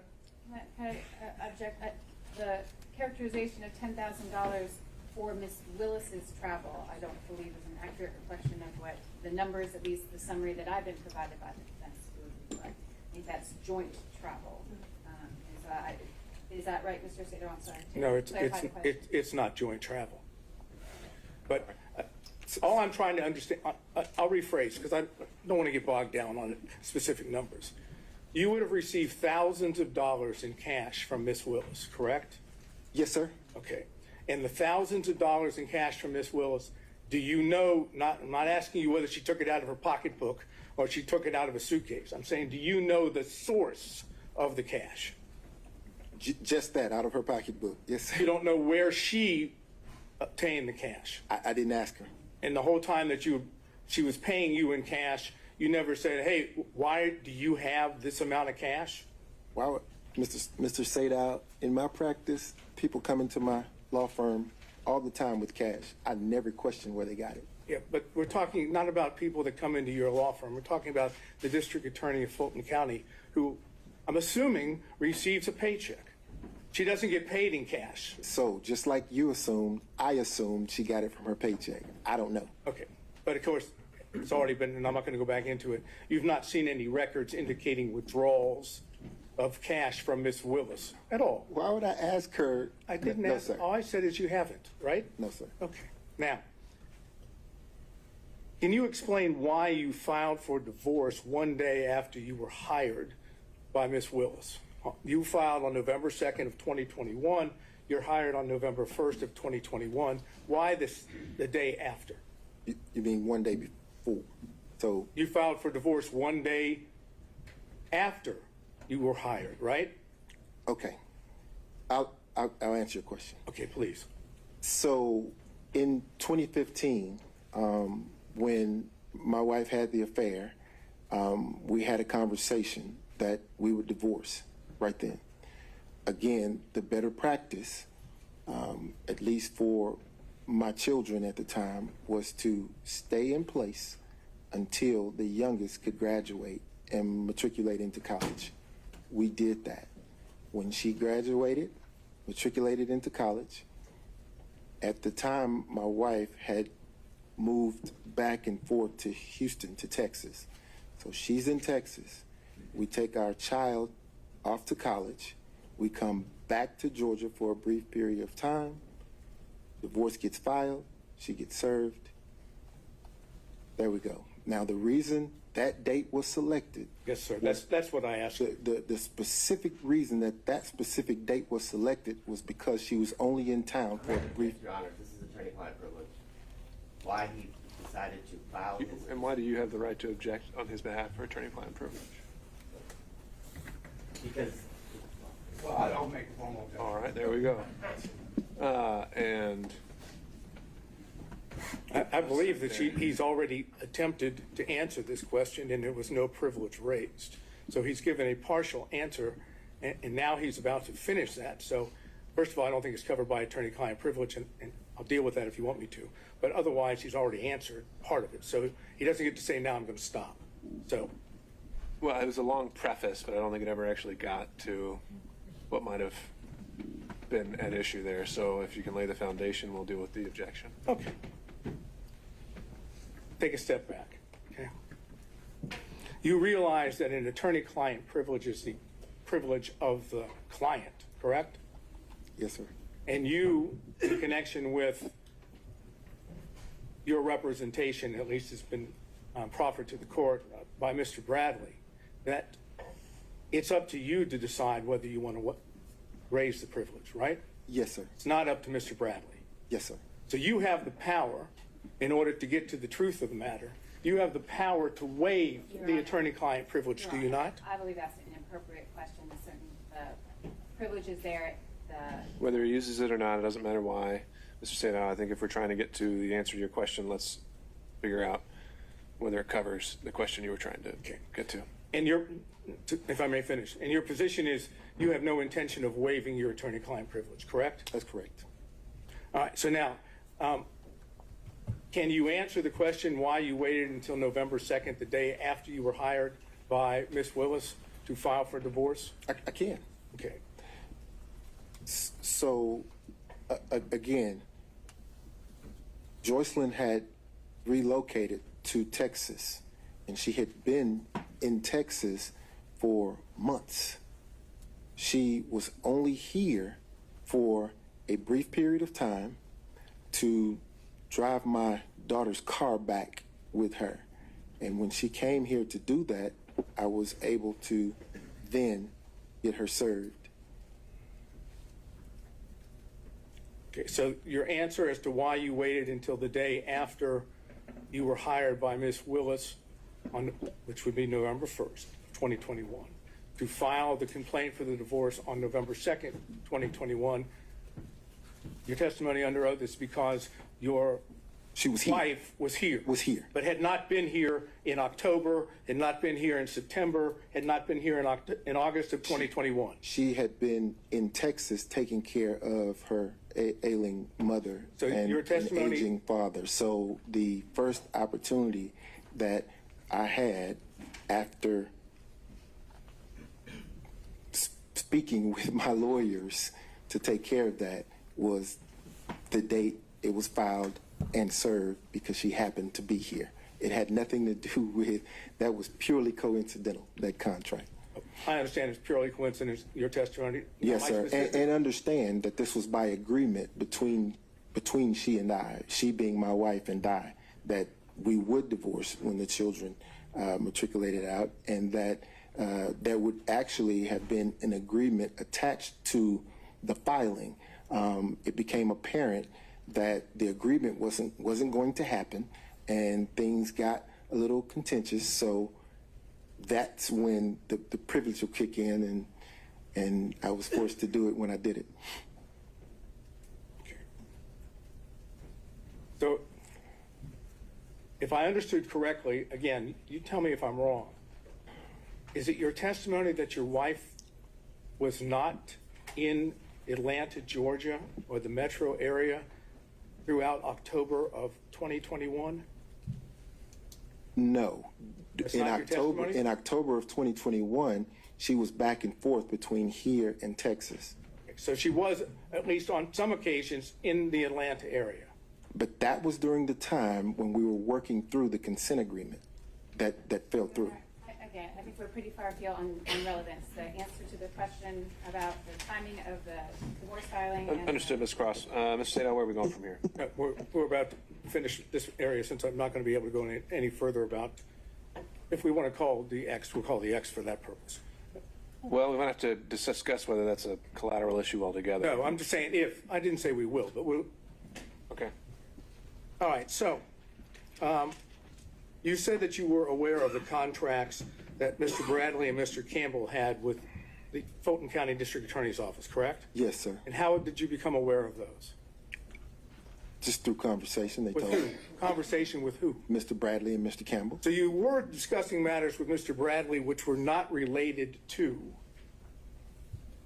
attorney-client privilege, correct? Related to the contracts, yes. Okay, but you were having conversations that would not, even though, if I understood correctly, Mr. Bradley was your attorney at the time, correct? At what time?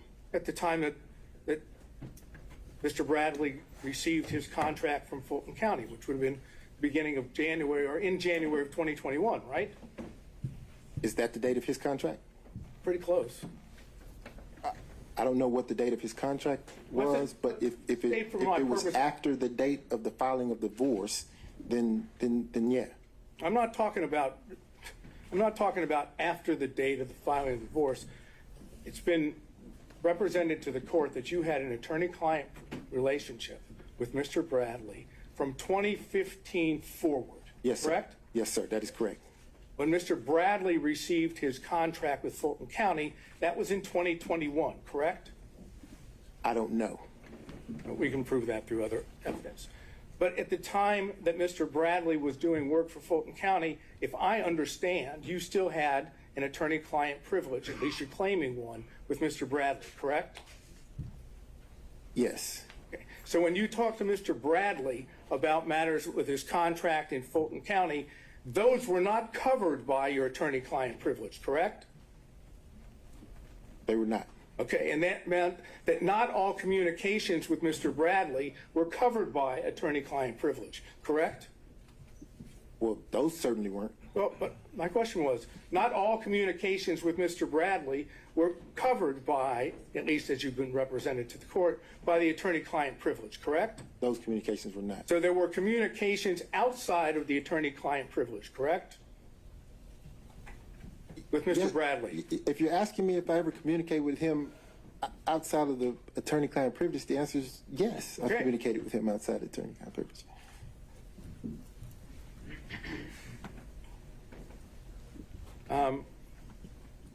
Let's finish this up. And did you call it Roman number 4? Or just defense? Okay. In defense exhibit number 4, and Mr. Gillen went over with you your responses to certain interrogatories on May the 30th, 2023. Remember that? Yes, sir. Not going back into those, the words in the interrogatories are already in evidence, so we're not going to do that. But the ones that we've gone into, there were 2 of them. And your answer to both of those was none, correct? Yes, sir. Okay. Now, on January 25th of 2024, yes, sir, you again were in a position that you answered those same interrogatories, the 2 that we're talking about. I can get specific if we need to, but as long as we understand we're talking about the same 2, yes, right? Sir. Yes, sir. Okay. And they are in defense exhibit number 6, and they are interrogatories number 4 and number 5. Okay. Go ahead. No, I want you to be able to see it. So it's a defense exhibit number 6. I don't. Does he have 6 up there? I'm told that you have 6. Okay.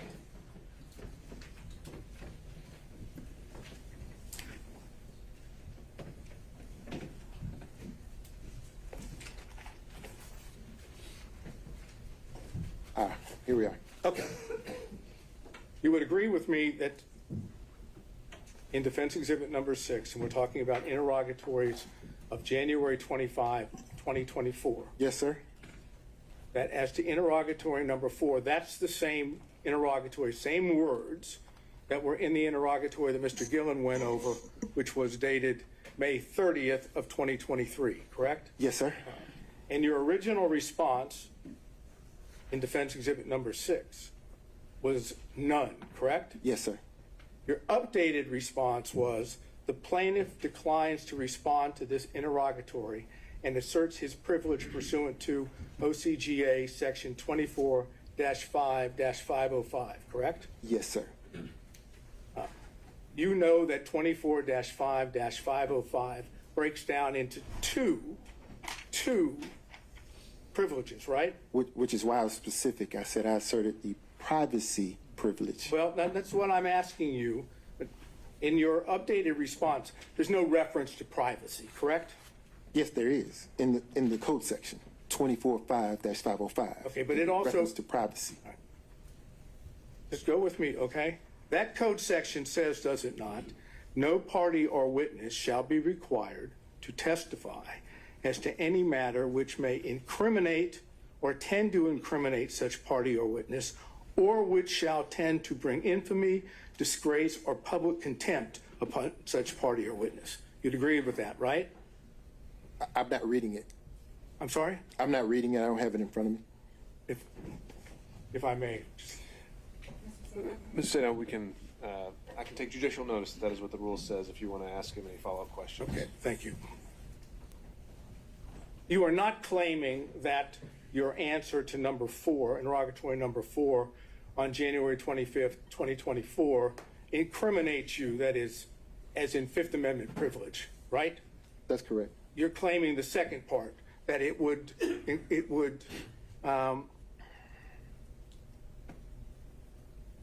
bring infamy, disgrace, or public contempt, correct? I'm going to object to that. I don't think that's the full thing, but and also the witness doesn't have it in front of him, so I don't know how he could respond to that. He has said several times privacy is largely invoked that statutory. Overruled. I'm claiming privacy. The privilege that you make reference to is to infamy, disgrace, or public contempt upon the witness, right? Or party. That's the section that you were relying on, correct? If that's what it says, yes, sir. Okay, look, I could show you, but I think the court has already indicated he can take judicial notice of the statute. So assume that what I'm telling you is accurate, okay? Yes, sir. Okay. How would an answer of none bring infamy, disgrace, or public contempt upon you? So, as I explained in direct of Mr. Roman's counsel, the minute she elected to intervene into my divorce proceeding, I then started to understand the bigger picture, which was that all the attorneys in the election interference case were colluding with Joycelyn's divorce lawyer, and because of that, I said, privacy. I don't want my divorce proceeding to bleed into this criminal proceeding. I just didn't want that. So you raised a privilege, if I understand, that indicated that your answer would bring infamy, disgrace, or public contempt upon you, right? Your Honor, I'm going to object to the relevance of this. It's been asked and answered several times. Mr. Sato, where are we heading with this? I think I can finish that up by saying you didn't say none again. You asserted a privilege, correct? That's correct. Okay. And you did the same thing, did you not, with number 5? That's correct. That is, you didn't say none again, right? Correct. Okay. Is the answer to the interrogatory number 4, if you have it in front of you, is the answer none? Is that the truth? The answer is, to that interrogatory, is as I placed it at the time I responded, sir. I'm asking you now, is the answer to that interrogatory none? The answer is still privilege. All right. So he's apparently electing to apply the same privilege, Mr. Sato, to that exact same question. And I have a case which indicates that we can get beyond that if the court deems that appropriate. And to what end? To what end? Where? That the privilege actually does not apply and he must answer the question. And where does that get us? Even if he answers the question. Hasn't he already kind of said everything he has to say about the nature of the relationship, how long it lasted, when it ended? No, I think it would prove, I think if he is forced or compelled to answer the question, he will either answer it falsely by saying none, or he answer it truthfully by saying yes and then telling us what it is. That's what I believe. That's why I'm asking. But the interrogatory you're referring to, though, the question contained there. Two interrogatories, yes, sir. It's the entertaining one. It's whether there were other relationships, right? With a specific language that's in the interrogatories. Sure. Haven't we already covered that in all the other questions that we've had so far? Yeah, but we have, but again, the court could, if I could require or compel an answer from him as to whether his answer would still be none, then we would know whether or not he was telling the truth now. If the answer is no, then obviously there was a time in the past where he was not. It simply requires him to now answer under oath what he refused to answer and claimed, what I might suggest, is a bogus privilege, and that you can pierce that privilege because it's a material fact in connection with this case. Again, it's a call that Your Honor makes. I have the case law that says you can do that, but it's your discretion. Ms. Cross? Your Honor, Mr. Wade's been on the stand now for several hours. He's been asked and answered very personal questions that I believe cover the issues. Mr. Acedo is making an argument, and this is probably an argument to make for the later to the court and not a question to propound. So as I see it, the only relevance these interrogatories have to this case really whatsoever would be as either prior inconsistent or consistent statements. And to that end, I think the question has been put to him again and again and again. He's answered how he believes he felt his answer should be and why he answered a certain way. And as it goes to credibility, I think at this point we're arguing weight, and I don't really see the value in pushing this issue further. So, all right. Well, just for the record, the case that I was going to refer to is State versus Wakefield at 324 Georgia Appeal 587, and specifically, let's see, it would be 590, in which they talk about this specific privilege. This is a 2013 case, and then they footnote to footnote 3, and footnote 3 says there are times when the materiality of the evidence outweighs the testimonial privilege, and it goes and explains what that is. That's what I'm bringing up. And I see what you're saying, that we could say that you need to answer the question regardless of the privilege you asserted. At this point, though, I think we've covered that ground and we're ready to move on. Okay. Based on that, I have nothing else. Thank you. Okay. Mr. McCulloch, anything on behalf of Mr. Floyd? Moving through defense counsel. Oh, I'm sorry. No, I'm looking behind you. Mr. McCulloch, okay. On behalf of Mr. Floyd, he's elbowing you, sir. Okay. Mr. Cromwell. Nothing, Your Honor. All right. Ms. Cross. Thank you, Your Honor.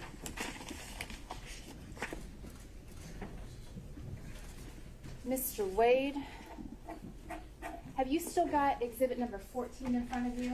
The one with all of the invoices, I believe. I have them all. All right. So you were asked, Mr. Wade, about a couple of the invoice items.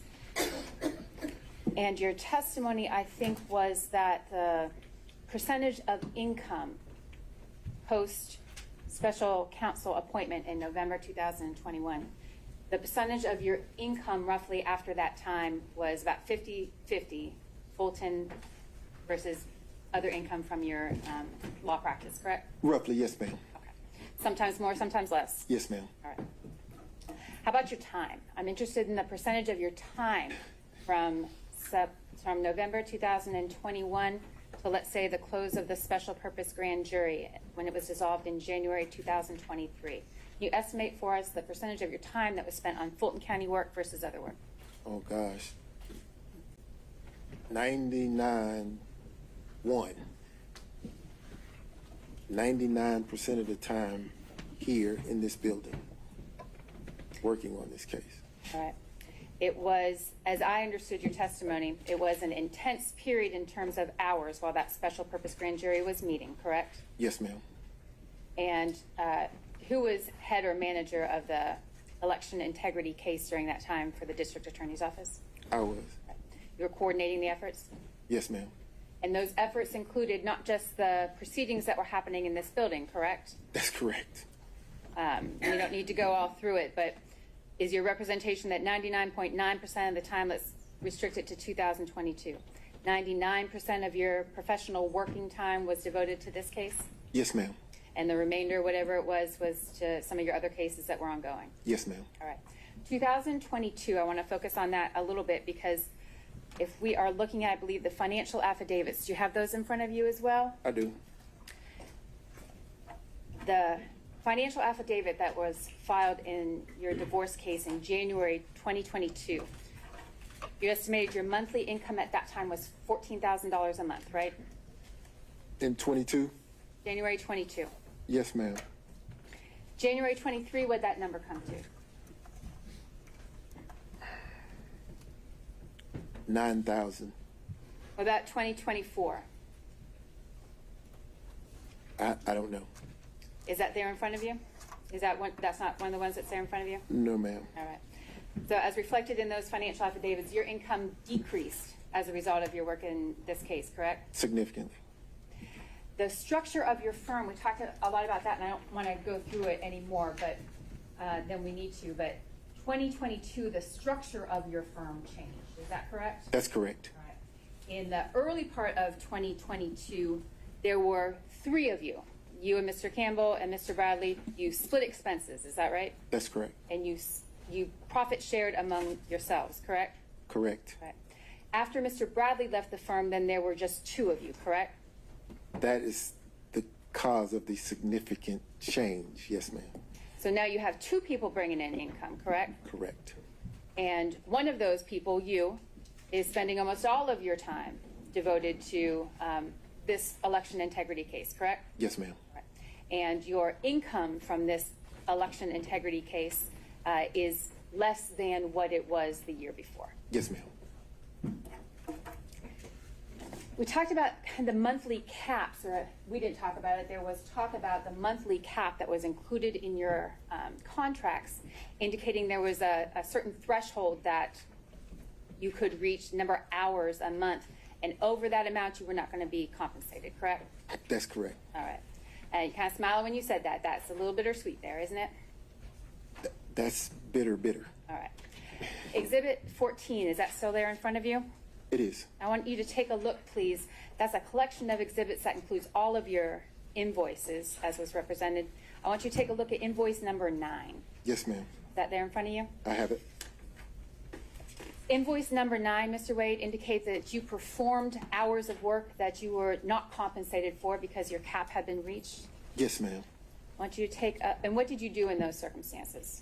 When the hours that you worked per month were more than the cap that was in your contract that you were permitted to be paid for? I was forced to lose that time. I didn't get paid for it. Okay. And that's what exhibit number 9 shows? Yes, ma'am. All right. And in exhibit number 9, you've got a task, hours that were completed, and you just didn't bill for it. You noted the time and then a 0 beside it because you didn't bill the county for that time. Yes, ma'am. All right. What about exhibit number, invoice number 13? Can you flip to that for me? I have it. Is that a similar situation? Yes, ma'am, it is. And what is it on invoice number 13?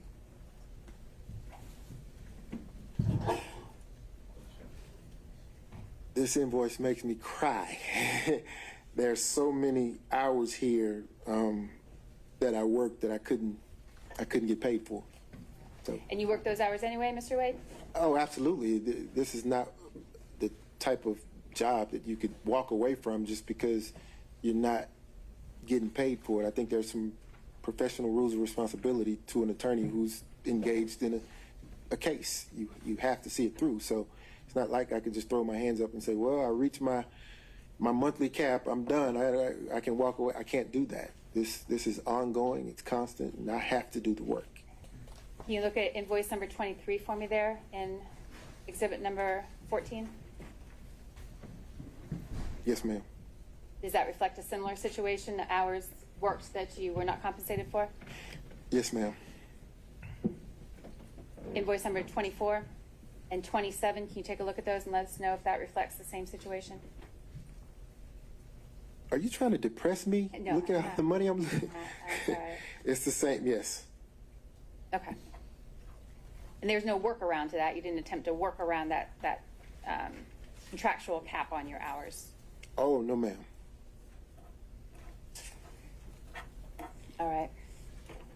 You were asked a lot of questions, Mr. Wade, about the affidavit that was submitted, correct?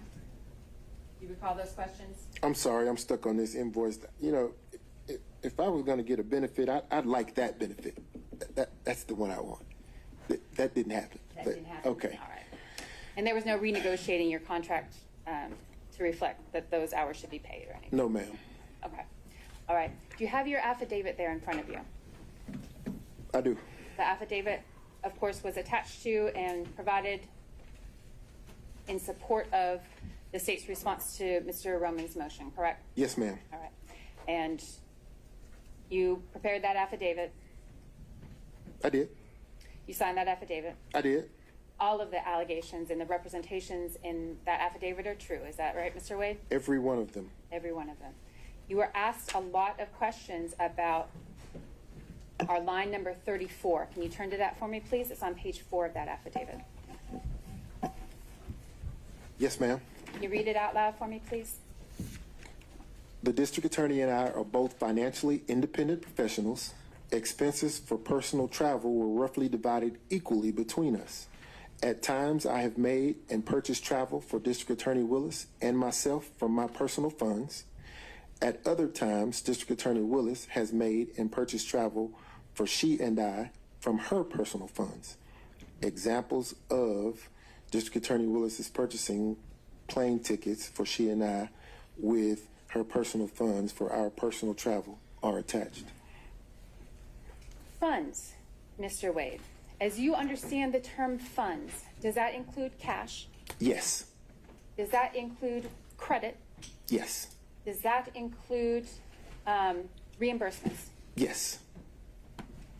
You didn't represent in your affidavit, Mr. Wade, that you were including all of the receipts from funds or travel expenses that were paid on your behalf by District Attorney Willis, correct? That's correct. You had, I think your conversation with Ms. Merchant was you produced the receipt that you had. Yes, ma'am. Are you aware of any other receipts? Well, let me ask it this way. May I put you on there for just a sticker? That's all right. I'm going to write it on there.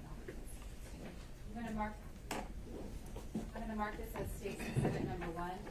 You testified, Mr. Wade, that District Attorney Willis purchased and funded the entire trip to Belize. That was her treat to you for a birthday?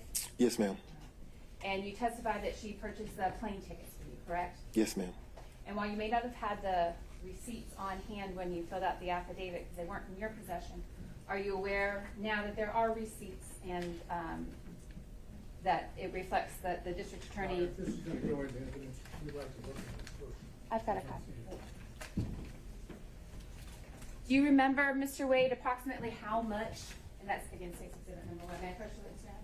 Do you remember how much the flight was for you, your flight to Belize?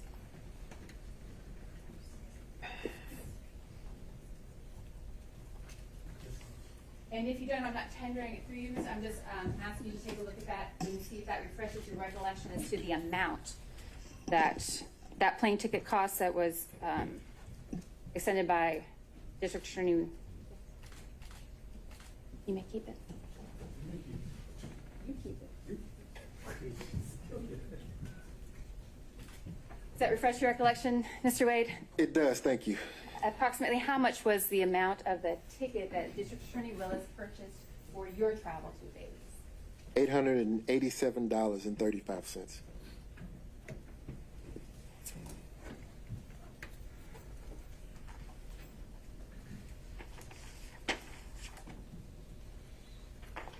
And I'm not tendering it, Your Honor, but I will leave it with the court reporter for reference and inclusion in the record.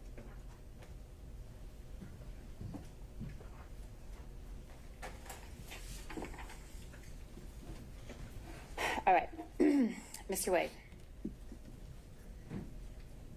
Your testimony here in court today and consistent with your affidavit was that the personal relationship, I think we've called it dating today as well, the personal or dating relationship between you and the district attorney began sometime in early 2022, March, I think was your testimony, is that right? Yes, ma'am. Right.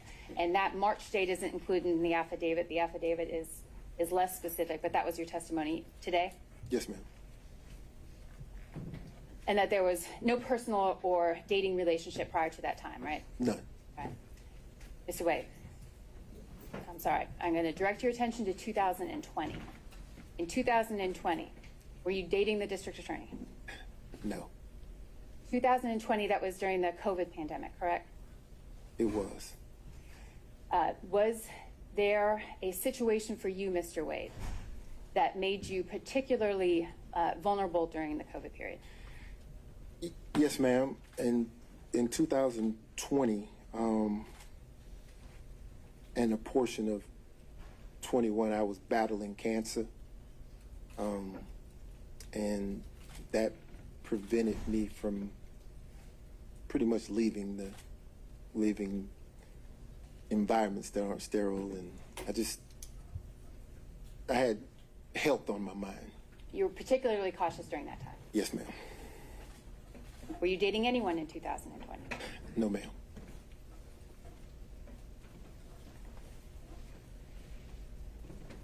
All right. Thank you, Mr. Wade. That's all I have. Ms. Merchant, recross on those points only. Yes, thank you. All right, Mr. Wade. The state asked you about how much money you're making now versus before, and you said you're making significantly less since you've started working for Fulton County, correct? Well, I did say that, but what we're talking about is because now at this point the splitting of the financial obligations in the firm are now there are 2 people carrying the weight of 3, so that would scale back on the amount of income, right? Amount of profit. Well, you're splitting the profits 50-50 though, instead of 1/3, correct? The profits, yes. Okay.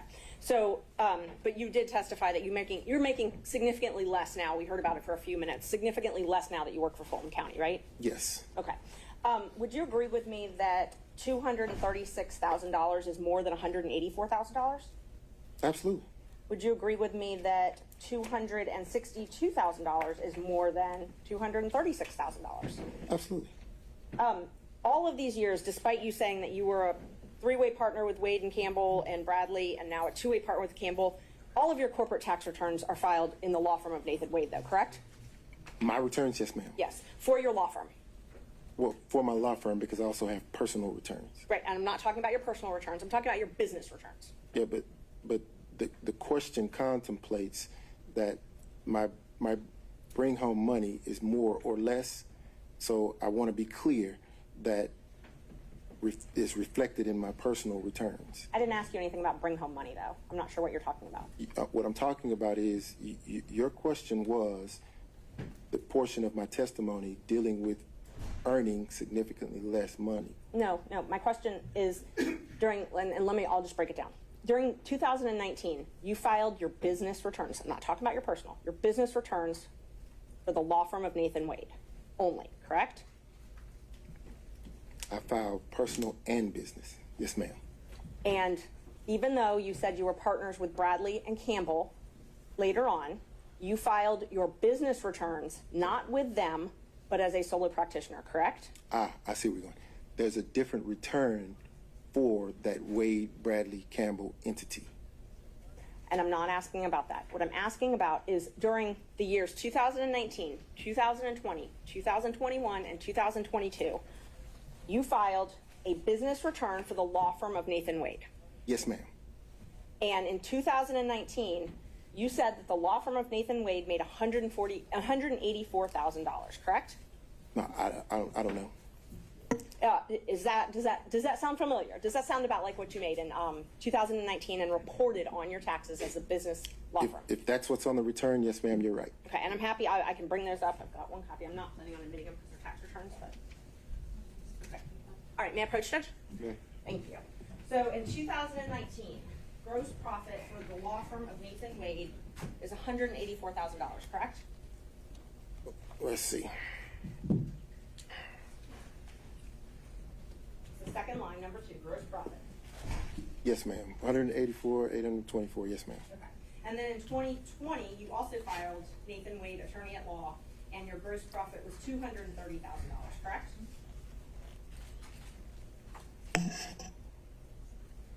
Yes, ma'am. And in 2021, you also filed as a solo Nathan Wade PC attorney at law, and your gross profit was $236,000, correct? Yes, ma'am. And then in 2022, you filed as a solo practitioner Nathan Wade, and your gross income was $262,000, correct? Yes, ma'am. Okay. I'm not getting into business. You've got your social. But nowhere in these documents do you document that you received cash payments from Ms. Willis, correct? I don't. I hadn't looked through them. I would be surprised if there were something in there that said that. Do you want to look through them? Listen to the answer. I'd be shocked if there was something in there that said that I received some cash from Miss Willis. Okay. But there is itemized expenditures for travel in here. You did itemize that. I didn't itemize anything. Your accountant itemized it. I hope so. But you're responsible for your taxes, even if your accountant files them, right? I agree. And so you itemized your expenses for travel on all these documents, but you did not itemize, you didn't put anything in there about you being reimbursed for half of that travel. Well, those are business returns. Yes, you used your business card to pay for the travel, right? Yeah, but I wouldn't put a personal expense on a business return. But you used a business card to pay for these personal travel. I use a business card to pay for everything. And what I do is turn over the statement to the accountant, and the accountant then says, okay, this expense, that's personal. We'll put that over here. This expense, that's business. We'll put that over here. And they reconcile it. So you wouldn't find a reimbursement from Ms. Willis on a business return. Okay, so they're not anywhere there. Nor would you find, well, go ahead. No, I'm just asking. So there's nowhere for any of that cash to be reconciled there, right? On the business returns, no, ma'am. Okay. We talked a lot about the financial affidavits. I know the state asked you a couple questions about them. You filed one in 2022. In that one, you stated that you only had $5,000 in cash, correct? I believe you. Yes, ma'am. That was sworn under oath? At the time of the filing, yes, ma'am. Okay. And then in January of 2024, you filed another one that also swore that you only had $5,000 in cash, correct? At the time of the filing, yes, ma'am. Okay. So in 2022 and 2024, you only had $5,000 in cash? At that time, yes, ma'am. At that time. And then you also, all of those interrogatories, I'm not going to go through them in painstaking detail, but every single interrogatory you filed, there are 4 of them, all verified ones. Every single one, you said you didn't have any cash stored in a safe, a safety deposit box, or any other location. Plaintiff rarely carries cash. If plaintiff does carry cash, it's a nominal amount, correct? That's correct. Okay. So we've got what? 2021, you said you don't have cash. 2023, you said you don't have cash. Again in 2023, you said you don't have cash. And then in 2024, you don't have cash, right? So you're assuming that I received the cash and I stored it. I received the cash and I saved it. Well, you didn't put it in the bank, right? What's wrong with receiving the cash, Ms. Merchant, and spending it? Nothing's wrong with it, but So you didn't put it in the bank. That would contemplate why the response is what it is on the interrogatories. So you spent the cash. That's because before when it was asked, you said you didn't want to disclose where the cash was. No. For privacy reasons. No, well, I said that if I were to store cash in my home, then why would I share that with the world, is what I said. I didn't say that I had some cash stored up in some place, because that's not the truth. And you've talked a lot about this, I split with a third, I split with half, from the check you received from Fulton County, July 15th, 2022. So all the way back for July 2022, not a single check that you've received from Fulton County has gone into a joint banking account. Every single check has gone into your own personal banking account, correct? All of them, with the exception of the checks that were going into the WBC firm, went into my business bank account, which is solely in my name. Right. Your WBC account that you're talking about, that account was closed, though, in June of 2022. Correct. Okay. So everything after June of 2022 was put in a Nathan Wade bank account, not a corporate bank account with partners. I think the question right before that only needed a yes or no. So no, ma'am. The checks were deposited into firm accounts, Law firm accounts. Law firm of Nathan Wade PC. Yes, ma'am. As a solo practitioner. Yes, ma'am. Okay, so they were not deposited into accounts with Campbell or Bradley. No, ma'am, they were not. Thank you. However, there were checks written to Campbell and Bradley that will reflect the third. And we've tried to get those bank records, but you've objected to those, correct? You've tried to get what bank records? We subpoenaed bank records, and you've objected to all of those, right? Your Honor, I'm going to object to their relevance. It's relevant if he's saying he has all these records, but yet we've tried to get them, and he's trying to keep them from us, but he doesn't bring all of the records. And you can make an inference if there's law that says you can make an inference if some documents are within the party's control and they won't provide them, that there's an inference that they're not positive. Ms. Cross. Your Honor, there was no obligation for Mr. Wade to produce evidence that Ms. Merchant couldn't find an admissible way to produce. I believe it's irrelevant. We've covered the ground, and I object to any further questioning.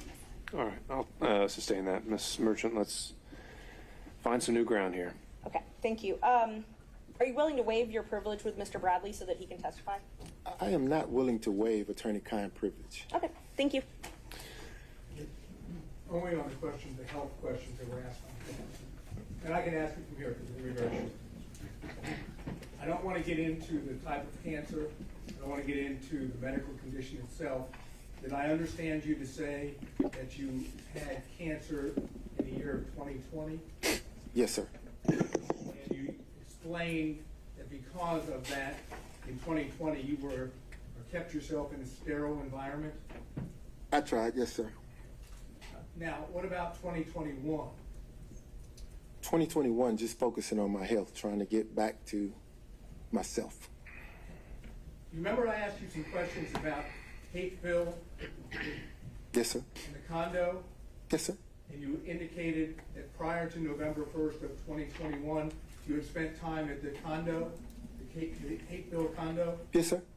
With Miss Willis, right? Yes, sir. And with someone else? You said Miss Yurty? Miss Yurty, yes, sir. Okay, so you were not concerned, that was not a sterile environment, was it? Are you inferring that Miss Yurty and D.A. Willis is not sterile? Of course it's a sterile environment. It's a condo. But don't you remember then I followed up and said, where else might you have been to show your cell phone records from Hateville? And you said, the airport, right? Not a sterile environment though, the airport, you agree? It is not. Okay, what about restaurants? Not a sterile environment, right? They are not. And the Porsche, you said something about a Porsche what? The Porsche experience. That doesn't sound very sterile to me. Is that a sterile environment? Well, you're inside of your vehicle. Yeah, but don't you mingle with others? You can. Yeah, and you were doing all that in 2021 before November 1st. That's what you testified to, correct? Yes, sir. So there's no reason why you couldn't be dating in 2021, is there? You mean 2020, Mr. Sadow? No, I said 2021. All right. Correct? Dating? No. No reason. No reason. Got it, thanks. All right, Mr. Gillen? Okay. Mr. Stocks? Stockton, excuse me. Just real briefly, you said you started dating in early 2022, and you also used the term personal relationship. And there was no dating, no personal relationship prior to early 22. Is that correct? Help me understand. I want to make sure I answer you. So let's be clear. 2022 was the start of any intimate sexual relationship with a district attorney. Okay, and that's what I was wanting to Okay. make clear. In your affidavit, you used the term personal relationship. Got it. Today, you've used the term dating. And your testimony today is that that includes the term basically physical or sexual or intimate relationship. Is that correct? Yes, sir. And there was nothing, according to your testimony, there was none of that prior to early 20. That is correct. That's all I've got, Judge. All right, not seeing anyone else. Ms. Cross, any redirect? All right, Ms. Merchant, can this witness be excused?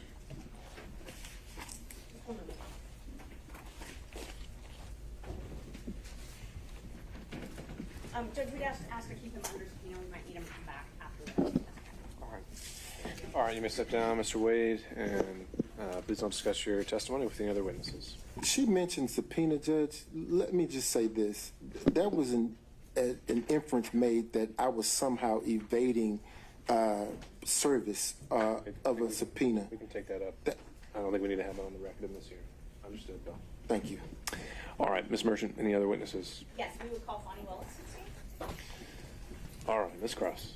Your Honor, I am going to adjust and remove to the motion to quash the district attorneys. There's been now lots of testimony from Mr. Wade.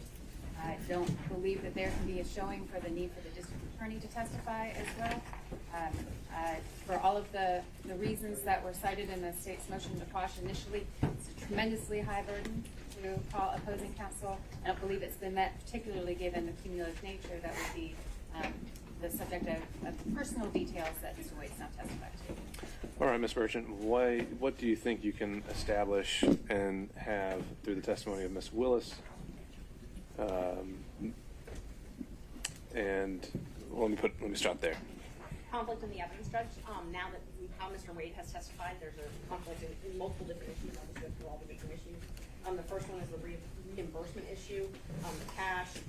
That opened the door in and of itself to Ms. Willis testifying. Well, what's the conflict there? That he testified that he didn't have receipts, but we don't know if Ms. Willis has receipts. So that's one issue. So we don't know. So there's no conflict. We just don't know. We don't right? know. Right? Okay. So it's a question, not a conflict. But what else do we That is a question. So, and there's a lot of different issues with different reasons. The first one would be the receipts. You know, whether or not these cash payments, if there's any payment receipts. The Belize trip, whether or not she paid for the entire thing in cash. Mr. Wade doesn't have knowledge of that. Couldn't remember a lot of things he couldn't remember. So now it goes to Ms. Willis, unfortunately. That he testified that she insists on paying her own way, gave him some cash, that's the quote, some cash. Miami trip, she booked it, but thought it would balance out. A couple other trips that we didn't get any information about, Tennessee, Alabama, Georgia, all of those could be financial benefits. We don't know. He didn't know. He was very vague about that. Yuri, her best friend, testified that it happened in 2019.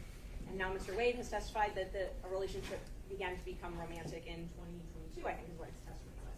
So that is a conflict in and of itself. Right there, that's a big conflict. We've also got more receipts, but the biggest thing about the conflict is when the relationship started. He said he talked with Willis in the conference room after we filed our motion. He specifically didn't use cash, the term cash in the affidavit, but he told anybody who would ask about the cash.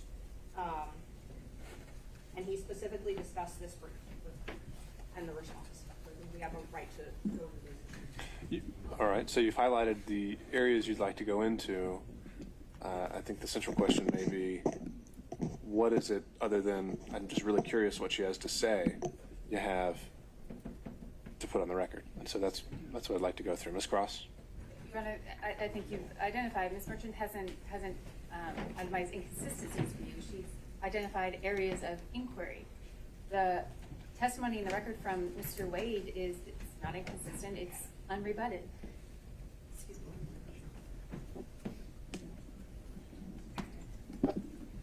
me.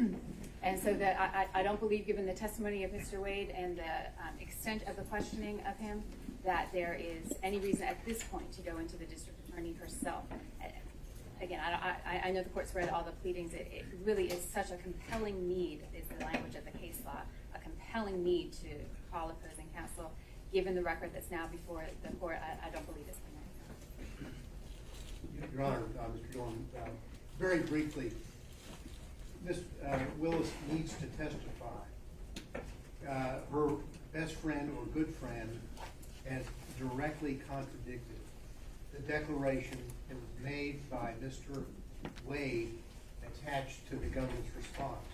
And it wasn't just the declaration of Mr. Wade, it was filed by the district attorney by and through her assistants here. She owns that. And so that affidavit is owned by her, and there are deep concerns that that affidavit is false. And that Ms. Willis knew it was false. And that she needs to come in here if she wants to tell us about the cash. First time we've heard about the cash. Oh yeah, we got cash. Don't have any deposit slips. Don't have any record of it. Maybe Ms. Willis can say, here, all my records where I paid $10,000 in cash back to Mr. Wade. We need to know that. Also, Ms. Willis's financial disclosure. Let's not forget that. We're talking about two people who went to extraordinary lengths to hide their relationship, to hide the nature of their relationship. Extraordinary. The district attorney needs to take the stand, and she needs to tell this court and this courtroom why she filed financial disclosures in 2022 identifying prohibited sources, which Mr. Wade clearly is a prohibited source. Did you get gifts and benefits? Now we've seen all this. We've seen the trips. We've seen all of the things that total up to around $10,000 in cash. Yet for the financial declaration for 2021, which was filed in April of 2022, and the financial declaration for 2022, which was filed in April of 2023, there is no listing of any gifts whatsoever over $100 from a prohibited source. It cries out for her testimony. She needs to be able to get up here and say, why didn't you tell on the disclosure form so that people will know the nature of the relationship between prohibited sources and the public official, in this case the district attorney, who happens to then make a decision to hire someone that ends up being paid hundreds of thousands of dollars, or his firm and him, and none of that is revealed. And the answer is, oh, it's unrebutted. He's explained it's all in cash. Let her get up, and let's, and obviously, we are advocates in our position, but that explanation of cash does not pass the smell test or the straight face test. She needs to go on the record. She filed this motion with his declaration. We've seen what happened here. Now, I'll just 2 or 3 more sentences. We need to have the full picture, as we've gotten through Mr. Wade, of his false interrogatory. Serious business for a lawyer or anybody. And then suddenly he's changing. She files her financial declarations, same problems. We need her in here to go over all of this and to explain exactly what happened. So we would ask the court that the court allow Ms. Willis to be called and interrogated on these matters. And I would too, Your Honor. Just a moment, Ms. Willis. So, Ms. Cross, I don't know if you want to speak with Ms. Willis now. It's sounding like maybe they're withdrawing the objection to the motion. I believe the motion to. Or does Ms. Willis want to take the lead here? We'll draw the motion to quash Ms. Willis. Based on the, I'm ready to go. Okay, so the position of the district attorney at this point is that she's no longer contesting the subpoena. Ms. Merchant has called her as the next witness.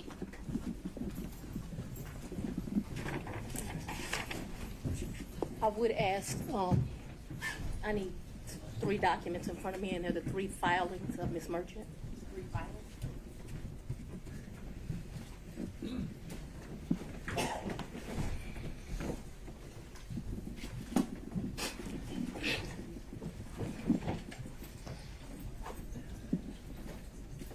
Does anyone have the 3 filings of Ms. Merchant? Does the court have the 3 filings of Ms. Merchant? When you say the filings, you mean like the pleadings? The pleadings, yes, Your Honor. Okay.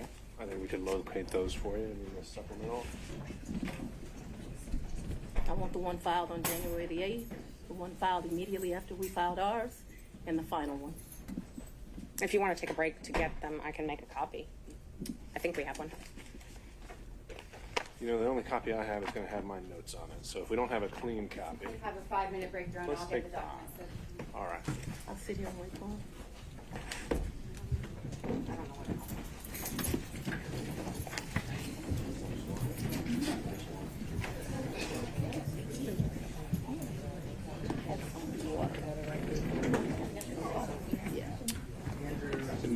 did we elect someone who's actually making the copy? You got it? Okay. This crosses yours. Is there? I can.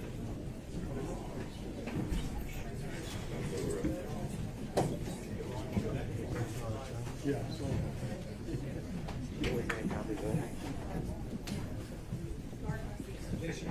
So,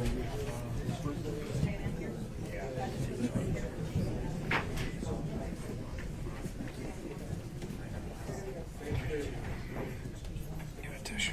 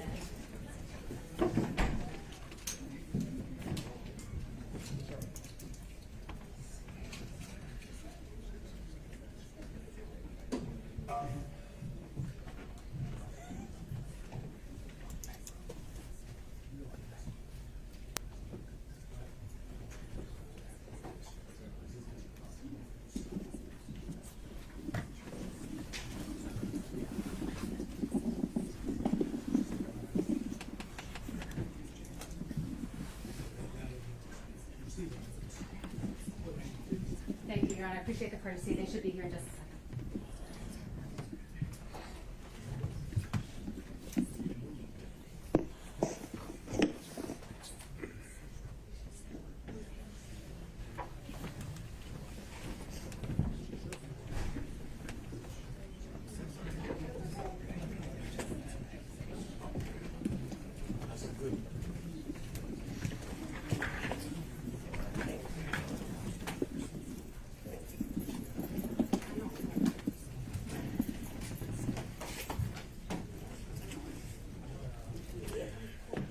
All right, Ms. Cross, if you can bring everyone in.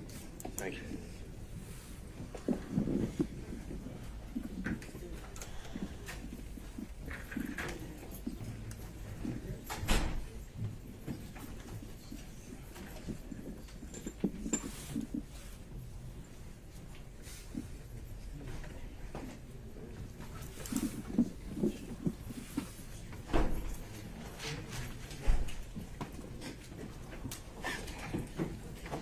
Do you swear me, Your Honor?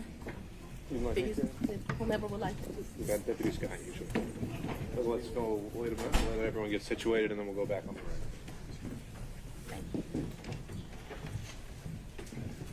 Sir, you have like tissue in here?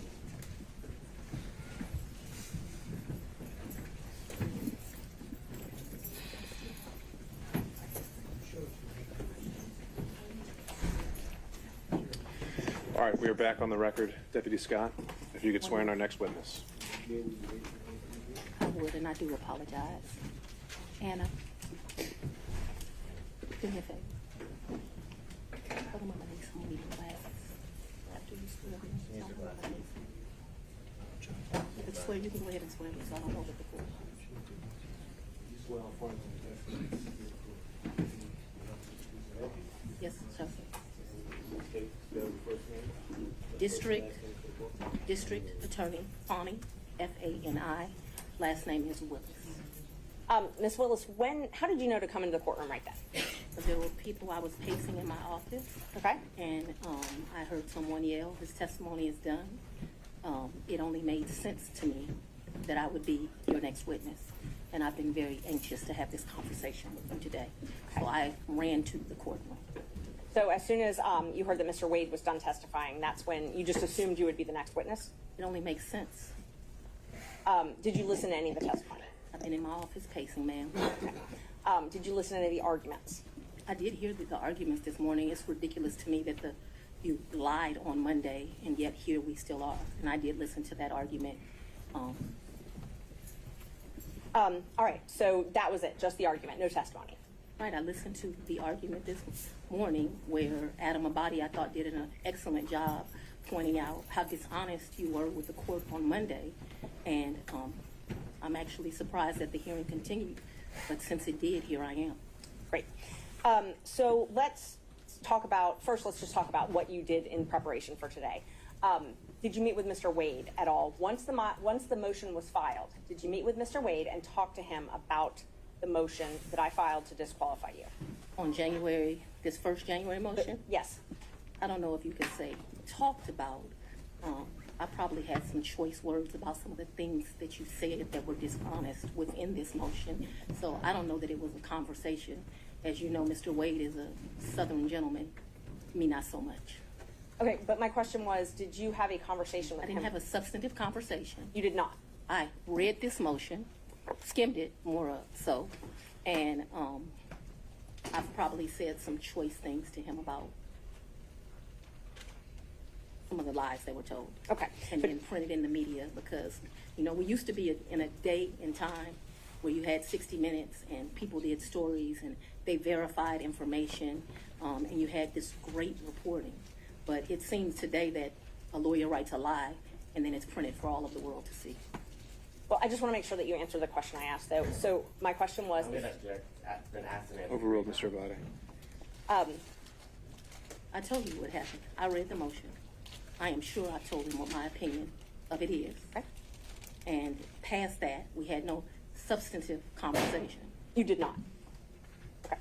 Is there something you didn't understand? No, I just wanted to make sure that Okay. you did not have a meeting with him in the conference room to discuss the motion. Next question, No. Ms. Merchant. So in the conference room of my office within this week, you produced some financial document. That financial document was given to me, something, and I'm not even sure who was giving it to him by me or Mr. Abadi gave it to me. And I think he showed me a document in our conference room. But as far as a substantive conversation, I don't believe I've had any conversation with him that is substantive related to this. Okay.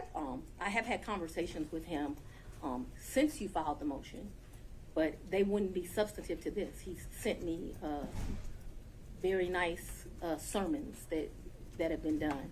And so we've had conversations about, did you listen to that sermon? You know, things of that nature.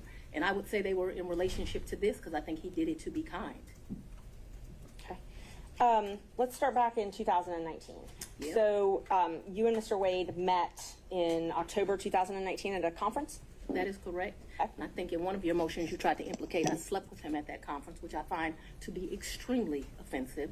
I stayed at that conference. Mr. Wade was my teacher.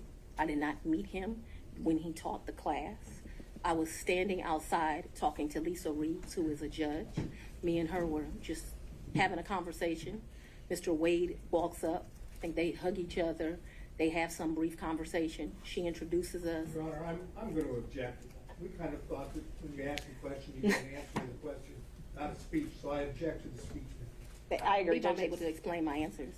I believe she's able to explain her answer. And that's Ms. Merchant, that's okay. I can handle it. Ms. Willis, I'll ask you just listen to the answer, or excuse me, the question, and keep the answers confined to the question as best you can. I think you'll have more than enough ample opportunity on when the state is Well, able it's to ask highly follow-ups. offensive when someone lies on you, and it's highly offensive when they try to implicate that you slept with somebody the first day you met with them, and I take exception to it. All right. Well, Ms. Willis, you'll have the opportunity to explain all of that when it's the state's turn to ask more open-ended questions. Yeah. Ms. Merchant. Thank you, Judge. So again, my question was, you all met at that conference, though, right? We did. The meeting, Okay. he, as I stated, he taught the class. I did not actually meet him when he taught the class. I walked out of the class, and I'm not sure if it was that exact class or we had went to lunch, but we were standing in the vestibule, like outside of the class. Me and Judge Reeves were having a conversation. She had worked at a law firm I worked at back in 1996. We're getting way afar. I mean, I don't mind her explaining her answers, but I literally just asked if they met at that conference. She's explaining how she met Mr. Wade, which was exactly the question asked by Ms. Merchant. These answers are more than appropriate. Ms. Merchant, if you want more concise answers, perhaps you could lead the witness. I will. Thank you, Judge. Isn't it true that you met Mr. Wade October 2019 at a judge's conference? We haven't gotten to the point where Ms. Willis should be treated hostile in this situation. I think we have. I'm very much want to be here, so I'm not a hostile witness. I very much want to be Not here. so much that you're hostile, Ms. Willis, it'd be an adverse witness. Your interests are opposed to Ms. Merchant's. Ms. Merchant's interests are contrary to democracy, Your Honor, not to mine. All right, let's Judge, proceed. I would just ask that We can keep things moving. Ms. Merchant, next question, please. Okay, so we've confirmed when you met. After that, isn't it true? No, I need to explain this, and I think I get to explain my answers. When I met him, Judge Reeves introduced us. He handed me his business card. I'm unsure if I handed him my business card, but we exchanged information. He said, if you ever need any help give me a call. And he walked to the parking lot. So after that, you started dating shortly thereafter, correct? That's a lie. That's one of your lies. Okay. Do you know Robin Yurdy? I know her as Robin Bryant. I knew her. So Robin did not go to my college. She went to the college of, I went to Howard University. She went to Morgan State. I met her through some people I knew. In college, we hung out a bit. Not much because she was in Baltimore and I was in Washington, D.C. But we hung out a bit. After college, I lost contact with her. I probably didn't see Robin again until maybe 7 or 8 years ago, a chance meeting here in Atlanta. But we did not have a consistent relationship from when I left college and came to Emory Law School here in Atlanta. But 8 to 10 years ago, just by happenstance, I ran into her. So she was in Atlanta. You have been friends with Robin for 30-something years. Did you hear my answer, madam? Yes, and I'm asking if you've been friends with her for 30-something years. I've known her for 30-something years. We certainly hung out and partied together in college. She was from the D.C. area. She would come home, we'd party together. Wasn't close, but she was certainly in the girlfriends that partied together. And then, like I said, I ran into her about 10 years ago in Atlanta, Georgia. But we didn't talk throughout that time period. I didn't see her. I didn't even know where she was. When I ran into her, I was surprised she was in Atlanta. And so, yes, I have known her probably since 1990, 1991, but we have not maintained a consistent relationship that whole time. For the last 10 years or 5, whatever you'd like to classify it as, have you been friends with her? I have not spoken to Robin in over a year. I certainly do not consider her a friend now. I think that she, there's a saying, no good deed goes unpunished, and I think that she betrayed our friendship. So let's narrow it down, the timeline now. So my questions are going to be from the time period of 2019 until she no longer was employed for you, the last time you all talked. So all of my next questions are just focused on that time frame, okay? Yes, ma'am. Up until she left your office. Yes, ma'am. During 2019, you all were friends, correct? Yes, we knew each other in 2019. During 2020, you all were friends, correct? We were friends during that time period. During 2021, you all were friends, correct? Yes. Okay. And such good friends that when you needed a place to stay, you asked her if you could take over her lease. That's a lie. You did not move into her apartment? I did, but that's not the way you characterize it is wrong. I asked if you could take over her lease. I did not ask if I could take over her lease. Did you move into her apartment? I moved into her condo in April of 21. The circumstances around that were that Robin met her husband. They wanted to move into another and separate place. She wanted to get rid of her condo. My father was living with me at the house. Because of this case and because of my stance on gangs, my life was being threatened regularly. My father urged me to leave our home. At the same time, as luck would have it, Robin wanted to give up her lease because she wanted to move in with this new man she met, who eventually became her husband. And so, as life circumstances worked, my dad was begging me to leave the house. He was afraid for me, afraid for his grandchildren. She wanted someone to take over her lease so that she didn't, have to pay a fee or get abandoned. And so, I don't remember when, but probably March or April of 21, I moved in and take over her lease. And did you pay her or did you pay the leasing agent? No, I don't even know who the leasing agent was. I paid her. You paid her. Did you pay her cash or did you use a card? There were some times that I would give her cash, but mostly I paid her via Cash App. That would be the most convenient thing. So I would not only give her rent, but then like when the utilities would come in, whatever the utility was, she might be like, I need $70, I need $100, whatever it was. And we never had a problem with money. Whatever she told me it was, I never asked to see a bill. I never questioned her. I just gave it to her. What percentage would you say you paid cash versus Cash App? Oh, the vast majority was Cash App. I don't know what percentage. I'm not going to guess that. But the vast majority was Cash App. But there would be times she would say, this bill came in at $70. Here goes $70. Did you have a monthly rent amount that you paid her? I can't remember. It was $1,400, $1,500. I can't remember what it was. And it would vary, which I don't understand to this day. But like I said, I never questioned her. When did you move out? She said it was, that's what I paid. When did you move out? I abruptly moved out in February. either late January or early February of 22. Of 22. Yes, February ma'am. 2022, is that what you said? January, February of Yeah. 22. I believe it is January, but I paid her half the rent of February of 22 is what I remember. And because I was offering to pay the whole rent, even though I didn't live there, I didn't think it was right. And I ended up just paying her half the rent. So that's after you moved out. You Yes, said you ma'am. paid her half of that. Okay. And the time that you said you had to move out of your house because you were scared, did your dad stay there at your house? My father was concerned. Yes, we were both concerned. Okay, but he remained there. My father's 80 years old. He would have been 79. He was scared to death of COVID. You have to go back to when this was. My father's an older man. I wanted him to move out. We had some discussions about him moving out, and what he decided was the risk of COVID was more dangerous than the risk of the people that were threatening. Typical man, more worried about his daughter and his grandchildren than his own safety. You'll get to meet him, and you'll understand he doesn't scare too easily. So your his grandkids were living at the house as well at that time? Well, I don't know how old your children are, but when you have adult children, they leave and they come back. They leave and they come back. So there have been periods of time that they're there, they come, they do whatever they want to do. Children do what children do. As long as their mother has a house, they'll come to it. Unfortunately, now the threats because of this case have gotten so extreme. I just pay a mortgage and no one lives there. And that's what I was going to ask you. So when you moved out in, I think you said April 2021, you left your dad and your two kids at the house? My dad and my two kids were not at the house. They were not? Okay, so they didn't still live at your house? My youngest daughter certainly did not live there. Okay. My oldest daughter would come back and forth. I can't say month for month when she was there or when she was not there. I know that she has been there post me moving out. At this time, no one is at my house. Okay. So at some point after you moved out for the safety reasons, at least one of your children did come Ms. back Merchant, to the can we house. get to either the relationship or the Sure. financial benefit? Yes. Let's see, we were back at 2021. So you were still friends with Miss Yeardy then. Were you also friends with Mr. Bradley? I've never been friends with Mr. Bradley. You've never been friends with Mr. Bradley?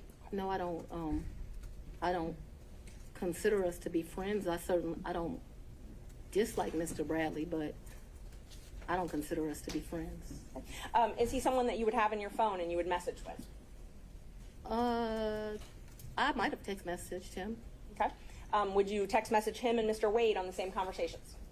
I don't recall doing that, but if it happened, it wouldn't surprise me. Okay, so that wouldn't surprise you, the three of you. Okay. How frequently would you think that the three of you would have texted? Not very. I wouldn't think very often, but you're asking me to recall.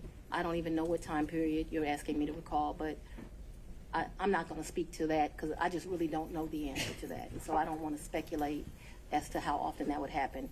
But it's not out of my practice to text two people on one text message. So if you told me that happened and showed it to me, it wouldn't surprise me, although I have no recollection of it. But there would be some record of it in your phone, or the phone records would have some record of those texts. Perhaps.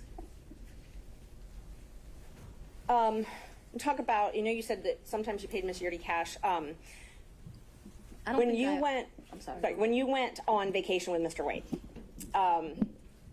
let's just go one by one. Let's start with the first one. What's the first time you went on vacation with Mr. Wade? I think the first time we went on vacation was around April of 22, and a vacation is a stretch, but I'm trying to be comprehensive. I recall April of 22. His birthday is March the 18th. So that would have been his 49th birthday. I took him to Tennessee for the day. I think we went to a museum. I think we might have stayed the night. I'm not sure. But, Tennessee's kind of hard to call a vacation, but I just am trying to be inclusive. And like I said, I know it wasn't more than a day. So you didn't spend the night? I think that we did. That's what I'm telling you. I think that there's a possibility that we stayed that night in April of 22. Who paid for the hotel? I think I did. It was his birthday. And would you have used a credit card? Probably maybe a debit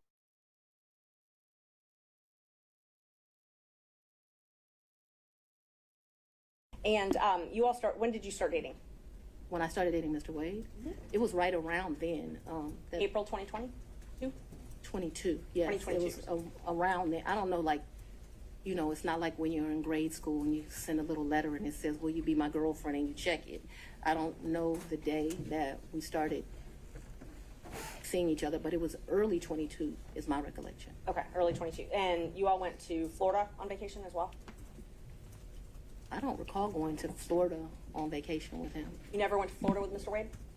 When we went to get on the cruise ship, we went to Miami. Okay, that's the only time that you went to Florida with him? I think we went to Miami and spent the night.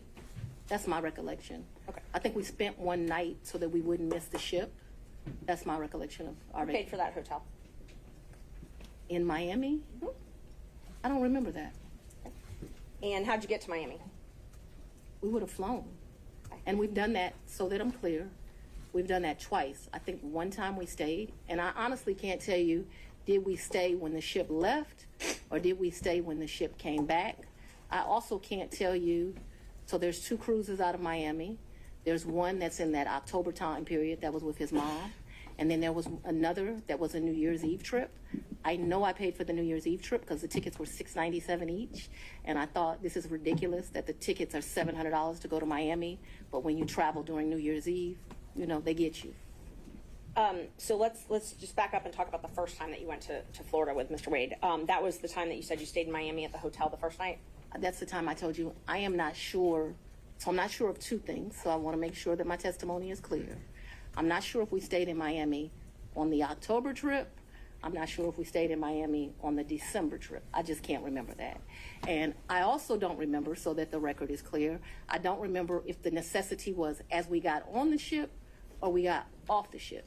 But I do remember there was a night spent in Miami because either whatever. I don't remember. But I think that there was a night spent in Miami. That cruise is the one that you took in October, right? Ma'am, if you have something to refresh my recollection, I'm intentionally trying to not be difficult with you, but I don't want to make up something. Right. I know that on one of those 2 trips, we stayed in Miami. I am not sure right now. You're asking me about... Oh, I'm sorry, you misunderstood. I was not asking you which night you stayed in Miami. I'm asking if you took a cruise in October 2022 with Mr. Wade. Yes, and his mom. And his mother. That's what I was asking. Yes. Is that the first time you met his mother? Yes. It was on that cruise, and that was Royal Caribbean, I believe? I honestly don't remember what ship. I know we've taken 2 cruises. I don't know what the ships were. But he paid for the flight and the cruise on Royal Caribbean that time. So yes, he paid. He is the original one that does it. He has something called, Mr. Wade is a world traveler. I'm not as versed as him. He's been to 6 of the 7 continents. And so he has both a personal travel agent and he also has a cruise travel agent. I don't know anything about either of those kind of travel agents. So he is the one that would book the travel, but we need to be clear when we're talking about just because he booked it doesn't mean, like, I don't consider him having taken me any place. Let me just be honest. The only point that's ever taken somebody someplace is for his 50th birthday. I consider that I took him to Belize. And I took him to Belize because, I don't want to discuss his personal business, but I'm happy Mr. Wade is still here with us. And I did 50 big, very big. So still on that October Royal Caribbean cruise, even though he had a travel agent. I'm sorry? If you do me a favor, I don't know what cruise ship, what time. So if you'll help me and say October cruise with Mama or the New Year's Eve trip with his sisters, I'll be able to, we can communicate. I just don't know what ship. October cruise with Mama. That's what I'm talking about. Yes. He paid for the cruise and the flights for that trip. So he called his cruise agent and he booked that through them because he has a cruise agent. Right. He also has a regular agent. I don't know the cruise agent's name. So I wasn't asking about his travel agent. I was just asking if he paid for those. He did not, though. Okay. Because the reason I consider that he did not is I gave him his money back. And I was about to ask that. But initially, he paid for that. Yeah, he called his cruise agent. Like, I think they have his card on record. They do whatever. Okay. So initially, he paid for the cruise and the flight to Miami and the Royal Caribbean cruise. And my understanding of that October cruise is like it was a package the lady did for him. And I'll get to the reimbursements and all that. I'm just trying to confirm he paid for the flight and the cruise in October. And I think that when you say things that way, I want this record to be Initially. abundantly clear that he calls his travel agent, he calls his cruise agent. They do whatever he tells them. He's like on a first name basis with these people. They do it, and then he tells me how much it is, and I give him the money back. I don't, just like you're asking me about the money with Robin, I don't do my friends like that. So if you tell me it's a G, then you're going to get $1,000. Whatever it is, I didn't ever make him produce receipts to me. Whatever he told me it was, I gave him his money back. Isn't it true that he paid for the cruise and the flight on his credit card? I'm not asking about reimbursement or after. He used his credit card to buy the cruise and buy the flight, correct? I have no idea how he paid for it, if it's a credit card, if it's a debit card, but certainly he called his cruise agent. You know, like how many people have a cruise agent? He calls his cruise agent, tells them where they want to go. They tell him what's booked. And you have to remember, he paid for, that initial was me, him, and his mother. And then after that cruise, you all flew to Aruba and spent a couple days in a hotel there, correct? Right, and his mother was not happy He that we left her initially behind. paid for that. He initially paid for that. For Aruba, yes, ma'am. So let's talk about both of those. I know he initially paid for it. Did you pay him back? For the cruise and for Aruba, yeah, I gave him his money before we ever went on that trip. You gave him cash before you ever went on the trip? Mm-hmm. Okay. And so when you got cash to pay him back on these trips, would you go to the ATM? No, lady. You would not go to the ATM? No. Okay. So Fulton County pays you direct deposit, I assume? Yes, Fulton County and the state of Georgia both pay me direct deposits. Okay. So the cash that you would pay him, you wouldn't get it out of the bank? I have money in my house. You have money in your house. So it was just money that was there. When you meet my father, he's going to tell you as a woman, you should always have, which I don't have, so let's don't tell him that. You should have at least 6 months in cash at your house at all times. Now, I don't know why this old black man feels like that, but he does. When we were growing up, my daddy had 3 safes in the house. So my father's bought me a lockbox, and I always keep cash in the house. Now, I don't do it to the degree that my father would do it, so he would probably be ashamed with me, but I always have cash at the house. That has been, I don't know, all my life. If you're a woman and you go on a date with a man, you better have $200 in your pocket, so if that man acts up, you can go where you want to go. So I keep cash in my house, and I don't keep cash as good in my purse like I used to, because I don't go on many dates, but when you go on a date, you should have cash in your pocket. So my question was, where did that cash originally come from, if it didn't come out of the bank? Cash is fungible. I've had cash for years in my house. So for me to tell you the source of when it comes from, when you go to Publix and you buy something, you get $50, you throw it in there. It's been my whole life. When I took out a large amount of money on my first campaign, I kept some of the cash of that. Like, to tell you I just have cash in my house, I don't have as much today as I would normally have, but I'm building back up now. So you just put money in. It's a very good practice. I would advise it to all women. So you can't identify when you came into this cash or where the cash came from? I didn't say I couldn't identify it. No, nobody gives me anything. I am sure that the source of the money is always the work, sweat, and tears of me. What you asked me for is, when did the money go in there? What I am trying to tell you is, so I got divorced in 2005 from my husband. No, it's important. You said, where did the money come from? And I need to tell you where the money came from. And so for many, many years, I have kept money in my house. That money in my worst days has probably only been $500 or $1,000. At my best days, I probably had $15,000 in my house at cash. At all times, there's going to be cash in my house or wherever I'm laying my head. The money that you paid Mr. Wade, the cash, in October of 2022, you do not know where that money came from? I do know where it came from. It came from my sweat and tears. You know which job it came from. Did it come from Fulton County or did it come from a private job? It came from, what are you talking about? So it could have come from a private job, because before I was DA, I was in private practice.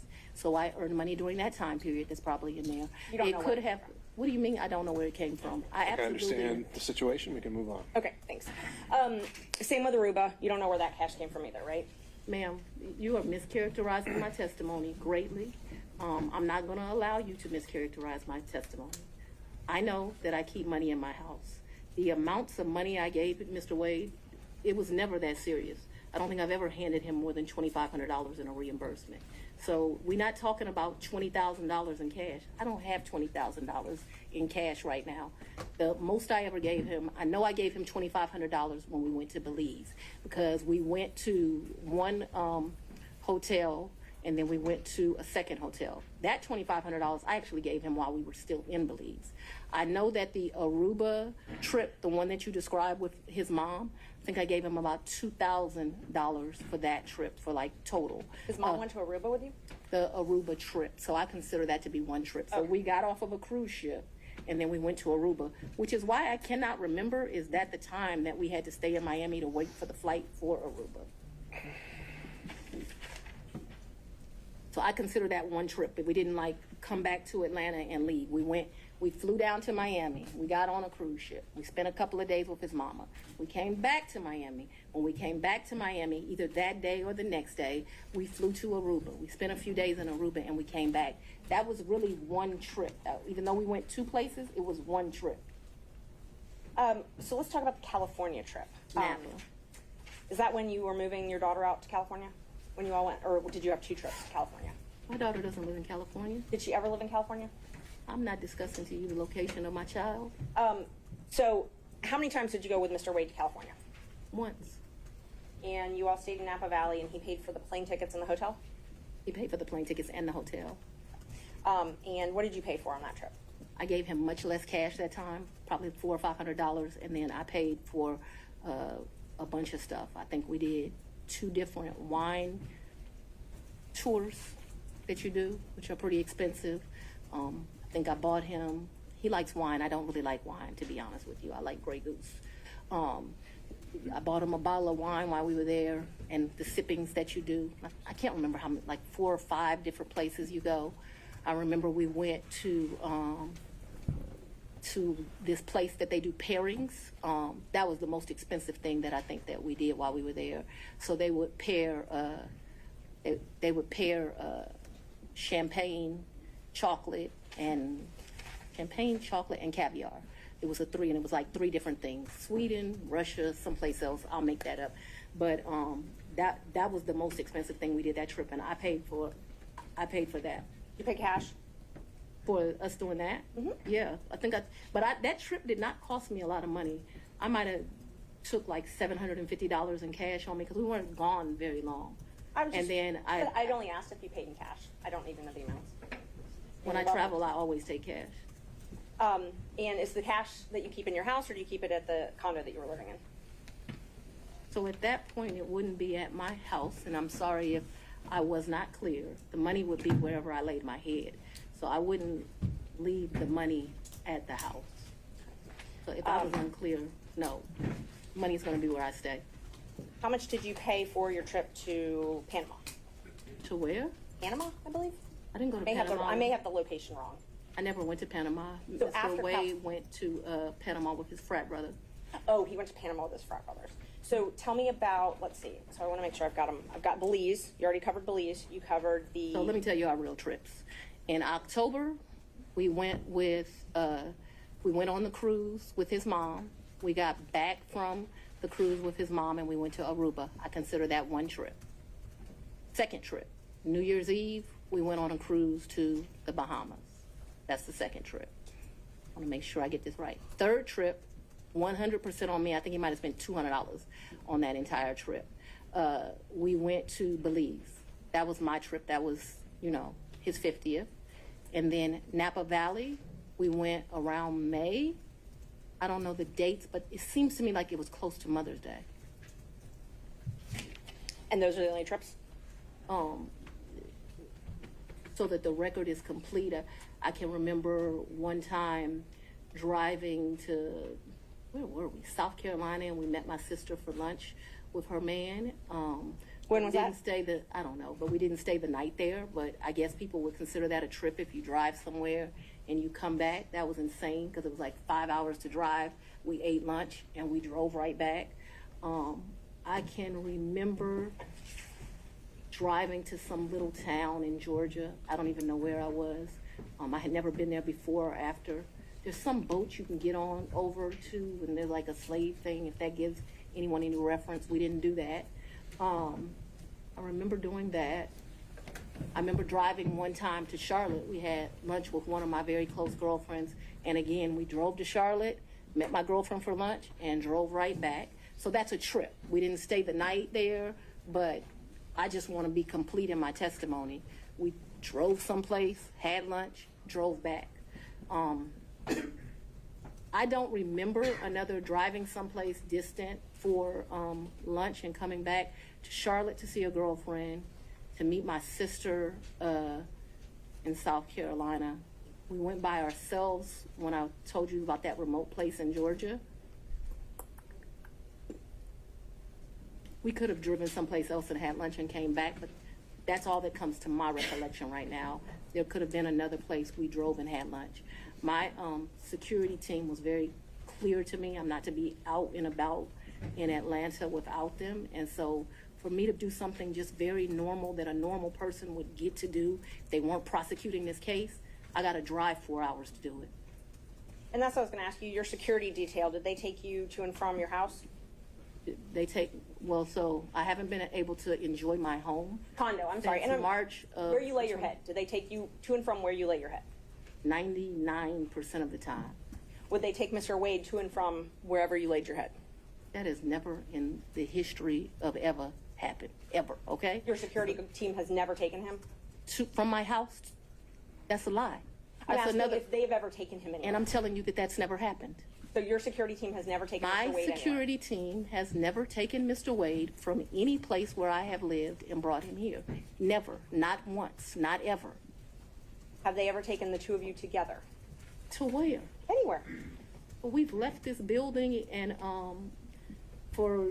gone to lunch, but I go to lunch so rarely that is a very rare occasion. I am sure, and let me be clear, it wouldn't just be Mr. Wade. So I'm sure my security team has taken me to lunch.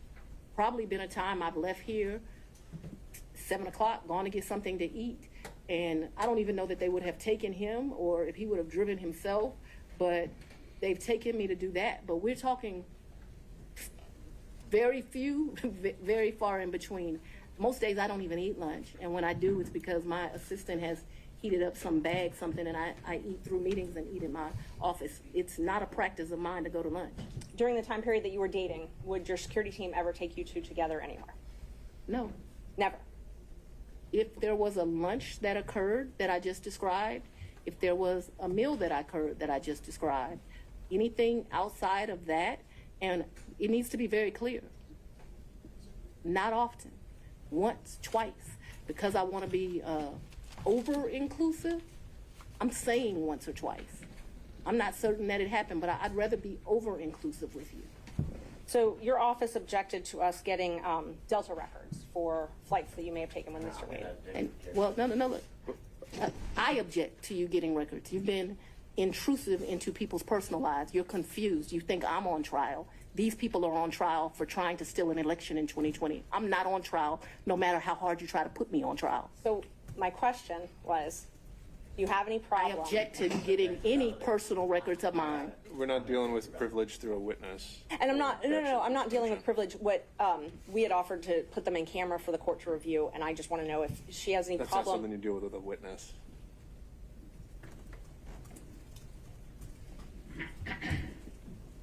Okay, you have to file as part of your job something called an income and financial disclosure report, correct? That's correct. And you filed your first one, so you filed 2 to date, is that right? Is it 2 or 3? I probably would have filed 21, 22, and maybe I haven't filed 23 yet, because isn't it due like June of the next year? April, I believe. So you filed, let's see, you filed your first one, it looks like April 15th, 2022, and your second one, April 17th, 2023. Does that sound familiar? That I don't remember the dates, but you're an officer of the court. I'm gonna hope you're telling the truth now. May I approach the witness? You may. Thank you. I already gave the state a copy, exhibits 20 and 21, if you take a look at those. They're part of the certified records that we got. Can somebody bring me some? Yeah. The eyes are getting a little old.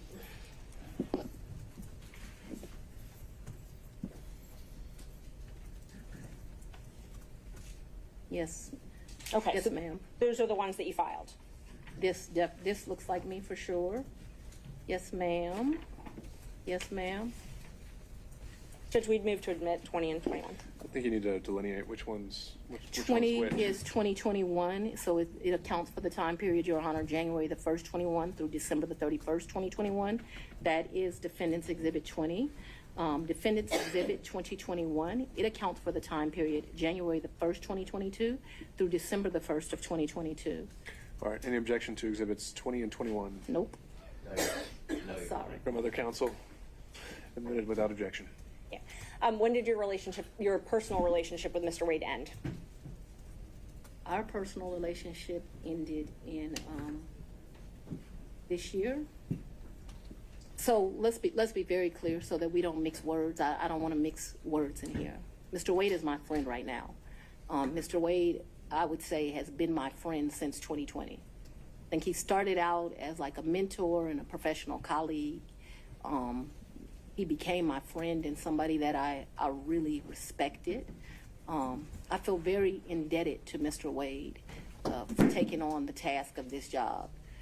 And he is certainly my friend and one of the people that I respect the most. So if you ask about a personal relationship, I consider myself to have a personal relationship right now, Mr. Wade. I consider myself to have a personal relationship with Anna Cross. I consider myself to have a personal relationship with Mr. Abadi. I consider myself to have a personal relationship with Andrew Evans. Okay, let me just clarify that. I have a personal relationship with him as we speak right now. I don't think that's what you're asking. I think that's what you're asking. When did your romantic relationship with Mr. Wade end? Did it end? Me and Mr. Wade, we are good friends. My respect for him has grown over these 7 weeks of attacks. We are very good friends. I think, but for these attacks, it would have been a friendship that, as life goes, you would have stopped having. I think that you have cemented that we'll be friends to the day we die. Let's. Could we just have an answer to the question? I can handle this, Seda. Let's have it. She asked about a personal relationship. She asked when the romantic relationship ended. That's the question. Sometime in, I'd say late summer of 2023. So I don't believe me in, this is what you're really asking about. This is the salaciousness of all of this, right? No, I'm just asking about your romantic relationship, when you stopped dating. I think that me and Mr. Wade, so he's a man, he probably would say June or July. I would say we had a tough conversation in August. And so that men in relationships at the end of physical intimacy, women in relationships when that tough conversation takes place. And where, when did he come to, I guess, the condo? I'm not sure what you called it, condo apartment. Would he come and stay at that condo or visit you there? I'm sorry, visit you there. What condo, what apartment? I want to be clear. So not your house. I know you classified one as house and one as condo, so I'm trying to use those terms. So but there's been more, see, what you don't understand is because of this case, I got to move. And so I need to. If you could ask a more precise question. Yes, please, give me the time period. Mr. Wade visited you at the place you laid your head. When? Has he ever visited you at the place you laid your head? So let's be clear, because you lied in this. Let me tell you which one you lied in. Right here. I think you lied right here. No. This is the truth, Judge. And it is a lie. It is a lie. Ms. Willis? Mr. Sena, thank you. We're going to take 5 minutes. Thanks. Be back in 5.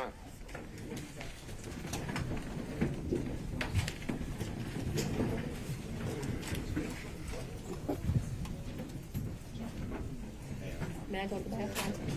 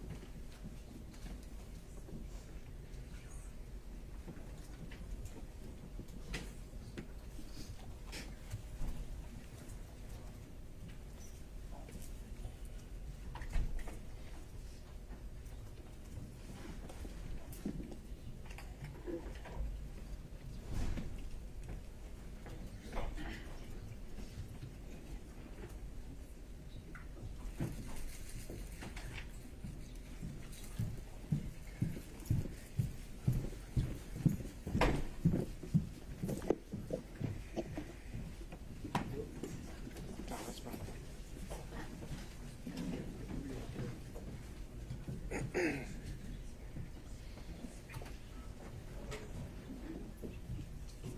Judge?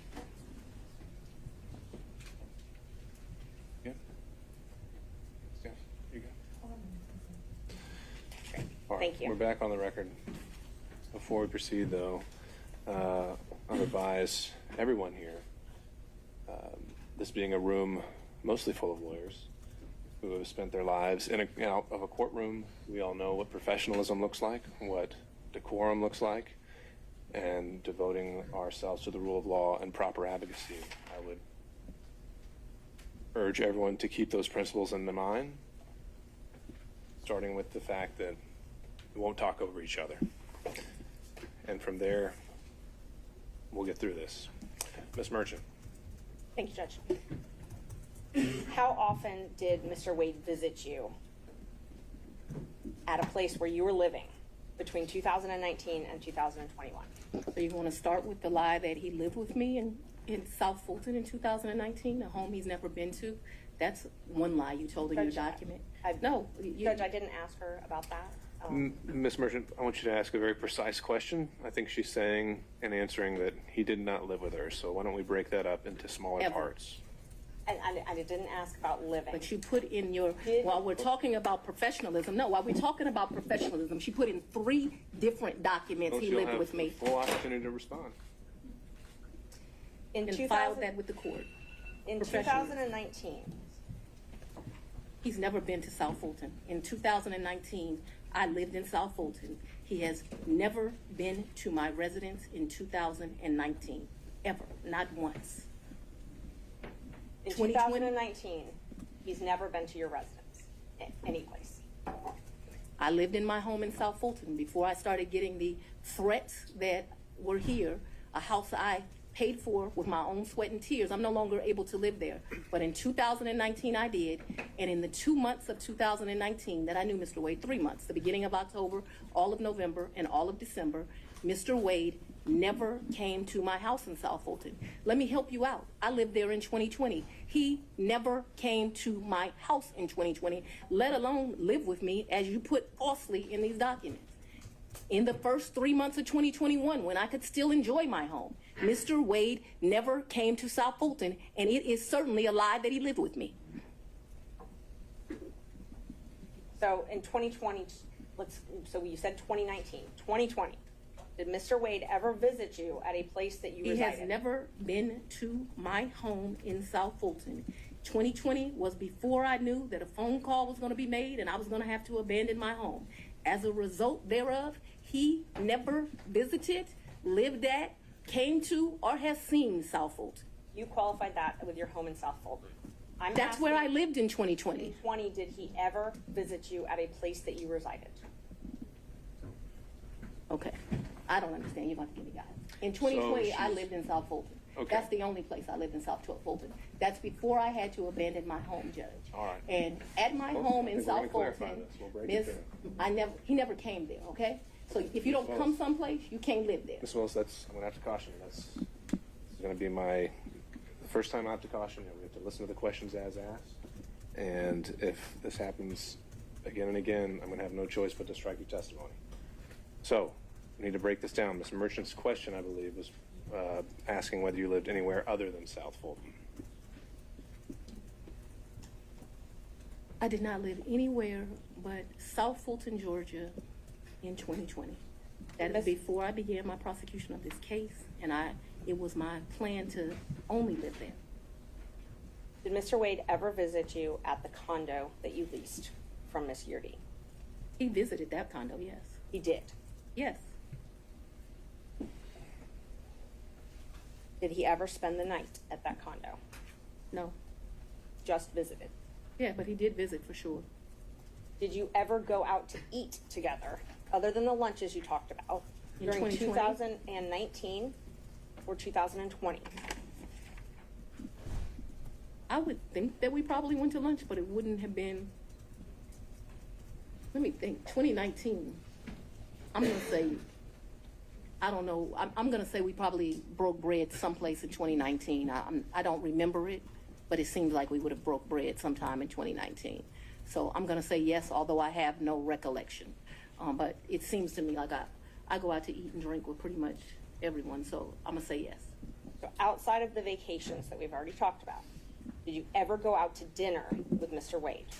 I mentioned to you that I'm going to object as to what time period. Like we're asking very vague questions. I thought we were treating the witness as hostile under 611. We're no longer doing that. So we're going to go back and forth. We need to be more specific with our questions if we're going to treat her as hostile.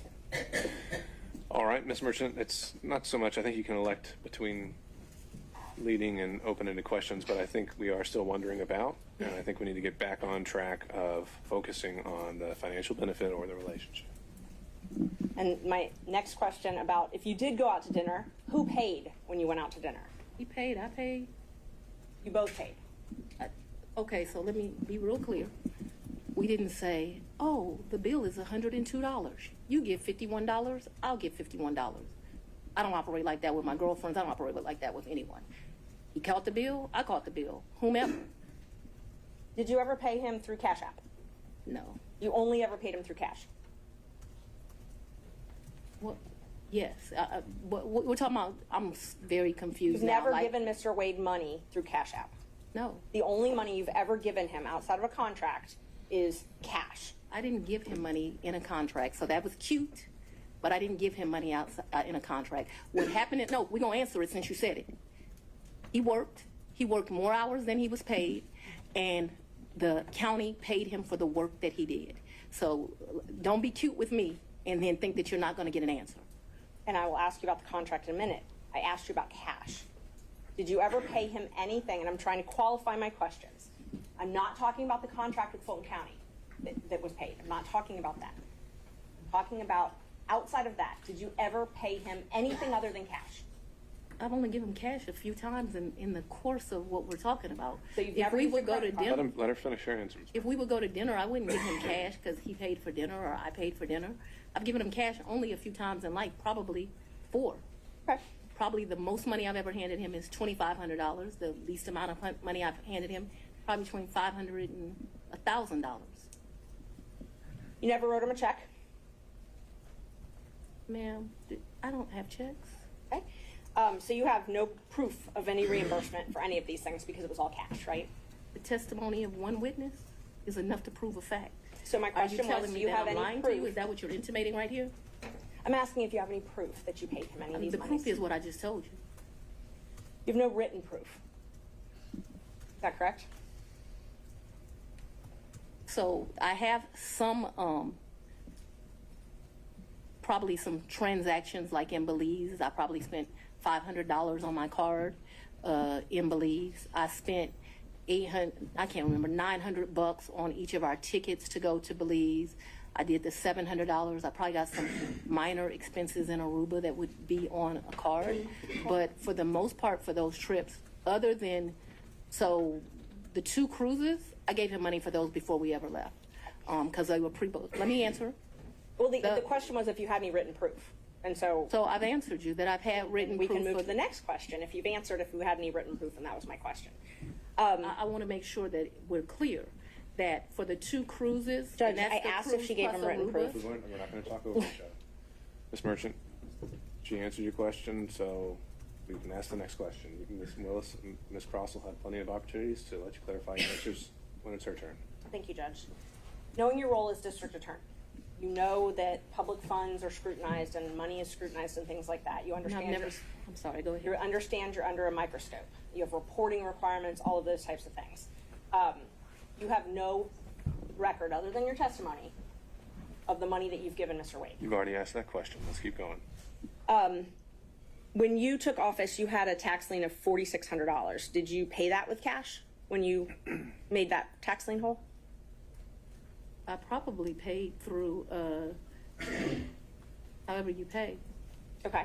So, but you were saying that you had amounts of cash. You still had that lien in 2022 when you were dating Wade and going on these trips. So the cash that you gave him, that could have been used to pay this tax lien off? You gonna tell me how to pay my bills? I'm going to object. This is not relevant as it relates to why we're here today. Ms. Merchant, are you trying to establish that she was insolvent in some way? I definitely was trying to establish that she did not have these mass amounts of cash that she's talking about, yes. All right. Re-ask the question. You had a tax lien in 2022, $4,600. Did you say I did? And you did not use this cash that you had to reimburse Mr. Wade to pay that off, correct? No. Okay. I went shopping too when I didn't pay it off. And you talked about, you gave a lot of interviews to some authors of a book called Finding Books, right? I would not characterize it as a lot. I probably have spoken to them 2 or 3 times. My question is relevant as to. I think it's already come up. Finances are discussed in the book. I'll overrule that. Thank you. Ms. Wilson, you can continue your answer. What came up with Mr. Wade as it relates to hearsay statements that he was asked about in relation to what Ms. Willis may or may not have said in relation to an author. So it's not relevant to the testimony that's occurring at this time. I think Ms. Merchant has said that inside the book, she also makes a statement as to her own finances, and that's at issue. So you gave interviews to the authors of this book, correct? Once or twice. Okay. And 3 times, just to be comprehensive. I don't know if it was 3 times, 2 or 3 times, I think. you were quoted in the book, and I will give you a chance to say if this is a misquote. You were quoted, when they asked you about if you wanted to run for office for DA, you were quoted, "I really don't want to be financially effed up again." Do you remember saying that? So what that refers to, My question first is if you remember saying that. I remember saying something similar to that, but I would like to be able to explain what that's in reference to. That's not in reference to anything else. It was a huge sacrifice to be district attorney in Fulton County. Huge. I was doing just fine. I had a municipal court judgeship that was paying me $100-something thousand a year, and like you got to show up twice a week. Easiest thing I've ever done in life. I also had private clients that were paying me to represent them, so I was able to have a law practice and that. Raising 2 daughters by myself, there were times in life where things were hard, and so I was telling people, I don't really run for DA. I don't want to run for DA. I'm in a good position right now. I got this easy job that I enjoy, being the chief judge of the city of South Fulton. I'm making money at the law firm, and I'm not sure that I want to make this sacrifice. And why does it always have to be me? Eventually, I prayed. I think that I was the appropriate person. I think that I did that. So when you're referring to that, what I'm saying is, why should I make a sacrifice again? And what I was not talking about is being district attorney. Once you get elected district attorney, you're in a fine financial position. I make over $200,000 a year. What I was talking about is I ran for judge. When I ran for judge, I took $50,000 of my personal money out of my retirement, and that money ended up being lost. And I know when you bet on yourself, you're going to have to bet money on yourself. And so what I was talking about was not wanting to go through the personal financial expense of running for office. By no means did I think that I was going to be financially in a bad position once I won. Let's talk about what I was up against, because it's important to understand that comment. I had a district attorney who had been here for 24 years.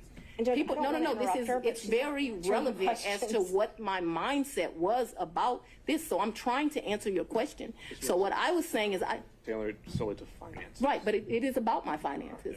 If I didn't, nobody put me in this seat. So I had already run for office once. I had spent $50,000 of my own money running, and it was vamoose, nothing. And so when I'm talking to those offers, I'm talking about the contemplation of the sacrifice of the run, not the sacrifice of once you become DA. The odds were against me. I was likely going to lose the election based on who I was running against. So that needs to be in the appropriate context. Isn't it true that the authors also wrote, and you can dispute this if you'd like, that you were broke after that race? The 2018 race? Yes. Yeah, that was a hard race. I wasn't broke like I didn't have any. So broke is relative to depending where you are, but that hurt to lose that $50,000. So I'm sure my mental mindset was like, I just gave $50,000 away. Right. So they characterized it from their conversations with you that you were broke, you had poured your own money into the campaign, and you weren't able to pay your own bills because of your clients couldn't pay their bills to you, and you had a paltry array of family and asset forfeiture cases. It says you were trying to make it month to month. Is that an accurate depiction of your financial situation at that point? I would want to read that, but I don't remember clients not being able to pay their bills. Or may I approach, Judge? You can. You may. Page 13. I have not read this book.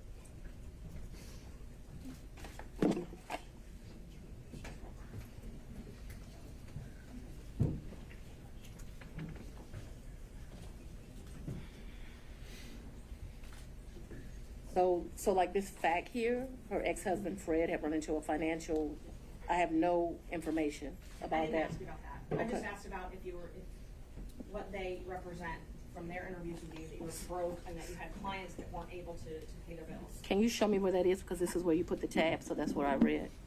Broke, couldn't pay their bills. Yeah, I'm sure I characterized myself as broke as leaving that $50,000. I don't know that I had her nascent law practice at Paltry Rep.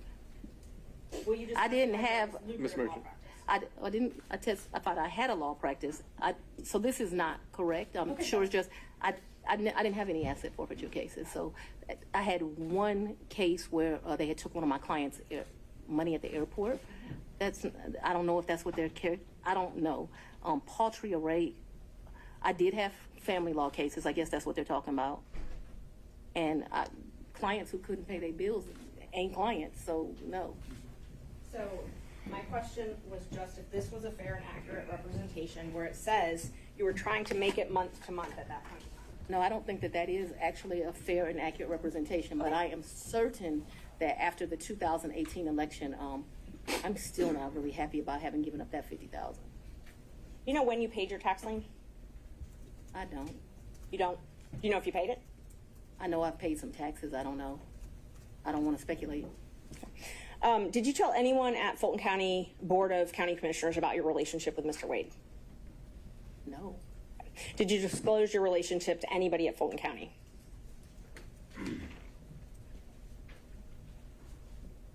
No, I don't think so. And as the Chief Law Enforcement Officer of Fulton County, I assume that you're familiar with the county code and ordinances? I've said we're not going to cover that in this hearing, Ms. Merchant. I'm sorry, Judge? We said we weren't going to cover the county regulations. Okay, and I won't. Let me ask you this then. So are you aware that you're required to disclose any relationship with someone that you contract with in Fulton County? I'm going to object to the court's prior ruling that you made this morning. Would this be different because it's a potential for impeachment? Yes. What did you ask me? Ms. Merchant, if you could re-ask the question. Okay.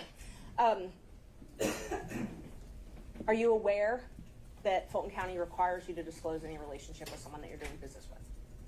I'm not aware, and I know often that things are confused with state constitutional officers in county, but I'm not aware. Okay. So it's not so it's your understanding that you don't have a duty to disclose the relationship? She's answered that question. Let's keep going.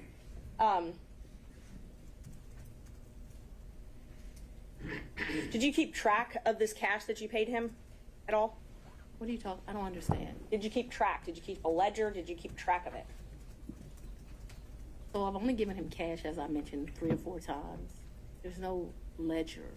This is friends handing money off to each other. So the answer is no, you didn't keep I think you've already asked whether there was any written proof whatsoever, and she's answered that. Okay. So we've covered this. Let's move on.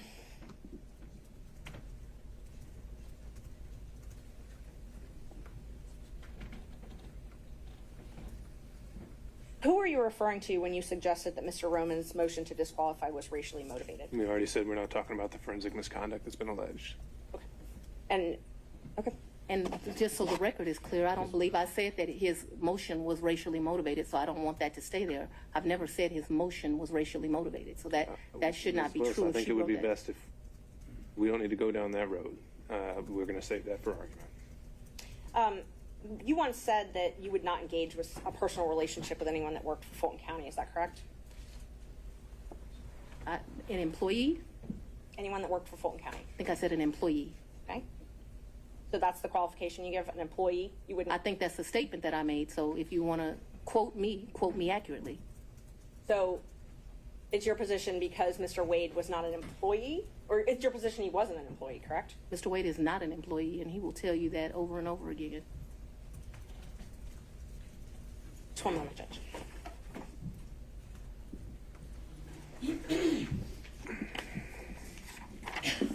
I'm sorry, the statement, just so I make sure I accurately quote you. What you said was you won't sleep with people who work under you. Do you not consider Mr. Wade working under you? I consider Mr. Wade to be an agent.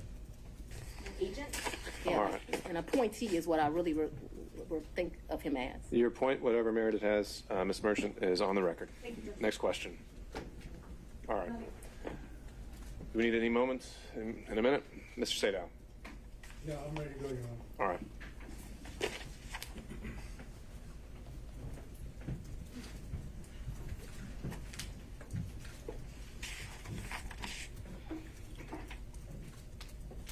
I'm going to try to ask you questions that you can actually answer without having to explain, okay?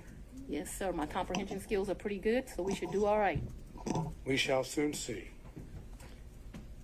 If I heard you correctly, you moved into what I will refer to as the Yurti condo in either March or April of 2021. Is that correct? Sometime between late February and April, yes. I don't, just so we're clear, yes. But in that time period, you're in the ballpark. We're in the ballpark. And is that Yurti condo, would you say that it is in Hapeville? It is in Hapeville, yes, sir. And you moved in there for safety reasons? My father, yes, I moved in there. We were concerned. My father was terribly concerned about me continuing to live at the house. And so they were clear. People came to my house at 5 o'clock in the morning about the police brutality cases, saying I was going to have a wake-up call. There were security threats due to gang cases, and there were concerns due to the, that was at the very beginning of this, looking into that. And so for all of those reasons and what was happening, my father wanted me out the house, and begrudgingly I left. Okay, so the answer to the question was yes for safety reasons, correct? Those were all of the things that caused the safety concerns.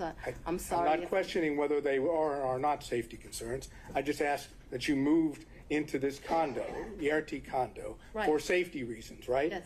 Okay. At the time that you moved into the condo, be it from February to April of 2021, Yes. was your father still living in your house? Right, because my father. That's yeah. all I ask you. But I get to explain the answer, sir. I don't know if there's an explanation. If I ask you, was your father still living at your house, the answer is either he was or he wasn't. Yes, but you are going to get to argue at the end of this, as we both I'm know. not going to argue And so anything. I I'm would going like to ask. be able to explain why. I'm going And so, to. yes, because my father is an older gentleman, he was worried about COVID, and he stayed. Ms. Willis, I'm going to have to say that's the second time. Whenever we have to put a pause, we stop testifying, okay? You'll have a chance to explain yourself. The question was whether your father was not staying there at the time, and you're clarifying that in your answer as well. You can have a brief clarification, but it shouldn't be something that reaches well beyond the question. All right, Mr. Sadal, you can re-ask the question. We'll see where it takes us. Okay, thank you, Your Honor. Was your father still living in your house at the time you moved to what I would refer to as a Yurti condo? Yes, sir, he was, due to his concerns related to COVID. Okay. The safety concern was that there was potential danger at your house. Is that correct? Yes, my address had been exposed, so yes, there was concerns about potential danger at my house. Okay, so anyone staying at your house in the time period after you went to the Yurti condo was still in danger, correct? Yeah, what? No. He did. I think you have to. It's your attorney, Ms. Willis. Sorry, Mr. Potter, your objection is speculation. Yes. To the question of Speculation. whether someone was still in danger at her condo. I can. Just let her answer the question. Or Mr. Sadal wants to rephrase. No, I was able to understand it. I've got the objection, and then I have. I'll withdraw the objection. You can move forward. Okay. So, and I remember the question, so I can answer it. Well, you can now that the objection's been withdrawn. Can you try to answer that question? Yes. There's still a safety concern for people staying at the house. Yes, I was very concerned about my father still living at the house. However, if you have dealt with an older gentleman, he was not leaving the house, despite my urging him that I thought he should leave as well. He did not want to leave the house because he was particularly worried at his age about COVID. But that became, I don't want to say, I was not happy with that decision of my father's, but I can't ultimately make him leave. And he stayed there too long, in my opinion. Okay, thank you. During that period that you left to go to the Yurti condo, did any of your children stay at your house?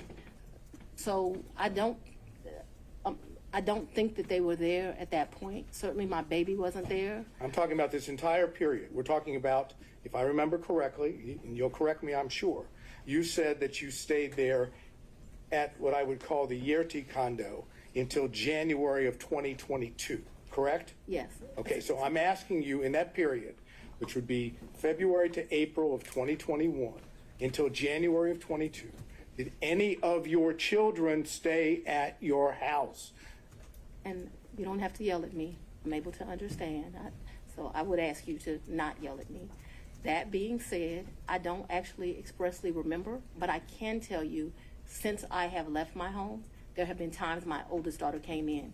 But I can't tell you with certainty the time window that you've said, if they did or not. And so I don't want to speculate to that, but there was some time that my oldest daughter came back.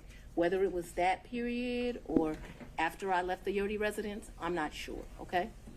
Okay, so if I continue to go into more detail on this, you're not going to be able to give me an answer of whether or not, in fact, any of your children were still at the house or stayed at your house during that time period, correct? What I can give you clarity of, so that we are clear, is from the time I moved out in February-ish of 2021, after I left there was a time period that my oldest daughter came back.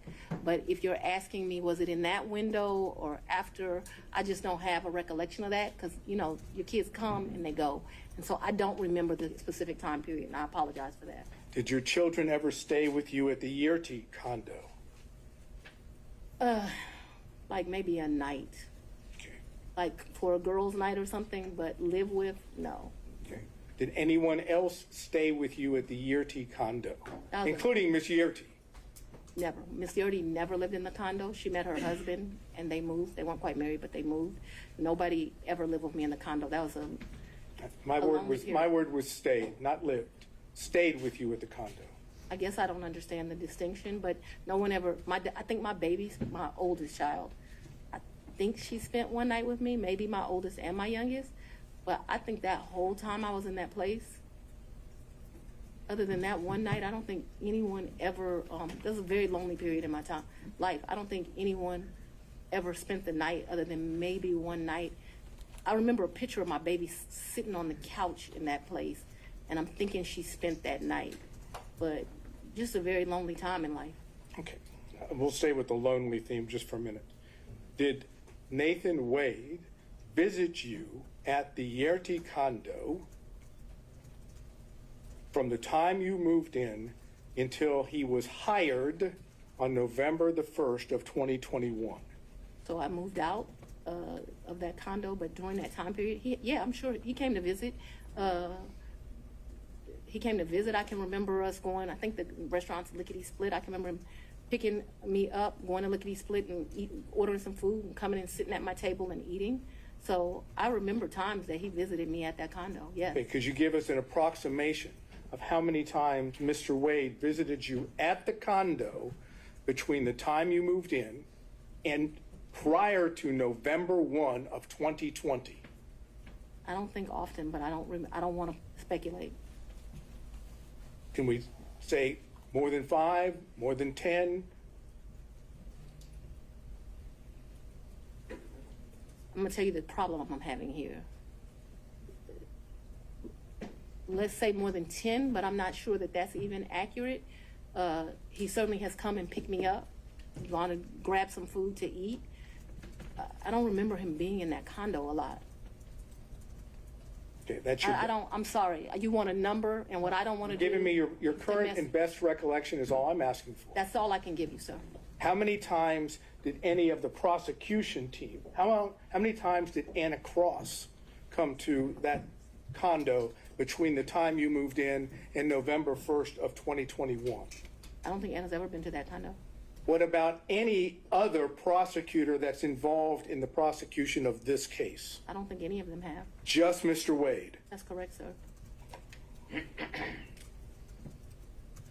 But it was a lonely time. Oh my God, that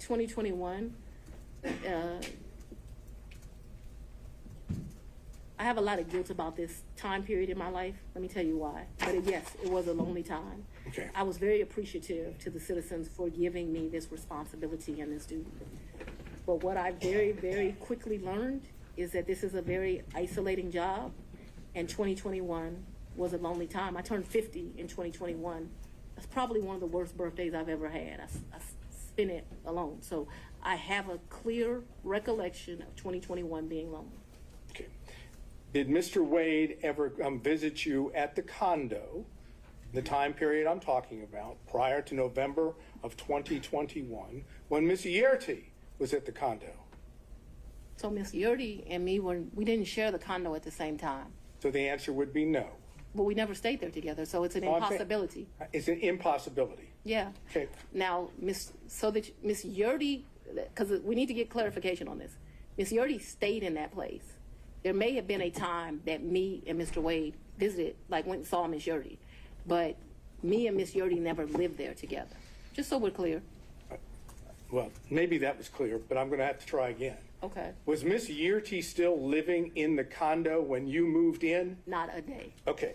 So what That I'm was talking another misrepresentation in this. We never lived together. I never lived with Miss Yerty. My question, though, I'm trying to understand Okay. that after you moved in to the condo, Miss Yerty she was out of the condo, right? She got a house. That's all I'm asking. She's not in the condo. We never stay, Miss Yerty and I never stay a day together in the condo. All of her stuff was out of the condo, and all my stuff, some of my stuff, not all of it obviously, was moved into the condo. So we never stayed there together. No, sir. All right. So when I ask you about Mr. Wade visiting the condo, Yes. when you were staying there, Yes. Miss Yerty wasn't staying there, correct? That would be correct, yes. She wouldn't be at the condo, correct? No, she would not have been. It would be you and Mr. Wade alone at the condo, correct? Yes. That is, there weren't any other witnesses to Mr. Wade and you at the condo, correct? Yes. No security, none of your security detail. Would object. She said it was just her and Mr. Wade. You made your point, Mr. Sadow. Let's move on to the next one. Yes, Your Honor. Who in the prosecution team, prior to, I guess, the motion being filed by Defendant Roman, who in the prosecution team knew of your personal relationship, and now I'm talking romantic, with Mr. Wade? So, sir, I am extremely private. All I ask is who knew. It's not, the answer is no one knew, that's fine. No. I ask you who knew. You Let me just tell answer you it and this. then explain this, Willis. I am very private. When I supervised Mr. Body and Mr. McAfee, they didn't know who I was dating, but I can assure you I was dating somebody. So that I kept something private, that's my private life, is not any mystery to anyone. It's like a woman doesn't have the right to keep her private life private. And I'm speaking on this because there have been all these intimations. You still haven't answered the question, Ms. Willis. I'm sorry, what was the question then, Your Honor? Is there anyone else who knew about it? And then you can explain. I don't know. I don't think so. I certainly didn't go out telling my business to the world. Okay, so, the best of your recollection, you didn't inform anyone on the prosecution team that the individual that you had chosen to lead the prosecution team had a personal relationship with you. So Is that correct? That's inaccurate. Your question is inaccurate. What? Because you stated that the person I chose, we had a personal relationship. So we had a friendship. We have all these distinguishing factors. Remember, when I chose him in November of 21, first of all, let's get this straight. Mr. Wade was not actually my first choice. That's no insult to him. Your Honor, No, it is you, because of the way you phrased the question. You said, when I chose him, I didn't inform people of a personal relationship. We have defined personal as romantic. It is an inaccurate way to state the question. Then I will certainly restate it so it is very accurate. Okay, and please do not yell at me. You hired Mr. Wade for the first time on November 1st of 2021, correct? November of 2021, yes, Okay. sir. Your testimony is, whether one accepts it or not, your testimony is that at the time you hired Mr. Wade, there had never been a romantic relationship with Mr. Wade before you hired him, correct? Yes, my testimony is that we were very good friends, but we're talking about the sex, so let's just don't. No, I'm not talking about, I'm saying romantic relationship doesn't necessarily have to be just sex. Well, It can I be don't- dating, it can be holding hands, it can be any of those things that one might call romantic. I'm asking you whether or not prior to November 1st of 2021, there was a romantic relationship with Mr. Wade. It's very simple. It's either a yes or a no. I don't consider my relationship with him to be romantic before that. I'm not a hand holder, so no. That's fine. Now, let's move beyond November 1st of 2020, Yeah. 2021, excuse me. If I understand your testimony, there was no romantic relationship with Mr. Wade until early in 2022, whether it be January or February or March, early in 2022, correct? I would say sometime between February and April. Yes, sir. All right. Now I'm asking you about that time period when it became romantic. Yes, Okay? sir. Thank you. Okay. You didn't see the need, if I understand, to tell any of the people on the prosecution team when you had established a romantic relationship with Mr. Wade that the lead prosecutor, that is the man that was basically giving orders to others, was dating or having a romantic relationship with you, correct? I'm going to object to relevance at this point, Your Honor. Not relevance. Just to prove what we're attempting to show that there is an issue on the credibility about the relationship. The failure to have informed anyone on her team that she was having a romantic relationship with the lead prosecutor, I suggest gives rise to that inference. That's the relevance. The inference that that they were concealing this because it was not as it's been characterized to the court, and that in fact it started earlier than what they say. All right, overruled. Mr. Sadow. I just want to make sure that we're clear.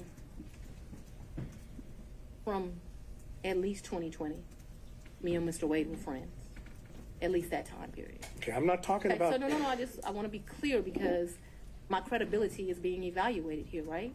We were friends. We hung out prior to November of 2021. In November of 2021, I hired him. I do not consider our relationship to have become romantic until early of 2022. Because I don't know a date and time, I'm saying sometime between February and April of 2022, and very early April of 2022, because I know that trip that I discussed with you was like the first week of 2022, that the relationship had become romantic. I hope that answered your question, but I can't have it where, you know, we're saying something differently. All right, so you've established the timeline as you put it. The question originally was, at that time, did you tell any other prosecutors on the prosecution? I never tell people at work who I'm dating. All right, Mr. Sadow. Okay. Did you take any trips to D.C. with Mr. Wade? Never. Did you take, okay, so you have no, what I would call personal trips or business trips to D.C. with Mr. Wade? I never went to D.C. with Mr. Wade, personal, business, otherwise, never. Okay, so. I've never been in the District of Columbia with Mr. Wade, or Maryland, Virginia, the DMV as they call it. So as I understand it, to be clear, any trips that you would have taken to see D.C. That was a pretty clear answer. Huh? That was a pretty clear answer. She just said no. Twice. So do you have a variation or something new to bring up? I'll ask it and we'll see. Did you take trips to D.C. that were non-business during the time period that this case or this matter was under investigation? I'm going to object as to relevance as it relates to the matter that we're here before Your Honor today. Well, again, the question already asked was take personal or business trips. She said. But that was with Mr. Wade. Business. That was with Mr. Wade. This I asked her alone whether she took. Okay. What's the relevance? And what would be the relevance of that? I'm trying to understand whether or not we have an ability to show a personal trip in which Mr. Wade is there at the same time. I understand her answer. Okay, I understand her answer, but we have documents, we have records that. Your Honor, I'm going to object to the documents, the things that Well, this could be something that's maybe not part of the record yet, but if he has I think there have been other things discussed in this case, and they have evidence that Mr. Wade may have been in D.C. at the same time. If you want to ask about that exact specific date, Mr. Sadon, you can do that. I would reference to the court that that was not asked of Mr. Wade, anything about any trips to D.C. Sure. And so that's going to limit its merit and impact on credibility. So Mr. Sadon, ask the question. So I understand your testimony is you never took a trip to D.C. with Mr. Wade. That's correct. Personal or business? That's correct. Were you ever in D.C. at the same time as Mr. Wade? I was not. On personal or business? No, me and Mr. Wade have not been to D.C. at the same time. However, since Mr. Wade has been on this case, he's been to D.C. Since Mr. Wade has been on to this case, I've been to D.C. What has not happened is we have not been in the District of Columbia at the same time. Now, the only thing I'm not sure about with what you asked me is if I've been to D.C. personally, because I got a lot of personal friends in that area, but I know that I have been to D.C. I did an interview at Howard University. I went to D.C. for that. Seems like I've been to D.C. one other time. Oh, I went to D.C. for the Global Summit. Actually, yeah, those were two separate trips. My next question is based on her opening the door, and therefore I'll just ask it, and Your Honor can decide whether or not it's appropriate. When you went to D.C., did you go to the White House? I did not go to the White House. No, well. Apparently I'm going to get the answer anyhow. There you have it. Next question. Okay. You indicated your best recollection was that your relationship with Mr. Wade, the romantic relationship, ended, you left it in August of 2023. That sound right? That's the hard conversation. That's not the... We've covered this. Next question. And you characterized it as a tough conversation, correct? Yes. Okay. I'm not going to get into the conversation per se. We should. Well, if he doesn't want to, we won't go there. So, Mr. Sadon, next question. You know, it's kind of hard to say no when you've got that opportunity. But all I'm going to say is, was it pre-indictment in this case? So we know the timeline that the indictment was delivered. Well, but actually, and so that we're clear, the physical relationship ended pre-indictment. And is that when you were talking about the tough conversation? But I'm not sure that the tough conversation didn't happen until after, but the physical relationship. So I'm sure if you ask Mr. Wade, because he's a male, he would say we ended June or July because physical contact ended then. Just in my mind, being a woman, it's over when you have that like hard conversation. I just think women and men think differently. And I think the answer, Mr. Sadot, to your question was she's not sure whether it was before or after the indictment. Well, I'm not sure that was her answer, but let's see if I can get specific. That is what I said. That's what I said. I'll let you. Next question, Mr. Sadot. If you need to clarify. Want to say one more? The romantic relationship ended before the indictment was returned. Yes or no? To a man, yes. Well, to a man, yes. To you, no? She's explained this, Mr. Sadot. She's explained this. And did the forthcoming indictment have anything to do with that? Ooh. Or was it just a coincidence? Let's go on and have the conversation. I've just asked you whether or not it was a coincidence. Had absolutely nothing to do with this. It's interesting that we're here about this money. Mr. Wade is used to women that, as he told me one time, the only thing a woman can do for him is make him a sandwich. We would have brutal arguments about the fact that I am your equal. I don't need anything from a man. A man is not a plan. A man is a companion. And so there was tension always in our relationship, which is why I would give him his money back. I don't need anybody to foot my bills. The only man who's ever foot my bills completely is my daddy. Is there anything else you would like to add to that? No. Sure. But I'm sure we'll talk about it further. No, we're not going to talk about it further. All right, no back and forth, Mr. Sadot. Next question. My next question is something that that has to do with what I've characterized as the church speech. Let me just tell you what the question is, because I know that's not something. Preserve it for the record. Huh? You can preserve the questions for the record, but then we'll move on. That's correct. Thank you. When you gave what I've referred to as the Martin Luther King weekend church speech, you know what I'm referring to? A great honor of mine. That's a historic African-American church. Yes, I do. Okay. Did you have handwritten notes with you that you were reading from during the speech? And on second thought, Mr. Sadov, because you might have a number of questions about this, why don't we just bullet point what you would want to cover on this to preserve for the record, and then we'll move on to the next topic. Okay. Since I had laid out before that the forensic misconduct isn't a So subject do of the I evidentiary not hearing. get an answer for that? That's right. Okay. Did you read your speech? Well, no, Mr. Sadov, for everything related to any forensic Oh, you just want me to misconduct stay out of it now? We're just not, we can do it in a bullet form if you just want to cover what you would have asked, but it's not in a question and answer format. Okay, so I should do that at this point or do it when you're ready? We can do it right now, so it's fresh on your I'm going to ask her about, did she prepare the speech? Did she have notes on the speech? Did she read the speech? When did she do this? When did she write the speech? Who was she referring to when she was talking about others? Who was she referring to when she said they? Who she was referring to when she spoke in terms of their, that is, their, I would love to answer those questions. Well, Ms. Willis, you could certainly do that in some other format, but for today, that's what we decided we're not going to cover. Who was she talking about that was playing the race card, and why she didn't tell the people at the church that she had had a personal / romantic relationship with the, all due respect the way it was characterized, the black man that she was referring to, and was the black man she referring to, was that Mr. Wade? Okay. That's that area of inquiry. Noted for the record, Mr. Sadov. Next topic. Okay.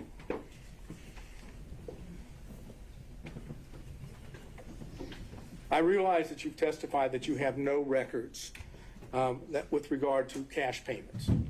Yes. Correct? Mm-hmm. Would your bank records reflect that you withdrew cash from your bank accounts during the time period of 2020, 2021, 2022, or 2023? I'm not asking you, I'm just asking whether they would reflect that you withdrew cash from any of your bank accounts. So the exact amounts? No, just But yeah, that of course, you did. Of course, I withdrew money throughout that time period, throughout my life. I've withdrawn money from the bank. Yes, of course. Talking about cash from, that is that you go to a Cash, bank right. or you go to an ATM and you take cash out. Either that way, or you go to Publix and you overpay, or you go to another store and you overpay. So yes, both through that, yes, of course they would reflect that at times. Okay, and so those records, if we had them, would show that, correct? That throughout the course of my life, I took out money. I was very specific. I said Yes, during the course 2020. of that time period, I would have taken money out. Yes, So, do you have a problem with? I absolutely. Yes. You don't want the bank records to be made available for the court and the court I'm alone. going to object as to the relevance, and this has already been addressed earlier as it relates to other records. This is an improper line of questioning. He's doing it for the purpose of harassment. Frankly, Your Honor. I'm just going to sustain it on relevance. Mr. Sadov, that's something you want to follow up privately? You can do that. Okay. Last area, briefly. Yes, sir. You had contact with Mr. Wade in the year 2020, correct? Ooh, I had some contact with Mr. Wade. Would you explain when you say some contact? Please tell us, talking about 2020. I had some contact with Mr. Wade in 2020. One of the reasons your allegations are so preposterous, or Ms. Merchants that you have joined, is... Ma'am, No, no, I no, didn't no. ask you about the allegations. I asked you about your contact. That's all I ask you, okay? I appreciate that you want to say something, but I'm interested in, did you have contacts with Mr. Wade in 2020? And your answer so far has been yes, correct? Very limited contact because Mr. Wade had a form of cancer that makes your allegations somewhat ridiculous. And I do appreciate the I'm not going characterization. to emasculate a black man, but I'm just telling you. I'm that sorry, what? I'm not going to emasculate a black man. Did you understand that? All right, Well, I don't let's think we get should back on discuss track. further. Mr. Sadov, next question. Trying to, Your Honor. Would you tell us on the occasions in 2020 that you had contact with Mr. Wade? I'm sorry, I thought I had answered that. Yes, yes, sir. There were times in 2020 I had contact, but 2020 was a year I was running for office. It was a year that he was going through some serious medical issues, and I did not have much contact, but I certainly had contact with him in 2020. Did you go out to eat with him? Maybe, probably. Did you visit him in any location, his office, or did he visit you in your office in 2020? I am sure I'm sure, ooh, that's a very good question. I'm sure he came to 750 in 2020. 750 was my office. Okay. Not often, but maybe once or twice. Maybe I went to his office once or twice, but maybe once. And the purpose for going to his office would have been what? Maybe we would have went to Mellow Mushrooms for pizza, or maybe he would have come for lunch. I'm sure we went by each other's office though, but not often, not a lot. We both grinding, trying to make a living. Wait, I understand what you've said about the cancer, and I'm not going into that. But when you were going out with him to restaurants, or when he would come to your office, right? Those were not sterile environments, were they? Oh, very sterile, because it was. The restaurants were sterile environments? A lot of times we wouldn't eat there. We would pick up something and go in, but they were. I'm listening to you. You pick up and take it to where? Maybe eat at our office, but it did not happen much. That's what I'm trying to explain to you. And my office in 2020, nobody was coming in. I was stir crazy, so I would still go into my office. If you remember, when I started this, I said, I am not even sure if we came to each other's offices, but I am trying to be over cautious. So I think I can recall him at 750 a couple of times. I just think I can recall him at 750 once, but let's say twice. I have seen his office. I remember all the awards in the lobby, but I'm not sure in 2020 I went. I'm not even sure I went in 2020 at all. I just want to tell you yes, because I'm not sure. But I have a distinct recollection of him at 750. I actually don't have a distinct recollection of me at his office in 2020. But maybe I went to his office in 2020. Maybe. Did you have ongoing phone conversations during 2020 with Mr. Wade? Oh, yeah, I talked to, yes, absolutely. Yes. Yes, no question about that. No question, I talked to him on the phone in 2020. I understood, and this is, maybe I was confused.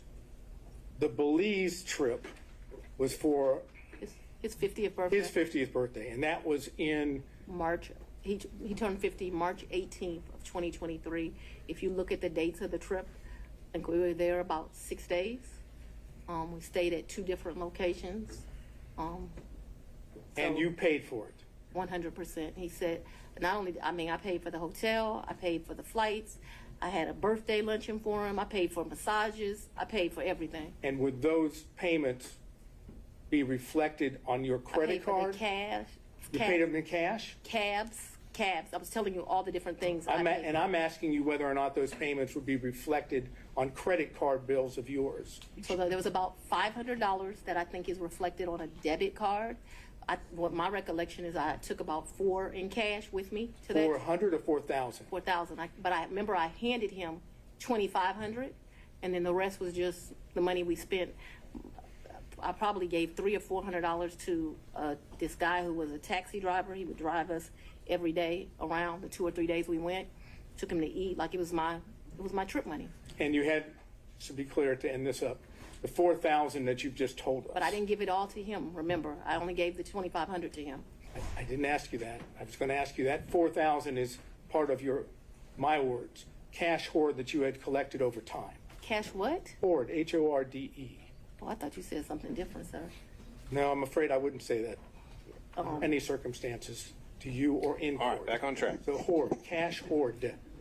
I would not classify it in that way, but I have money at my house. Yes, sir. Okay. And the money, when you had money at your house? I'm speaking too loosely. I had money wherever I was staying. So I was not referring to my house in 750. I'm saying I had money wherever I was laying my head. Yes, sir. That was my fault that I wasn't clear. Okay, so when you were at what we said the Yerty condo during the time period we've always discussed, that's where you would keep your cash. When I stayed there, yes. Okay, that's all I have. Thank you. All right, I want to see if we can get through a few more defense counsel if possible before breaking for today.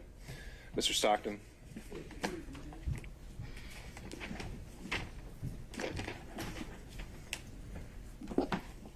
Madam District Attorney, I'm Alan Stockton. I don't think we've had the pleasure of meeting. It's a pleasure to meet you, sir. Madam DA, you described these various trips, and Mr. Sadow asked you about going to Washington. Did you and Mr. Wade go to New York? I've gone to New York. I've gone to New York twice since I've been district attorney. I'm trying to think if it's 2 or 3 times. I went to do a domestic violence thing there for sure, and I was honored, and I went to the Apollo there. Those are the only 2 trips that come to mind. I went. He was not with me. You also said that he was a world traveler and had been on many of the continents. I've been to 6. Have you been on any of those continents with him? Besides this one? Where's Belize? What continent is it? I'm not being funny. I don't know. Let's say, with the I've been exception to of... Belize with him. I've been to the Bahamas with him. I've been with Aruba with him. Don't embarrass me. I'm not sure what continents those are on. Whatever continents those are, that's where I've been. I'm sure if I gave it some thought, I would tell you. But whatever continents those are, that I've been to those locations, sir. But not Australia or any other continents? I don't even want to go to Australia. I do know he took a trip in December to Australia. I have no idea, you know. I don't know anything about that trip. When Mr. Wade began working with your office, yes, he had 2 other gentlemen that worked in his firm with him. Is that correct? yes, Terrence Bradley worked for him, and Chris Campbell worked not for him. They worked with each other. Did you understand what their partnership arrangement was? No. Did he ever make you aware of how fees were divided or anything? No. Now, since you have been district attorney, the 2 gentlemen that worked with Mr. Wade and his firm, they also had contracts with your office. Is that correct? I probably had 2. I don't know if we've covered this in Ms. Willis, but I still don't know what the relevance would be of her testifying to this. But I've had about 10 people. Oh, I'm sorry. Do you want me to answer Let's or figure no? this out. Judge, respectfully, I think based on Mr. Wade's testimony, he had an interest in those contracts. Sure. And then, but how's that been imputed to Ms. Willis? I don't know whether or not she knew she was giving him that benefit. That's what I was trying to explore. Okay. Well, maybe we can start with that question, and then if she doesn't know about it, then the ins and outs of all the contracts wouldn't be quite as relevant. Judge, to lay a foundation for that, though, Let's see where it takes I need us. to... Go ahead. The 2 gentlemen that were in Mr. Wade's office, did they have what I think's been referred to as a taint contract? So let me be clear, and I may get the names wrong. When I first became DA, the office was not properly staffed. And so I'm surprised any lawyer would take it, but I did a contract for like $60 an hour to help us out with first appearance. That lasted a few months. Okay, so I can't remember if Bradley or Campbell had that. I'm sure we can have records and I can tell you which one, but I just can't remember now. I liked their experience. Bradley had been a probation officer and a defense attorney. Campbell had been a police officer and a defense attorney. There's a reason I'm telling you this. Then that contract, like I said, it didn't last long. It was just, I was aggressively hiring. As soon as I got where I felt like I had first appearance, enough lawyers for that, I let them go. Then we had what's called a filter contract, but it was not filter for this particular case. I do have a lawyer who does the filter for this election interference case. When we're talking about filter, the contract they had that neither one of them has any longer, I now have another lawyer that does that for me. It was only for police brutality cases. It's for what I call the, so when I first got to be the DA, I had, the whole unit was called anti-corruption. It dealt with both elections and police brutality cases. I actually took a trip to Houston and visited the district attorney in Houston. They divided their work up, and I thought the way she was doing it was better than me. And so I made a civil rights unit. And so they did what we would classify as civil rights cases. Those are specifically the police brutality cases. When I first took over, I was told Paul had not filtered 5 cases. That was a joke. It ended up being the 101 cases. They weren't filtered, which is why I hired 2 of them. Eventually, we got it down enough that it was 1 of them. And then now I still have 1 lawyer that does it, but now I've been able to cut those cases down to like 30. Can you tell me and help me understand what the purpose of the filter is? Yes, sir. So what a filter is police officers make statements in the line of duty, and you are not allowed as the prosecutor to know what those statements are if they're done in the furtherance of their employment. And in fact, if you know what those statements are, you're basically disqualified from the case. You can't have it anymore. So what our policy is, I think I pay them like a $50 flat fee. They pick the case up directly from the GBI because that's where those cases go to. And then what they are to do is to go through the entire file. So the body cam, which is important because sometimes they'll make a statement to their supervisor on body cam, in the police reports where they write things. If it would be easy if it was just some statement of the police officer, but what you find out is these statements are embedded in it. And so what your filter lawyer does is they go through it, they either redact it out electronically or they cross it out, and then once it is crossed out, then they provide it to my team, and then we're able to look at it. That was not being done appropriately when I became district attorney. I thought that it had only been, so Mr. Howard had some Chinese wall thing that I didn't think worked at all, where allegedly those cases were properly redacted. That ended up being a joke. And so the 5 cases really turned into, I'm not gonna say all 101, but a vast majority. That is the work that Mr. Bradley and Mr. Campbell did for me. They did a really good job. All of those cases that we originally came with, they're done. Those cases they're not just done for Mr. Bradley and Mr. Campbell, they're done through my office. But obviously life is not stagnant. There have been new police cases. I do have a lawyer that is doing that work now. That doesn't work for me, that's same kind of deal. I have another lawyer that does filtering for this case, completely separate. So in the same private office, you had a filter contract, then you had somebody else handling first appearances and so forth, and then you had a special prosecutor. Is that correct? I'm just not. Ultimately, the answer to your question is yes, but I'm not sure that they did it at the same time. The first appearance contract was either $60 or $90. I don't know really how I convinced them to be able to take that, but I think because it was for such a short amount of time. And then I think I pay my filter lawyers, which I still don't know how I get away with, about $150 an hour. And I want you to understand, the AG pays special prosecutors $1,000 an hour. So I'm a tough negotiator. Paul was paying people up to $375 an hour. I won't pay anyone more than $250 is my max. I have a lot of lawyers for what I have that work at $250, and I cap them every month. You can't go past a certain amount of hours. Would you agree that if Mr. Wade and the 2 other gentlemen that were in his firm were splitting fees in equal thirds, would you agree that he would benefit from the tank contract and also from the other first appearance contract? I would agree he would make money. Yeah, so to make money is a benefit. Judge, that's all I got. Mr. Durham, if you're still with us on Zoom. No questions, Your Honor. Mr. McDougald. I do have a couple, Your Honor, but it's a little awkward from back here. Do you want me to? Yeah, why don't you go ahead and make your way up.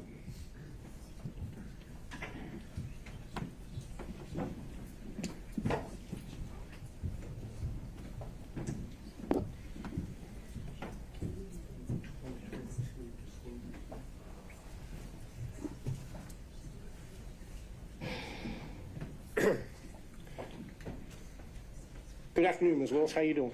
I'm very well. How are you, Mr. McDougall? I think this is our first in-person meeting, correct? Second. Second? Well, I apologize for not remembering you more clear. That's quite all right. I'm referring now to exhibit number 21, Yes, sir. which was your financial disclosure form for 2022.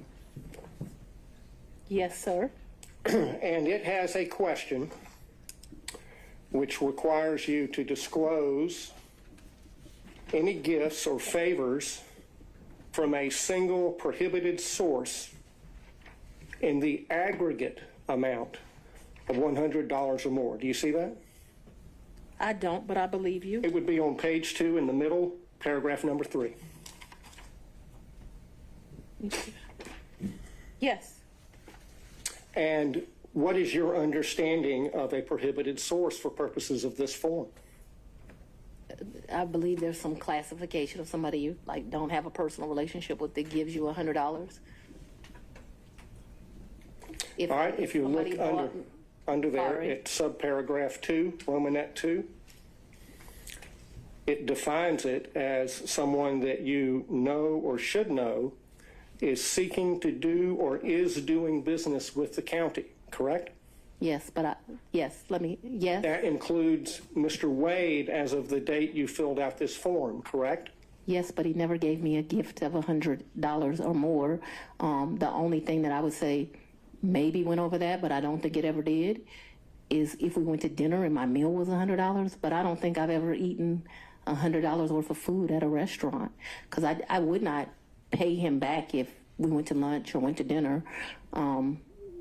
But trips, I paid him back for. You know, I never thought about the money until y'all brought it up, and I would be less than honest that says I was giving him the money back because I was the district attorney.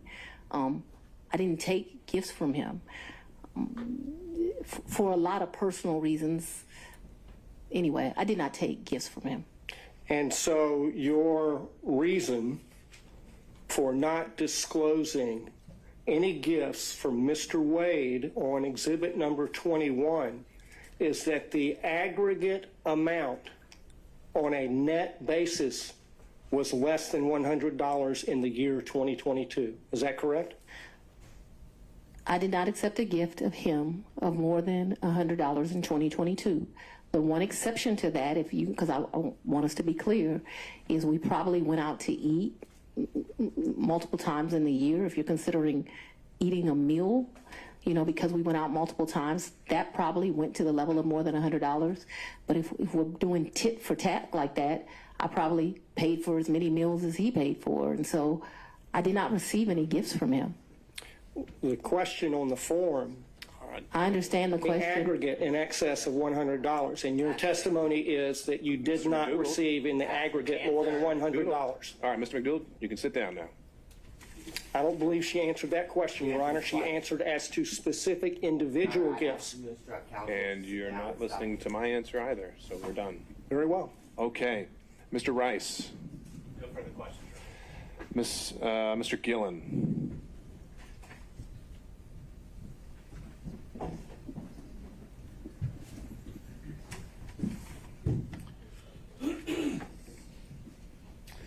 Good afternoon. Good afternoon, sir. A few questions here.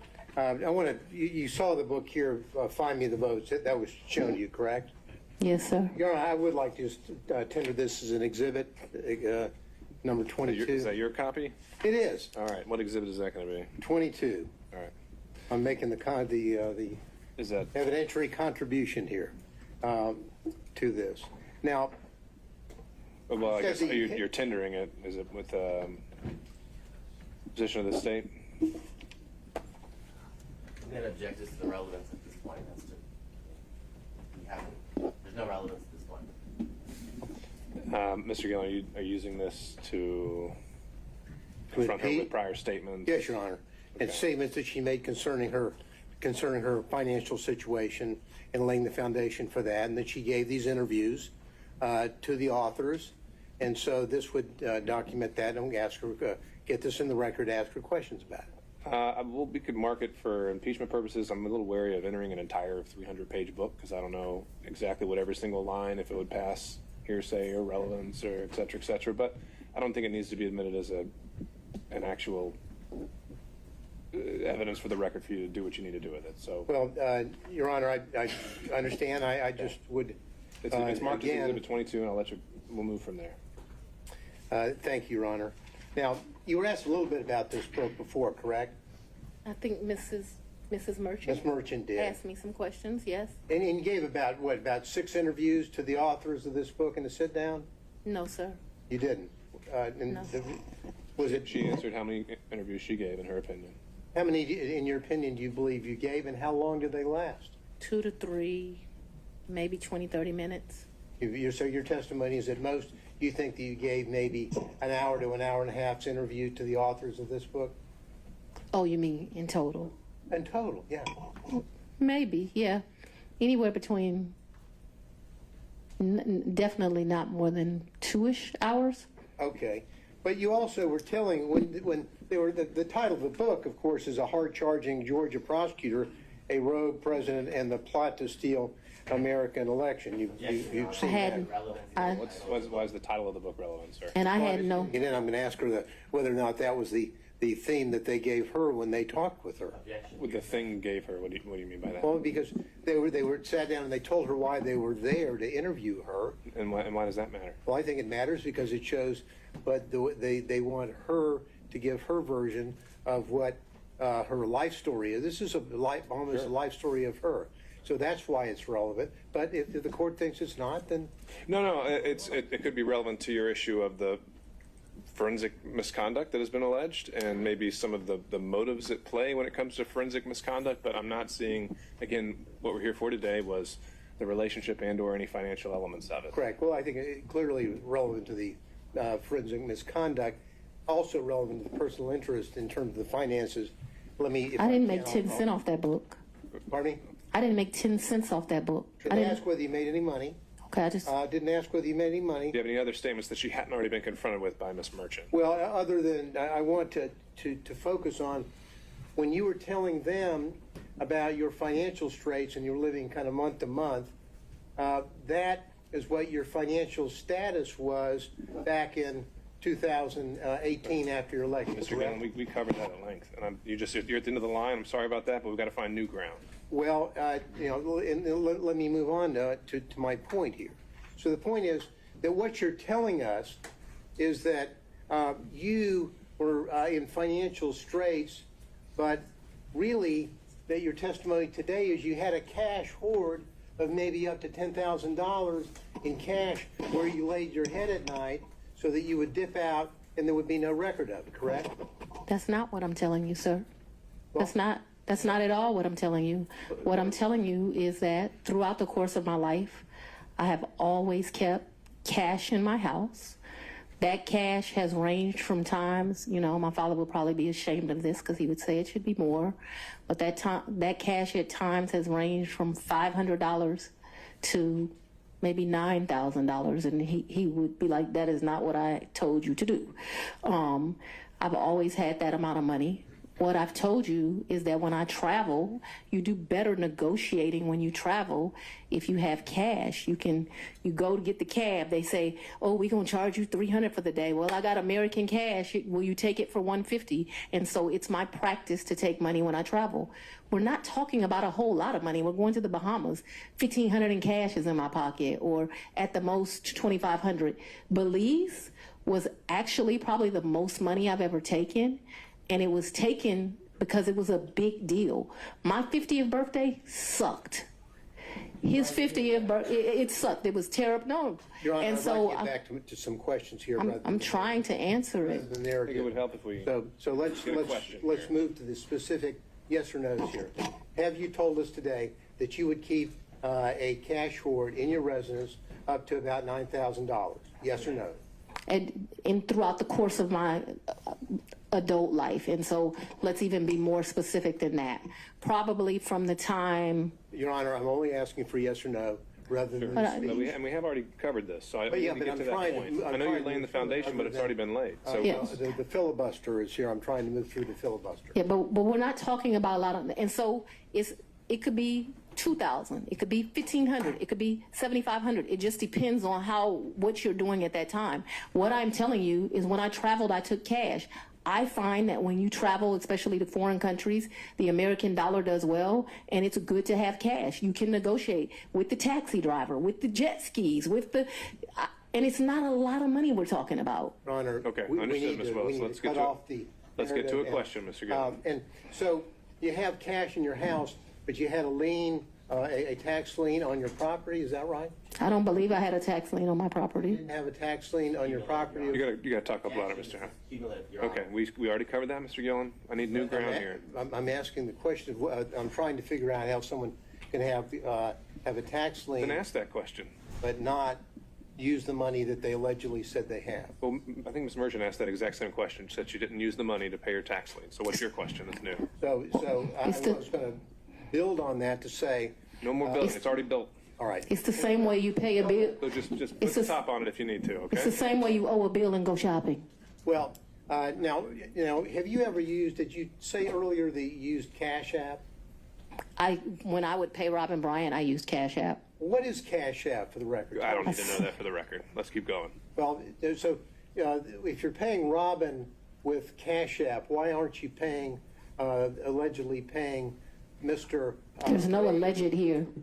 Why aren't you paying allegedly Mr. Wade with Cash App? I don't think Mr. Wade does Cash App. Did you ask him?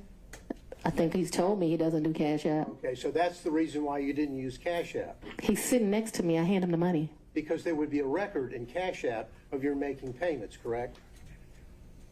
Yes, Right. but I didn't think that I was making a record in a personal relationship. Because when you're filing your, and I know that I'm going to move into this financial statement here, you were asked just a second ago about your non-disclosure form, or your disclosure form of an Exhibit 21, where we agree that Mr. Wade is a prohibited source, correct?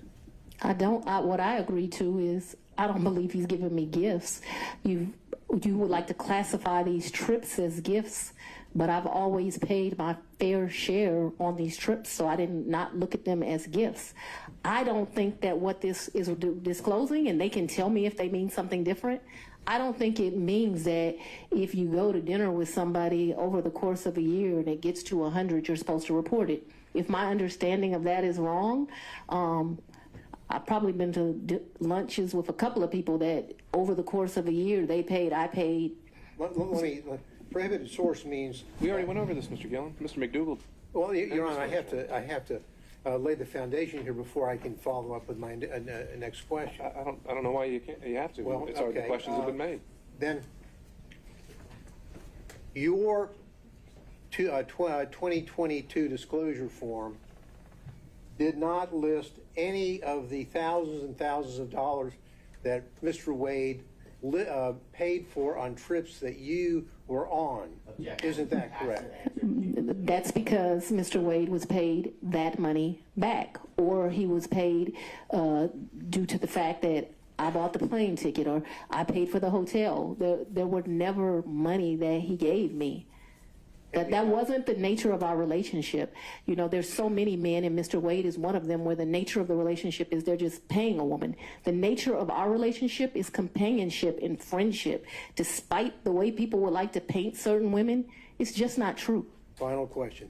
And not a single solitary documentary piece of evidence showing that you have withdrawn the cash to pay him back. All right. Thank you, Mr. Gillen. That's not accurate. Thank you. Okay, Mr. McCullough, on behalf of Mr. Floyd. All right, and Mr. Cromwell on behalf of Ms. Latham. Great thing about coming last is most of your questions. I had one question, Ms. Willis. Can you hear me? Yes, sir. In the time period between February of 2021 and January of 2022, while you were staying at the Yurdi condo, did your father ever come and visit you during that time period at the Yurdi condo? He did not. That's all I have. Thank you, Your Honor.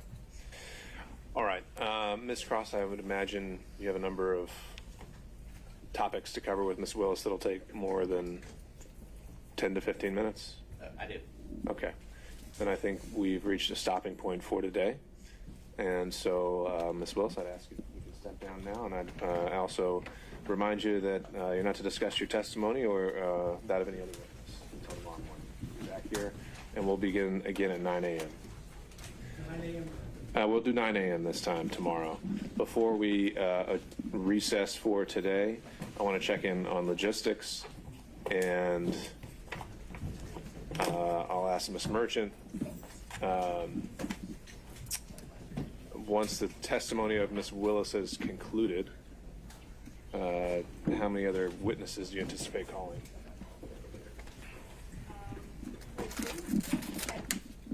And then we subpoena Delta records that the state objected. We can handle that now. Ms. Willis, you can step down. You're done for the day. You want me to leave the courtroom? Or you can sit at the council table. We don't need you in the witness box. All right, so 2 witnesses, and then querying other defense counsel. I know Mr. Gillen, there was a potential witness that was objected to by the state, so there's another one there, and we can talk about that. Were there any other witnesses anticipated from any defense counsel? All right, seeing no show of hands, and then Ms. Cross, any witnesses on your behalf? I expect so, Your Honor, and I expect that to take probably 4 to 5 hours. Okay, and how many witnesses would you imagine? Without committing myself to a final number, my best guess at this point would be 3 to 4. Okay.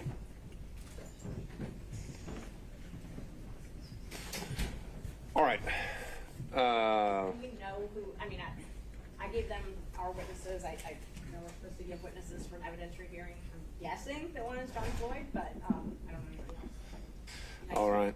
No, I understand, Ms. Merchant. However, I don't think at this point there's any statutory requirement. We have the standing order that for expert witnesses, and if state doesn't want to extend that courtesy, then I think you're stuck with it. All right. I'm certainly happy to represent that Mr. Floyd will be a witness, that the other witnesses will be impeaching of Ms. Yurty. Okay. All right. Let's take up these last couple issues here before we break. Then the issue of the Delta Airlines records. The motion to quash was filed by the state on behalf of Mr. Willis, I believe. I didn't file a motion, Your Honor. Oh, excuse me. But my representation was that I just got notice of them, I think it was yesterday. Okay. And so now that I've had the review of them, I object to the general fishing expeditions. I've introduced a new record today that was from Delta. To my knowledge, that there's going to be no further new production in the Delta records. I don't want to burden the court with anything. If the court wants to take a look at it and see if there's anything different than that, I don't have an objection. I don't like the idea that we're just looking for anything. I don't want to put an obligation on the court, but I'm happy to agree to an in-camera if that's something the court's interested in. And so, Ms. Merchant, I take it. All right. So, Ms. Merchant, I take it the purpose of this subpoena. I'm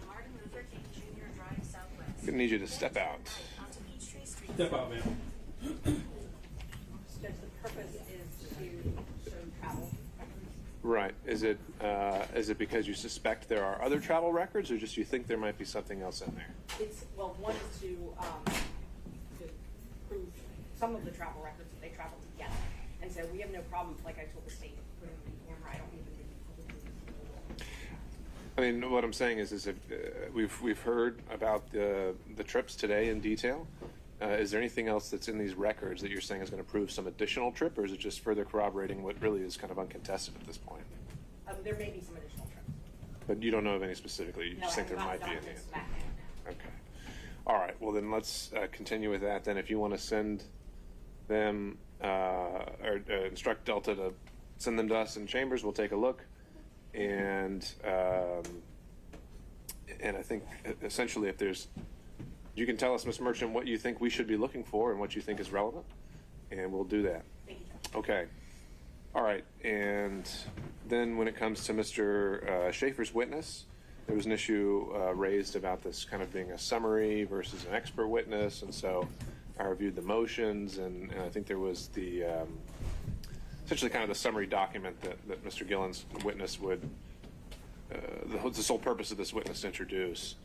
Was there something about, I don't know whether it's from Mr. Abadi or Ms. Cross, was there something about this attachment substantively that you think is inaccurate, or is it literally just a summary document? I can't tell because the documents to support it were on a thumb drive, and there's tens of thousands of those documents, and so I don't know whether that is accurate or not. I can point to some characterizations on it that I would quibble with. Sure. I think the result is wrong, but I just can't agree to include the documents or someone testifying from the documents that I just can't verify. It may well be that there isn't anything ultimately, but I can't represent that and I can't agree. The document itself isn't authored or identified as being authored by any particular person. Okay, give me a second while I pull it back up. So what I was provided by Mr. Gillen is a 3-page document. It starts with a timeline, usually dates, events, and sources, and it ends with an Excel sheet with some more figures. And Mr. Gillen, what do you have to say on this? What we would intend to call Bill Selinsky as a summary witness, not expert, not giving expert testimony. And what we've done is that we have, and we got the bulk of sort of what was in the download we got last week as a chamber team. So what we have here is the source information over here. If we look at that, Your Honor, that's largely, all of this information essentially is material that is material of Mr. Wade's. This isn't something that's some different company or bank account. And largely what it is a situation where as it now stands, most of these source documents are already in evidence. And so, whether it's 1006 or frankly a demonstrative aid under 611. Well, that's what I was about to say. Why couldn't this just be used as a demonstrative? What would the state's objection be then if Mr. Gillen was just to say in closing, hey, I put all these records together and here's my demonstrative? I don't think I have an objection to that. I might quibble with some characterization in some language. Sure. But to call it a summary and to represent that the records is an accurate reflection of the records, I just can't agree to because there are so many records that were disclosed on Wednesday, and I just don't know. Well, except, Your Honor, if you look at the sources, I mean, literally, we're describing things that were introduced today. They've seen all this. And the documents that we have sourced really came from Mr. Wade in his divorce case. So it's not like they're surprised. So we would ask that the witness be allowed to testify and just put it in the record and put the summary charts in the record and have them admitted, and that way off we go. This isn't a situation where we have a jury and they're overwhelmed with whether or not there's some kind of factual misunderstanding here. They could look through this probably at lunch and determine whether the source is accurate or not. The second sheet, Fulton County payments, this came from them. So to say that they can't determine or decipher whether the documents they gave to us is accurate doesn't seem to carry the water. This isn't a situation where we have tens of thousands of new and different documents from different corporations, different banks, and then suddenly we've put it on. We've done our best. We got these things last week. I've gone through them all, and we've called it down to what we think is a very concise summary chart for the court's consideration. All right. So, Ms. Cross, what I would ask is, it sounds like most of the morning is likely going to be taken up with the remainder of Ms. Willis's testimony as well as any additional witnesses from Ms. Merchant. And so perhaps we can use that time between then and then the lunch break to take a look and see if these sources are inaccurately cited. I mean, the characterization isn't something that's going to be determinative. I don't think I'm bound by whatever he describes as the event. But if this is just, I really don't really see much of a substantive distinction between a demonstrative and a witness. But if he wants to put it up through a witness, and it's not something that you need to rebut with expert testimony of some kind, then I really don't see this as being much ado about nothing. I'm sure you can understand why I couldn't agree. Sure, no, that's fine. But I don't know if it's something that we need to bar outright until you've had a chance to look at it, if you see some incredible inaccuracy in it or something like that. All right, anything else from the state? No, Your Honor. Anything else from defense counsel? Mr. Let me go in order. Mr. Sadow. One quick question. I understand the court at the bullet point where I was going to go. Do we need to put into the record the speech itself in the transcript, or is the court taking notice from what we've already filed? I think it's extensively quoted in all of the pleadings. If you feel that's something that we need to have officially recognized, I think certainly we can do that. I don't know if the state has a particular version or a pleading that they want to double check for accuracy, or it can just be something that's as assumed as a matter of law as pleaded by defense counsel, and then we can make a ruling on it from there.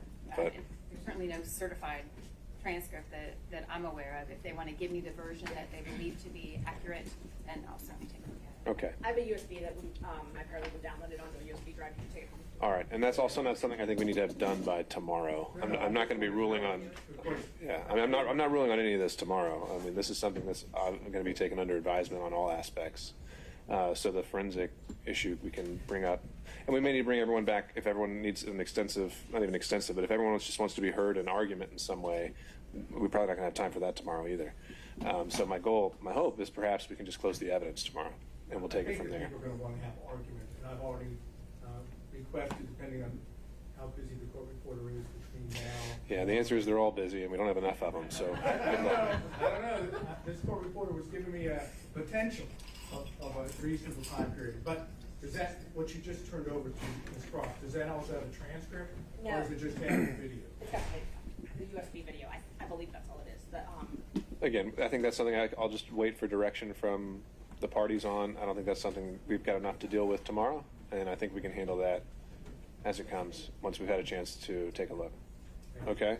So no arguments on the motion?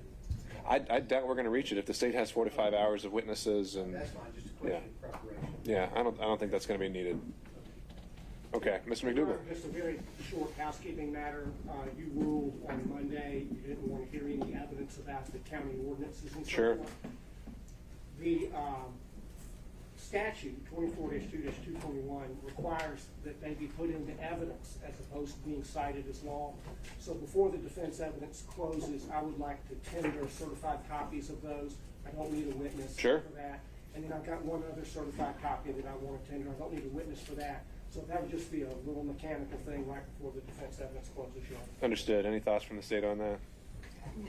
Okay. As the representation, if that's what the exhibits are, then I'd consider it a proffer more than evidentiary, but that's fine. Okay. I didn't want to upset the court's expectations tomorrow when I did. Okay. Well, Mr. McDougall, my expectation tomorrow will be that when I talk, I get to take prominence, right? You're the boss. Thank you, sir. Okay. Anything else? I'm going to state, Your Honor. All right. We'll be in recess 9 o'clock tomorrow. Thank you all. Sorry?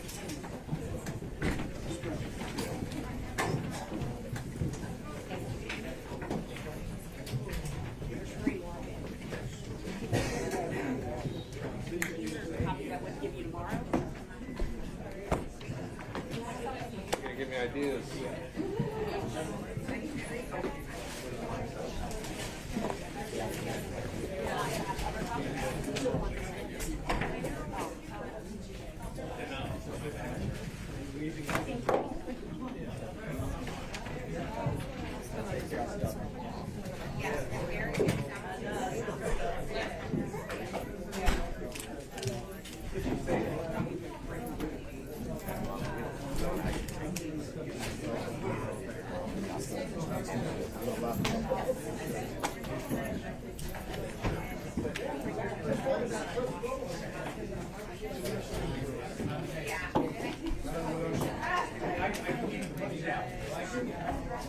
You know what? I can give it to you.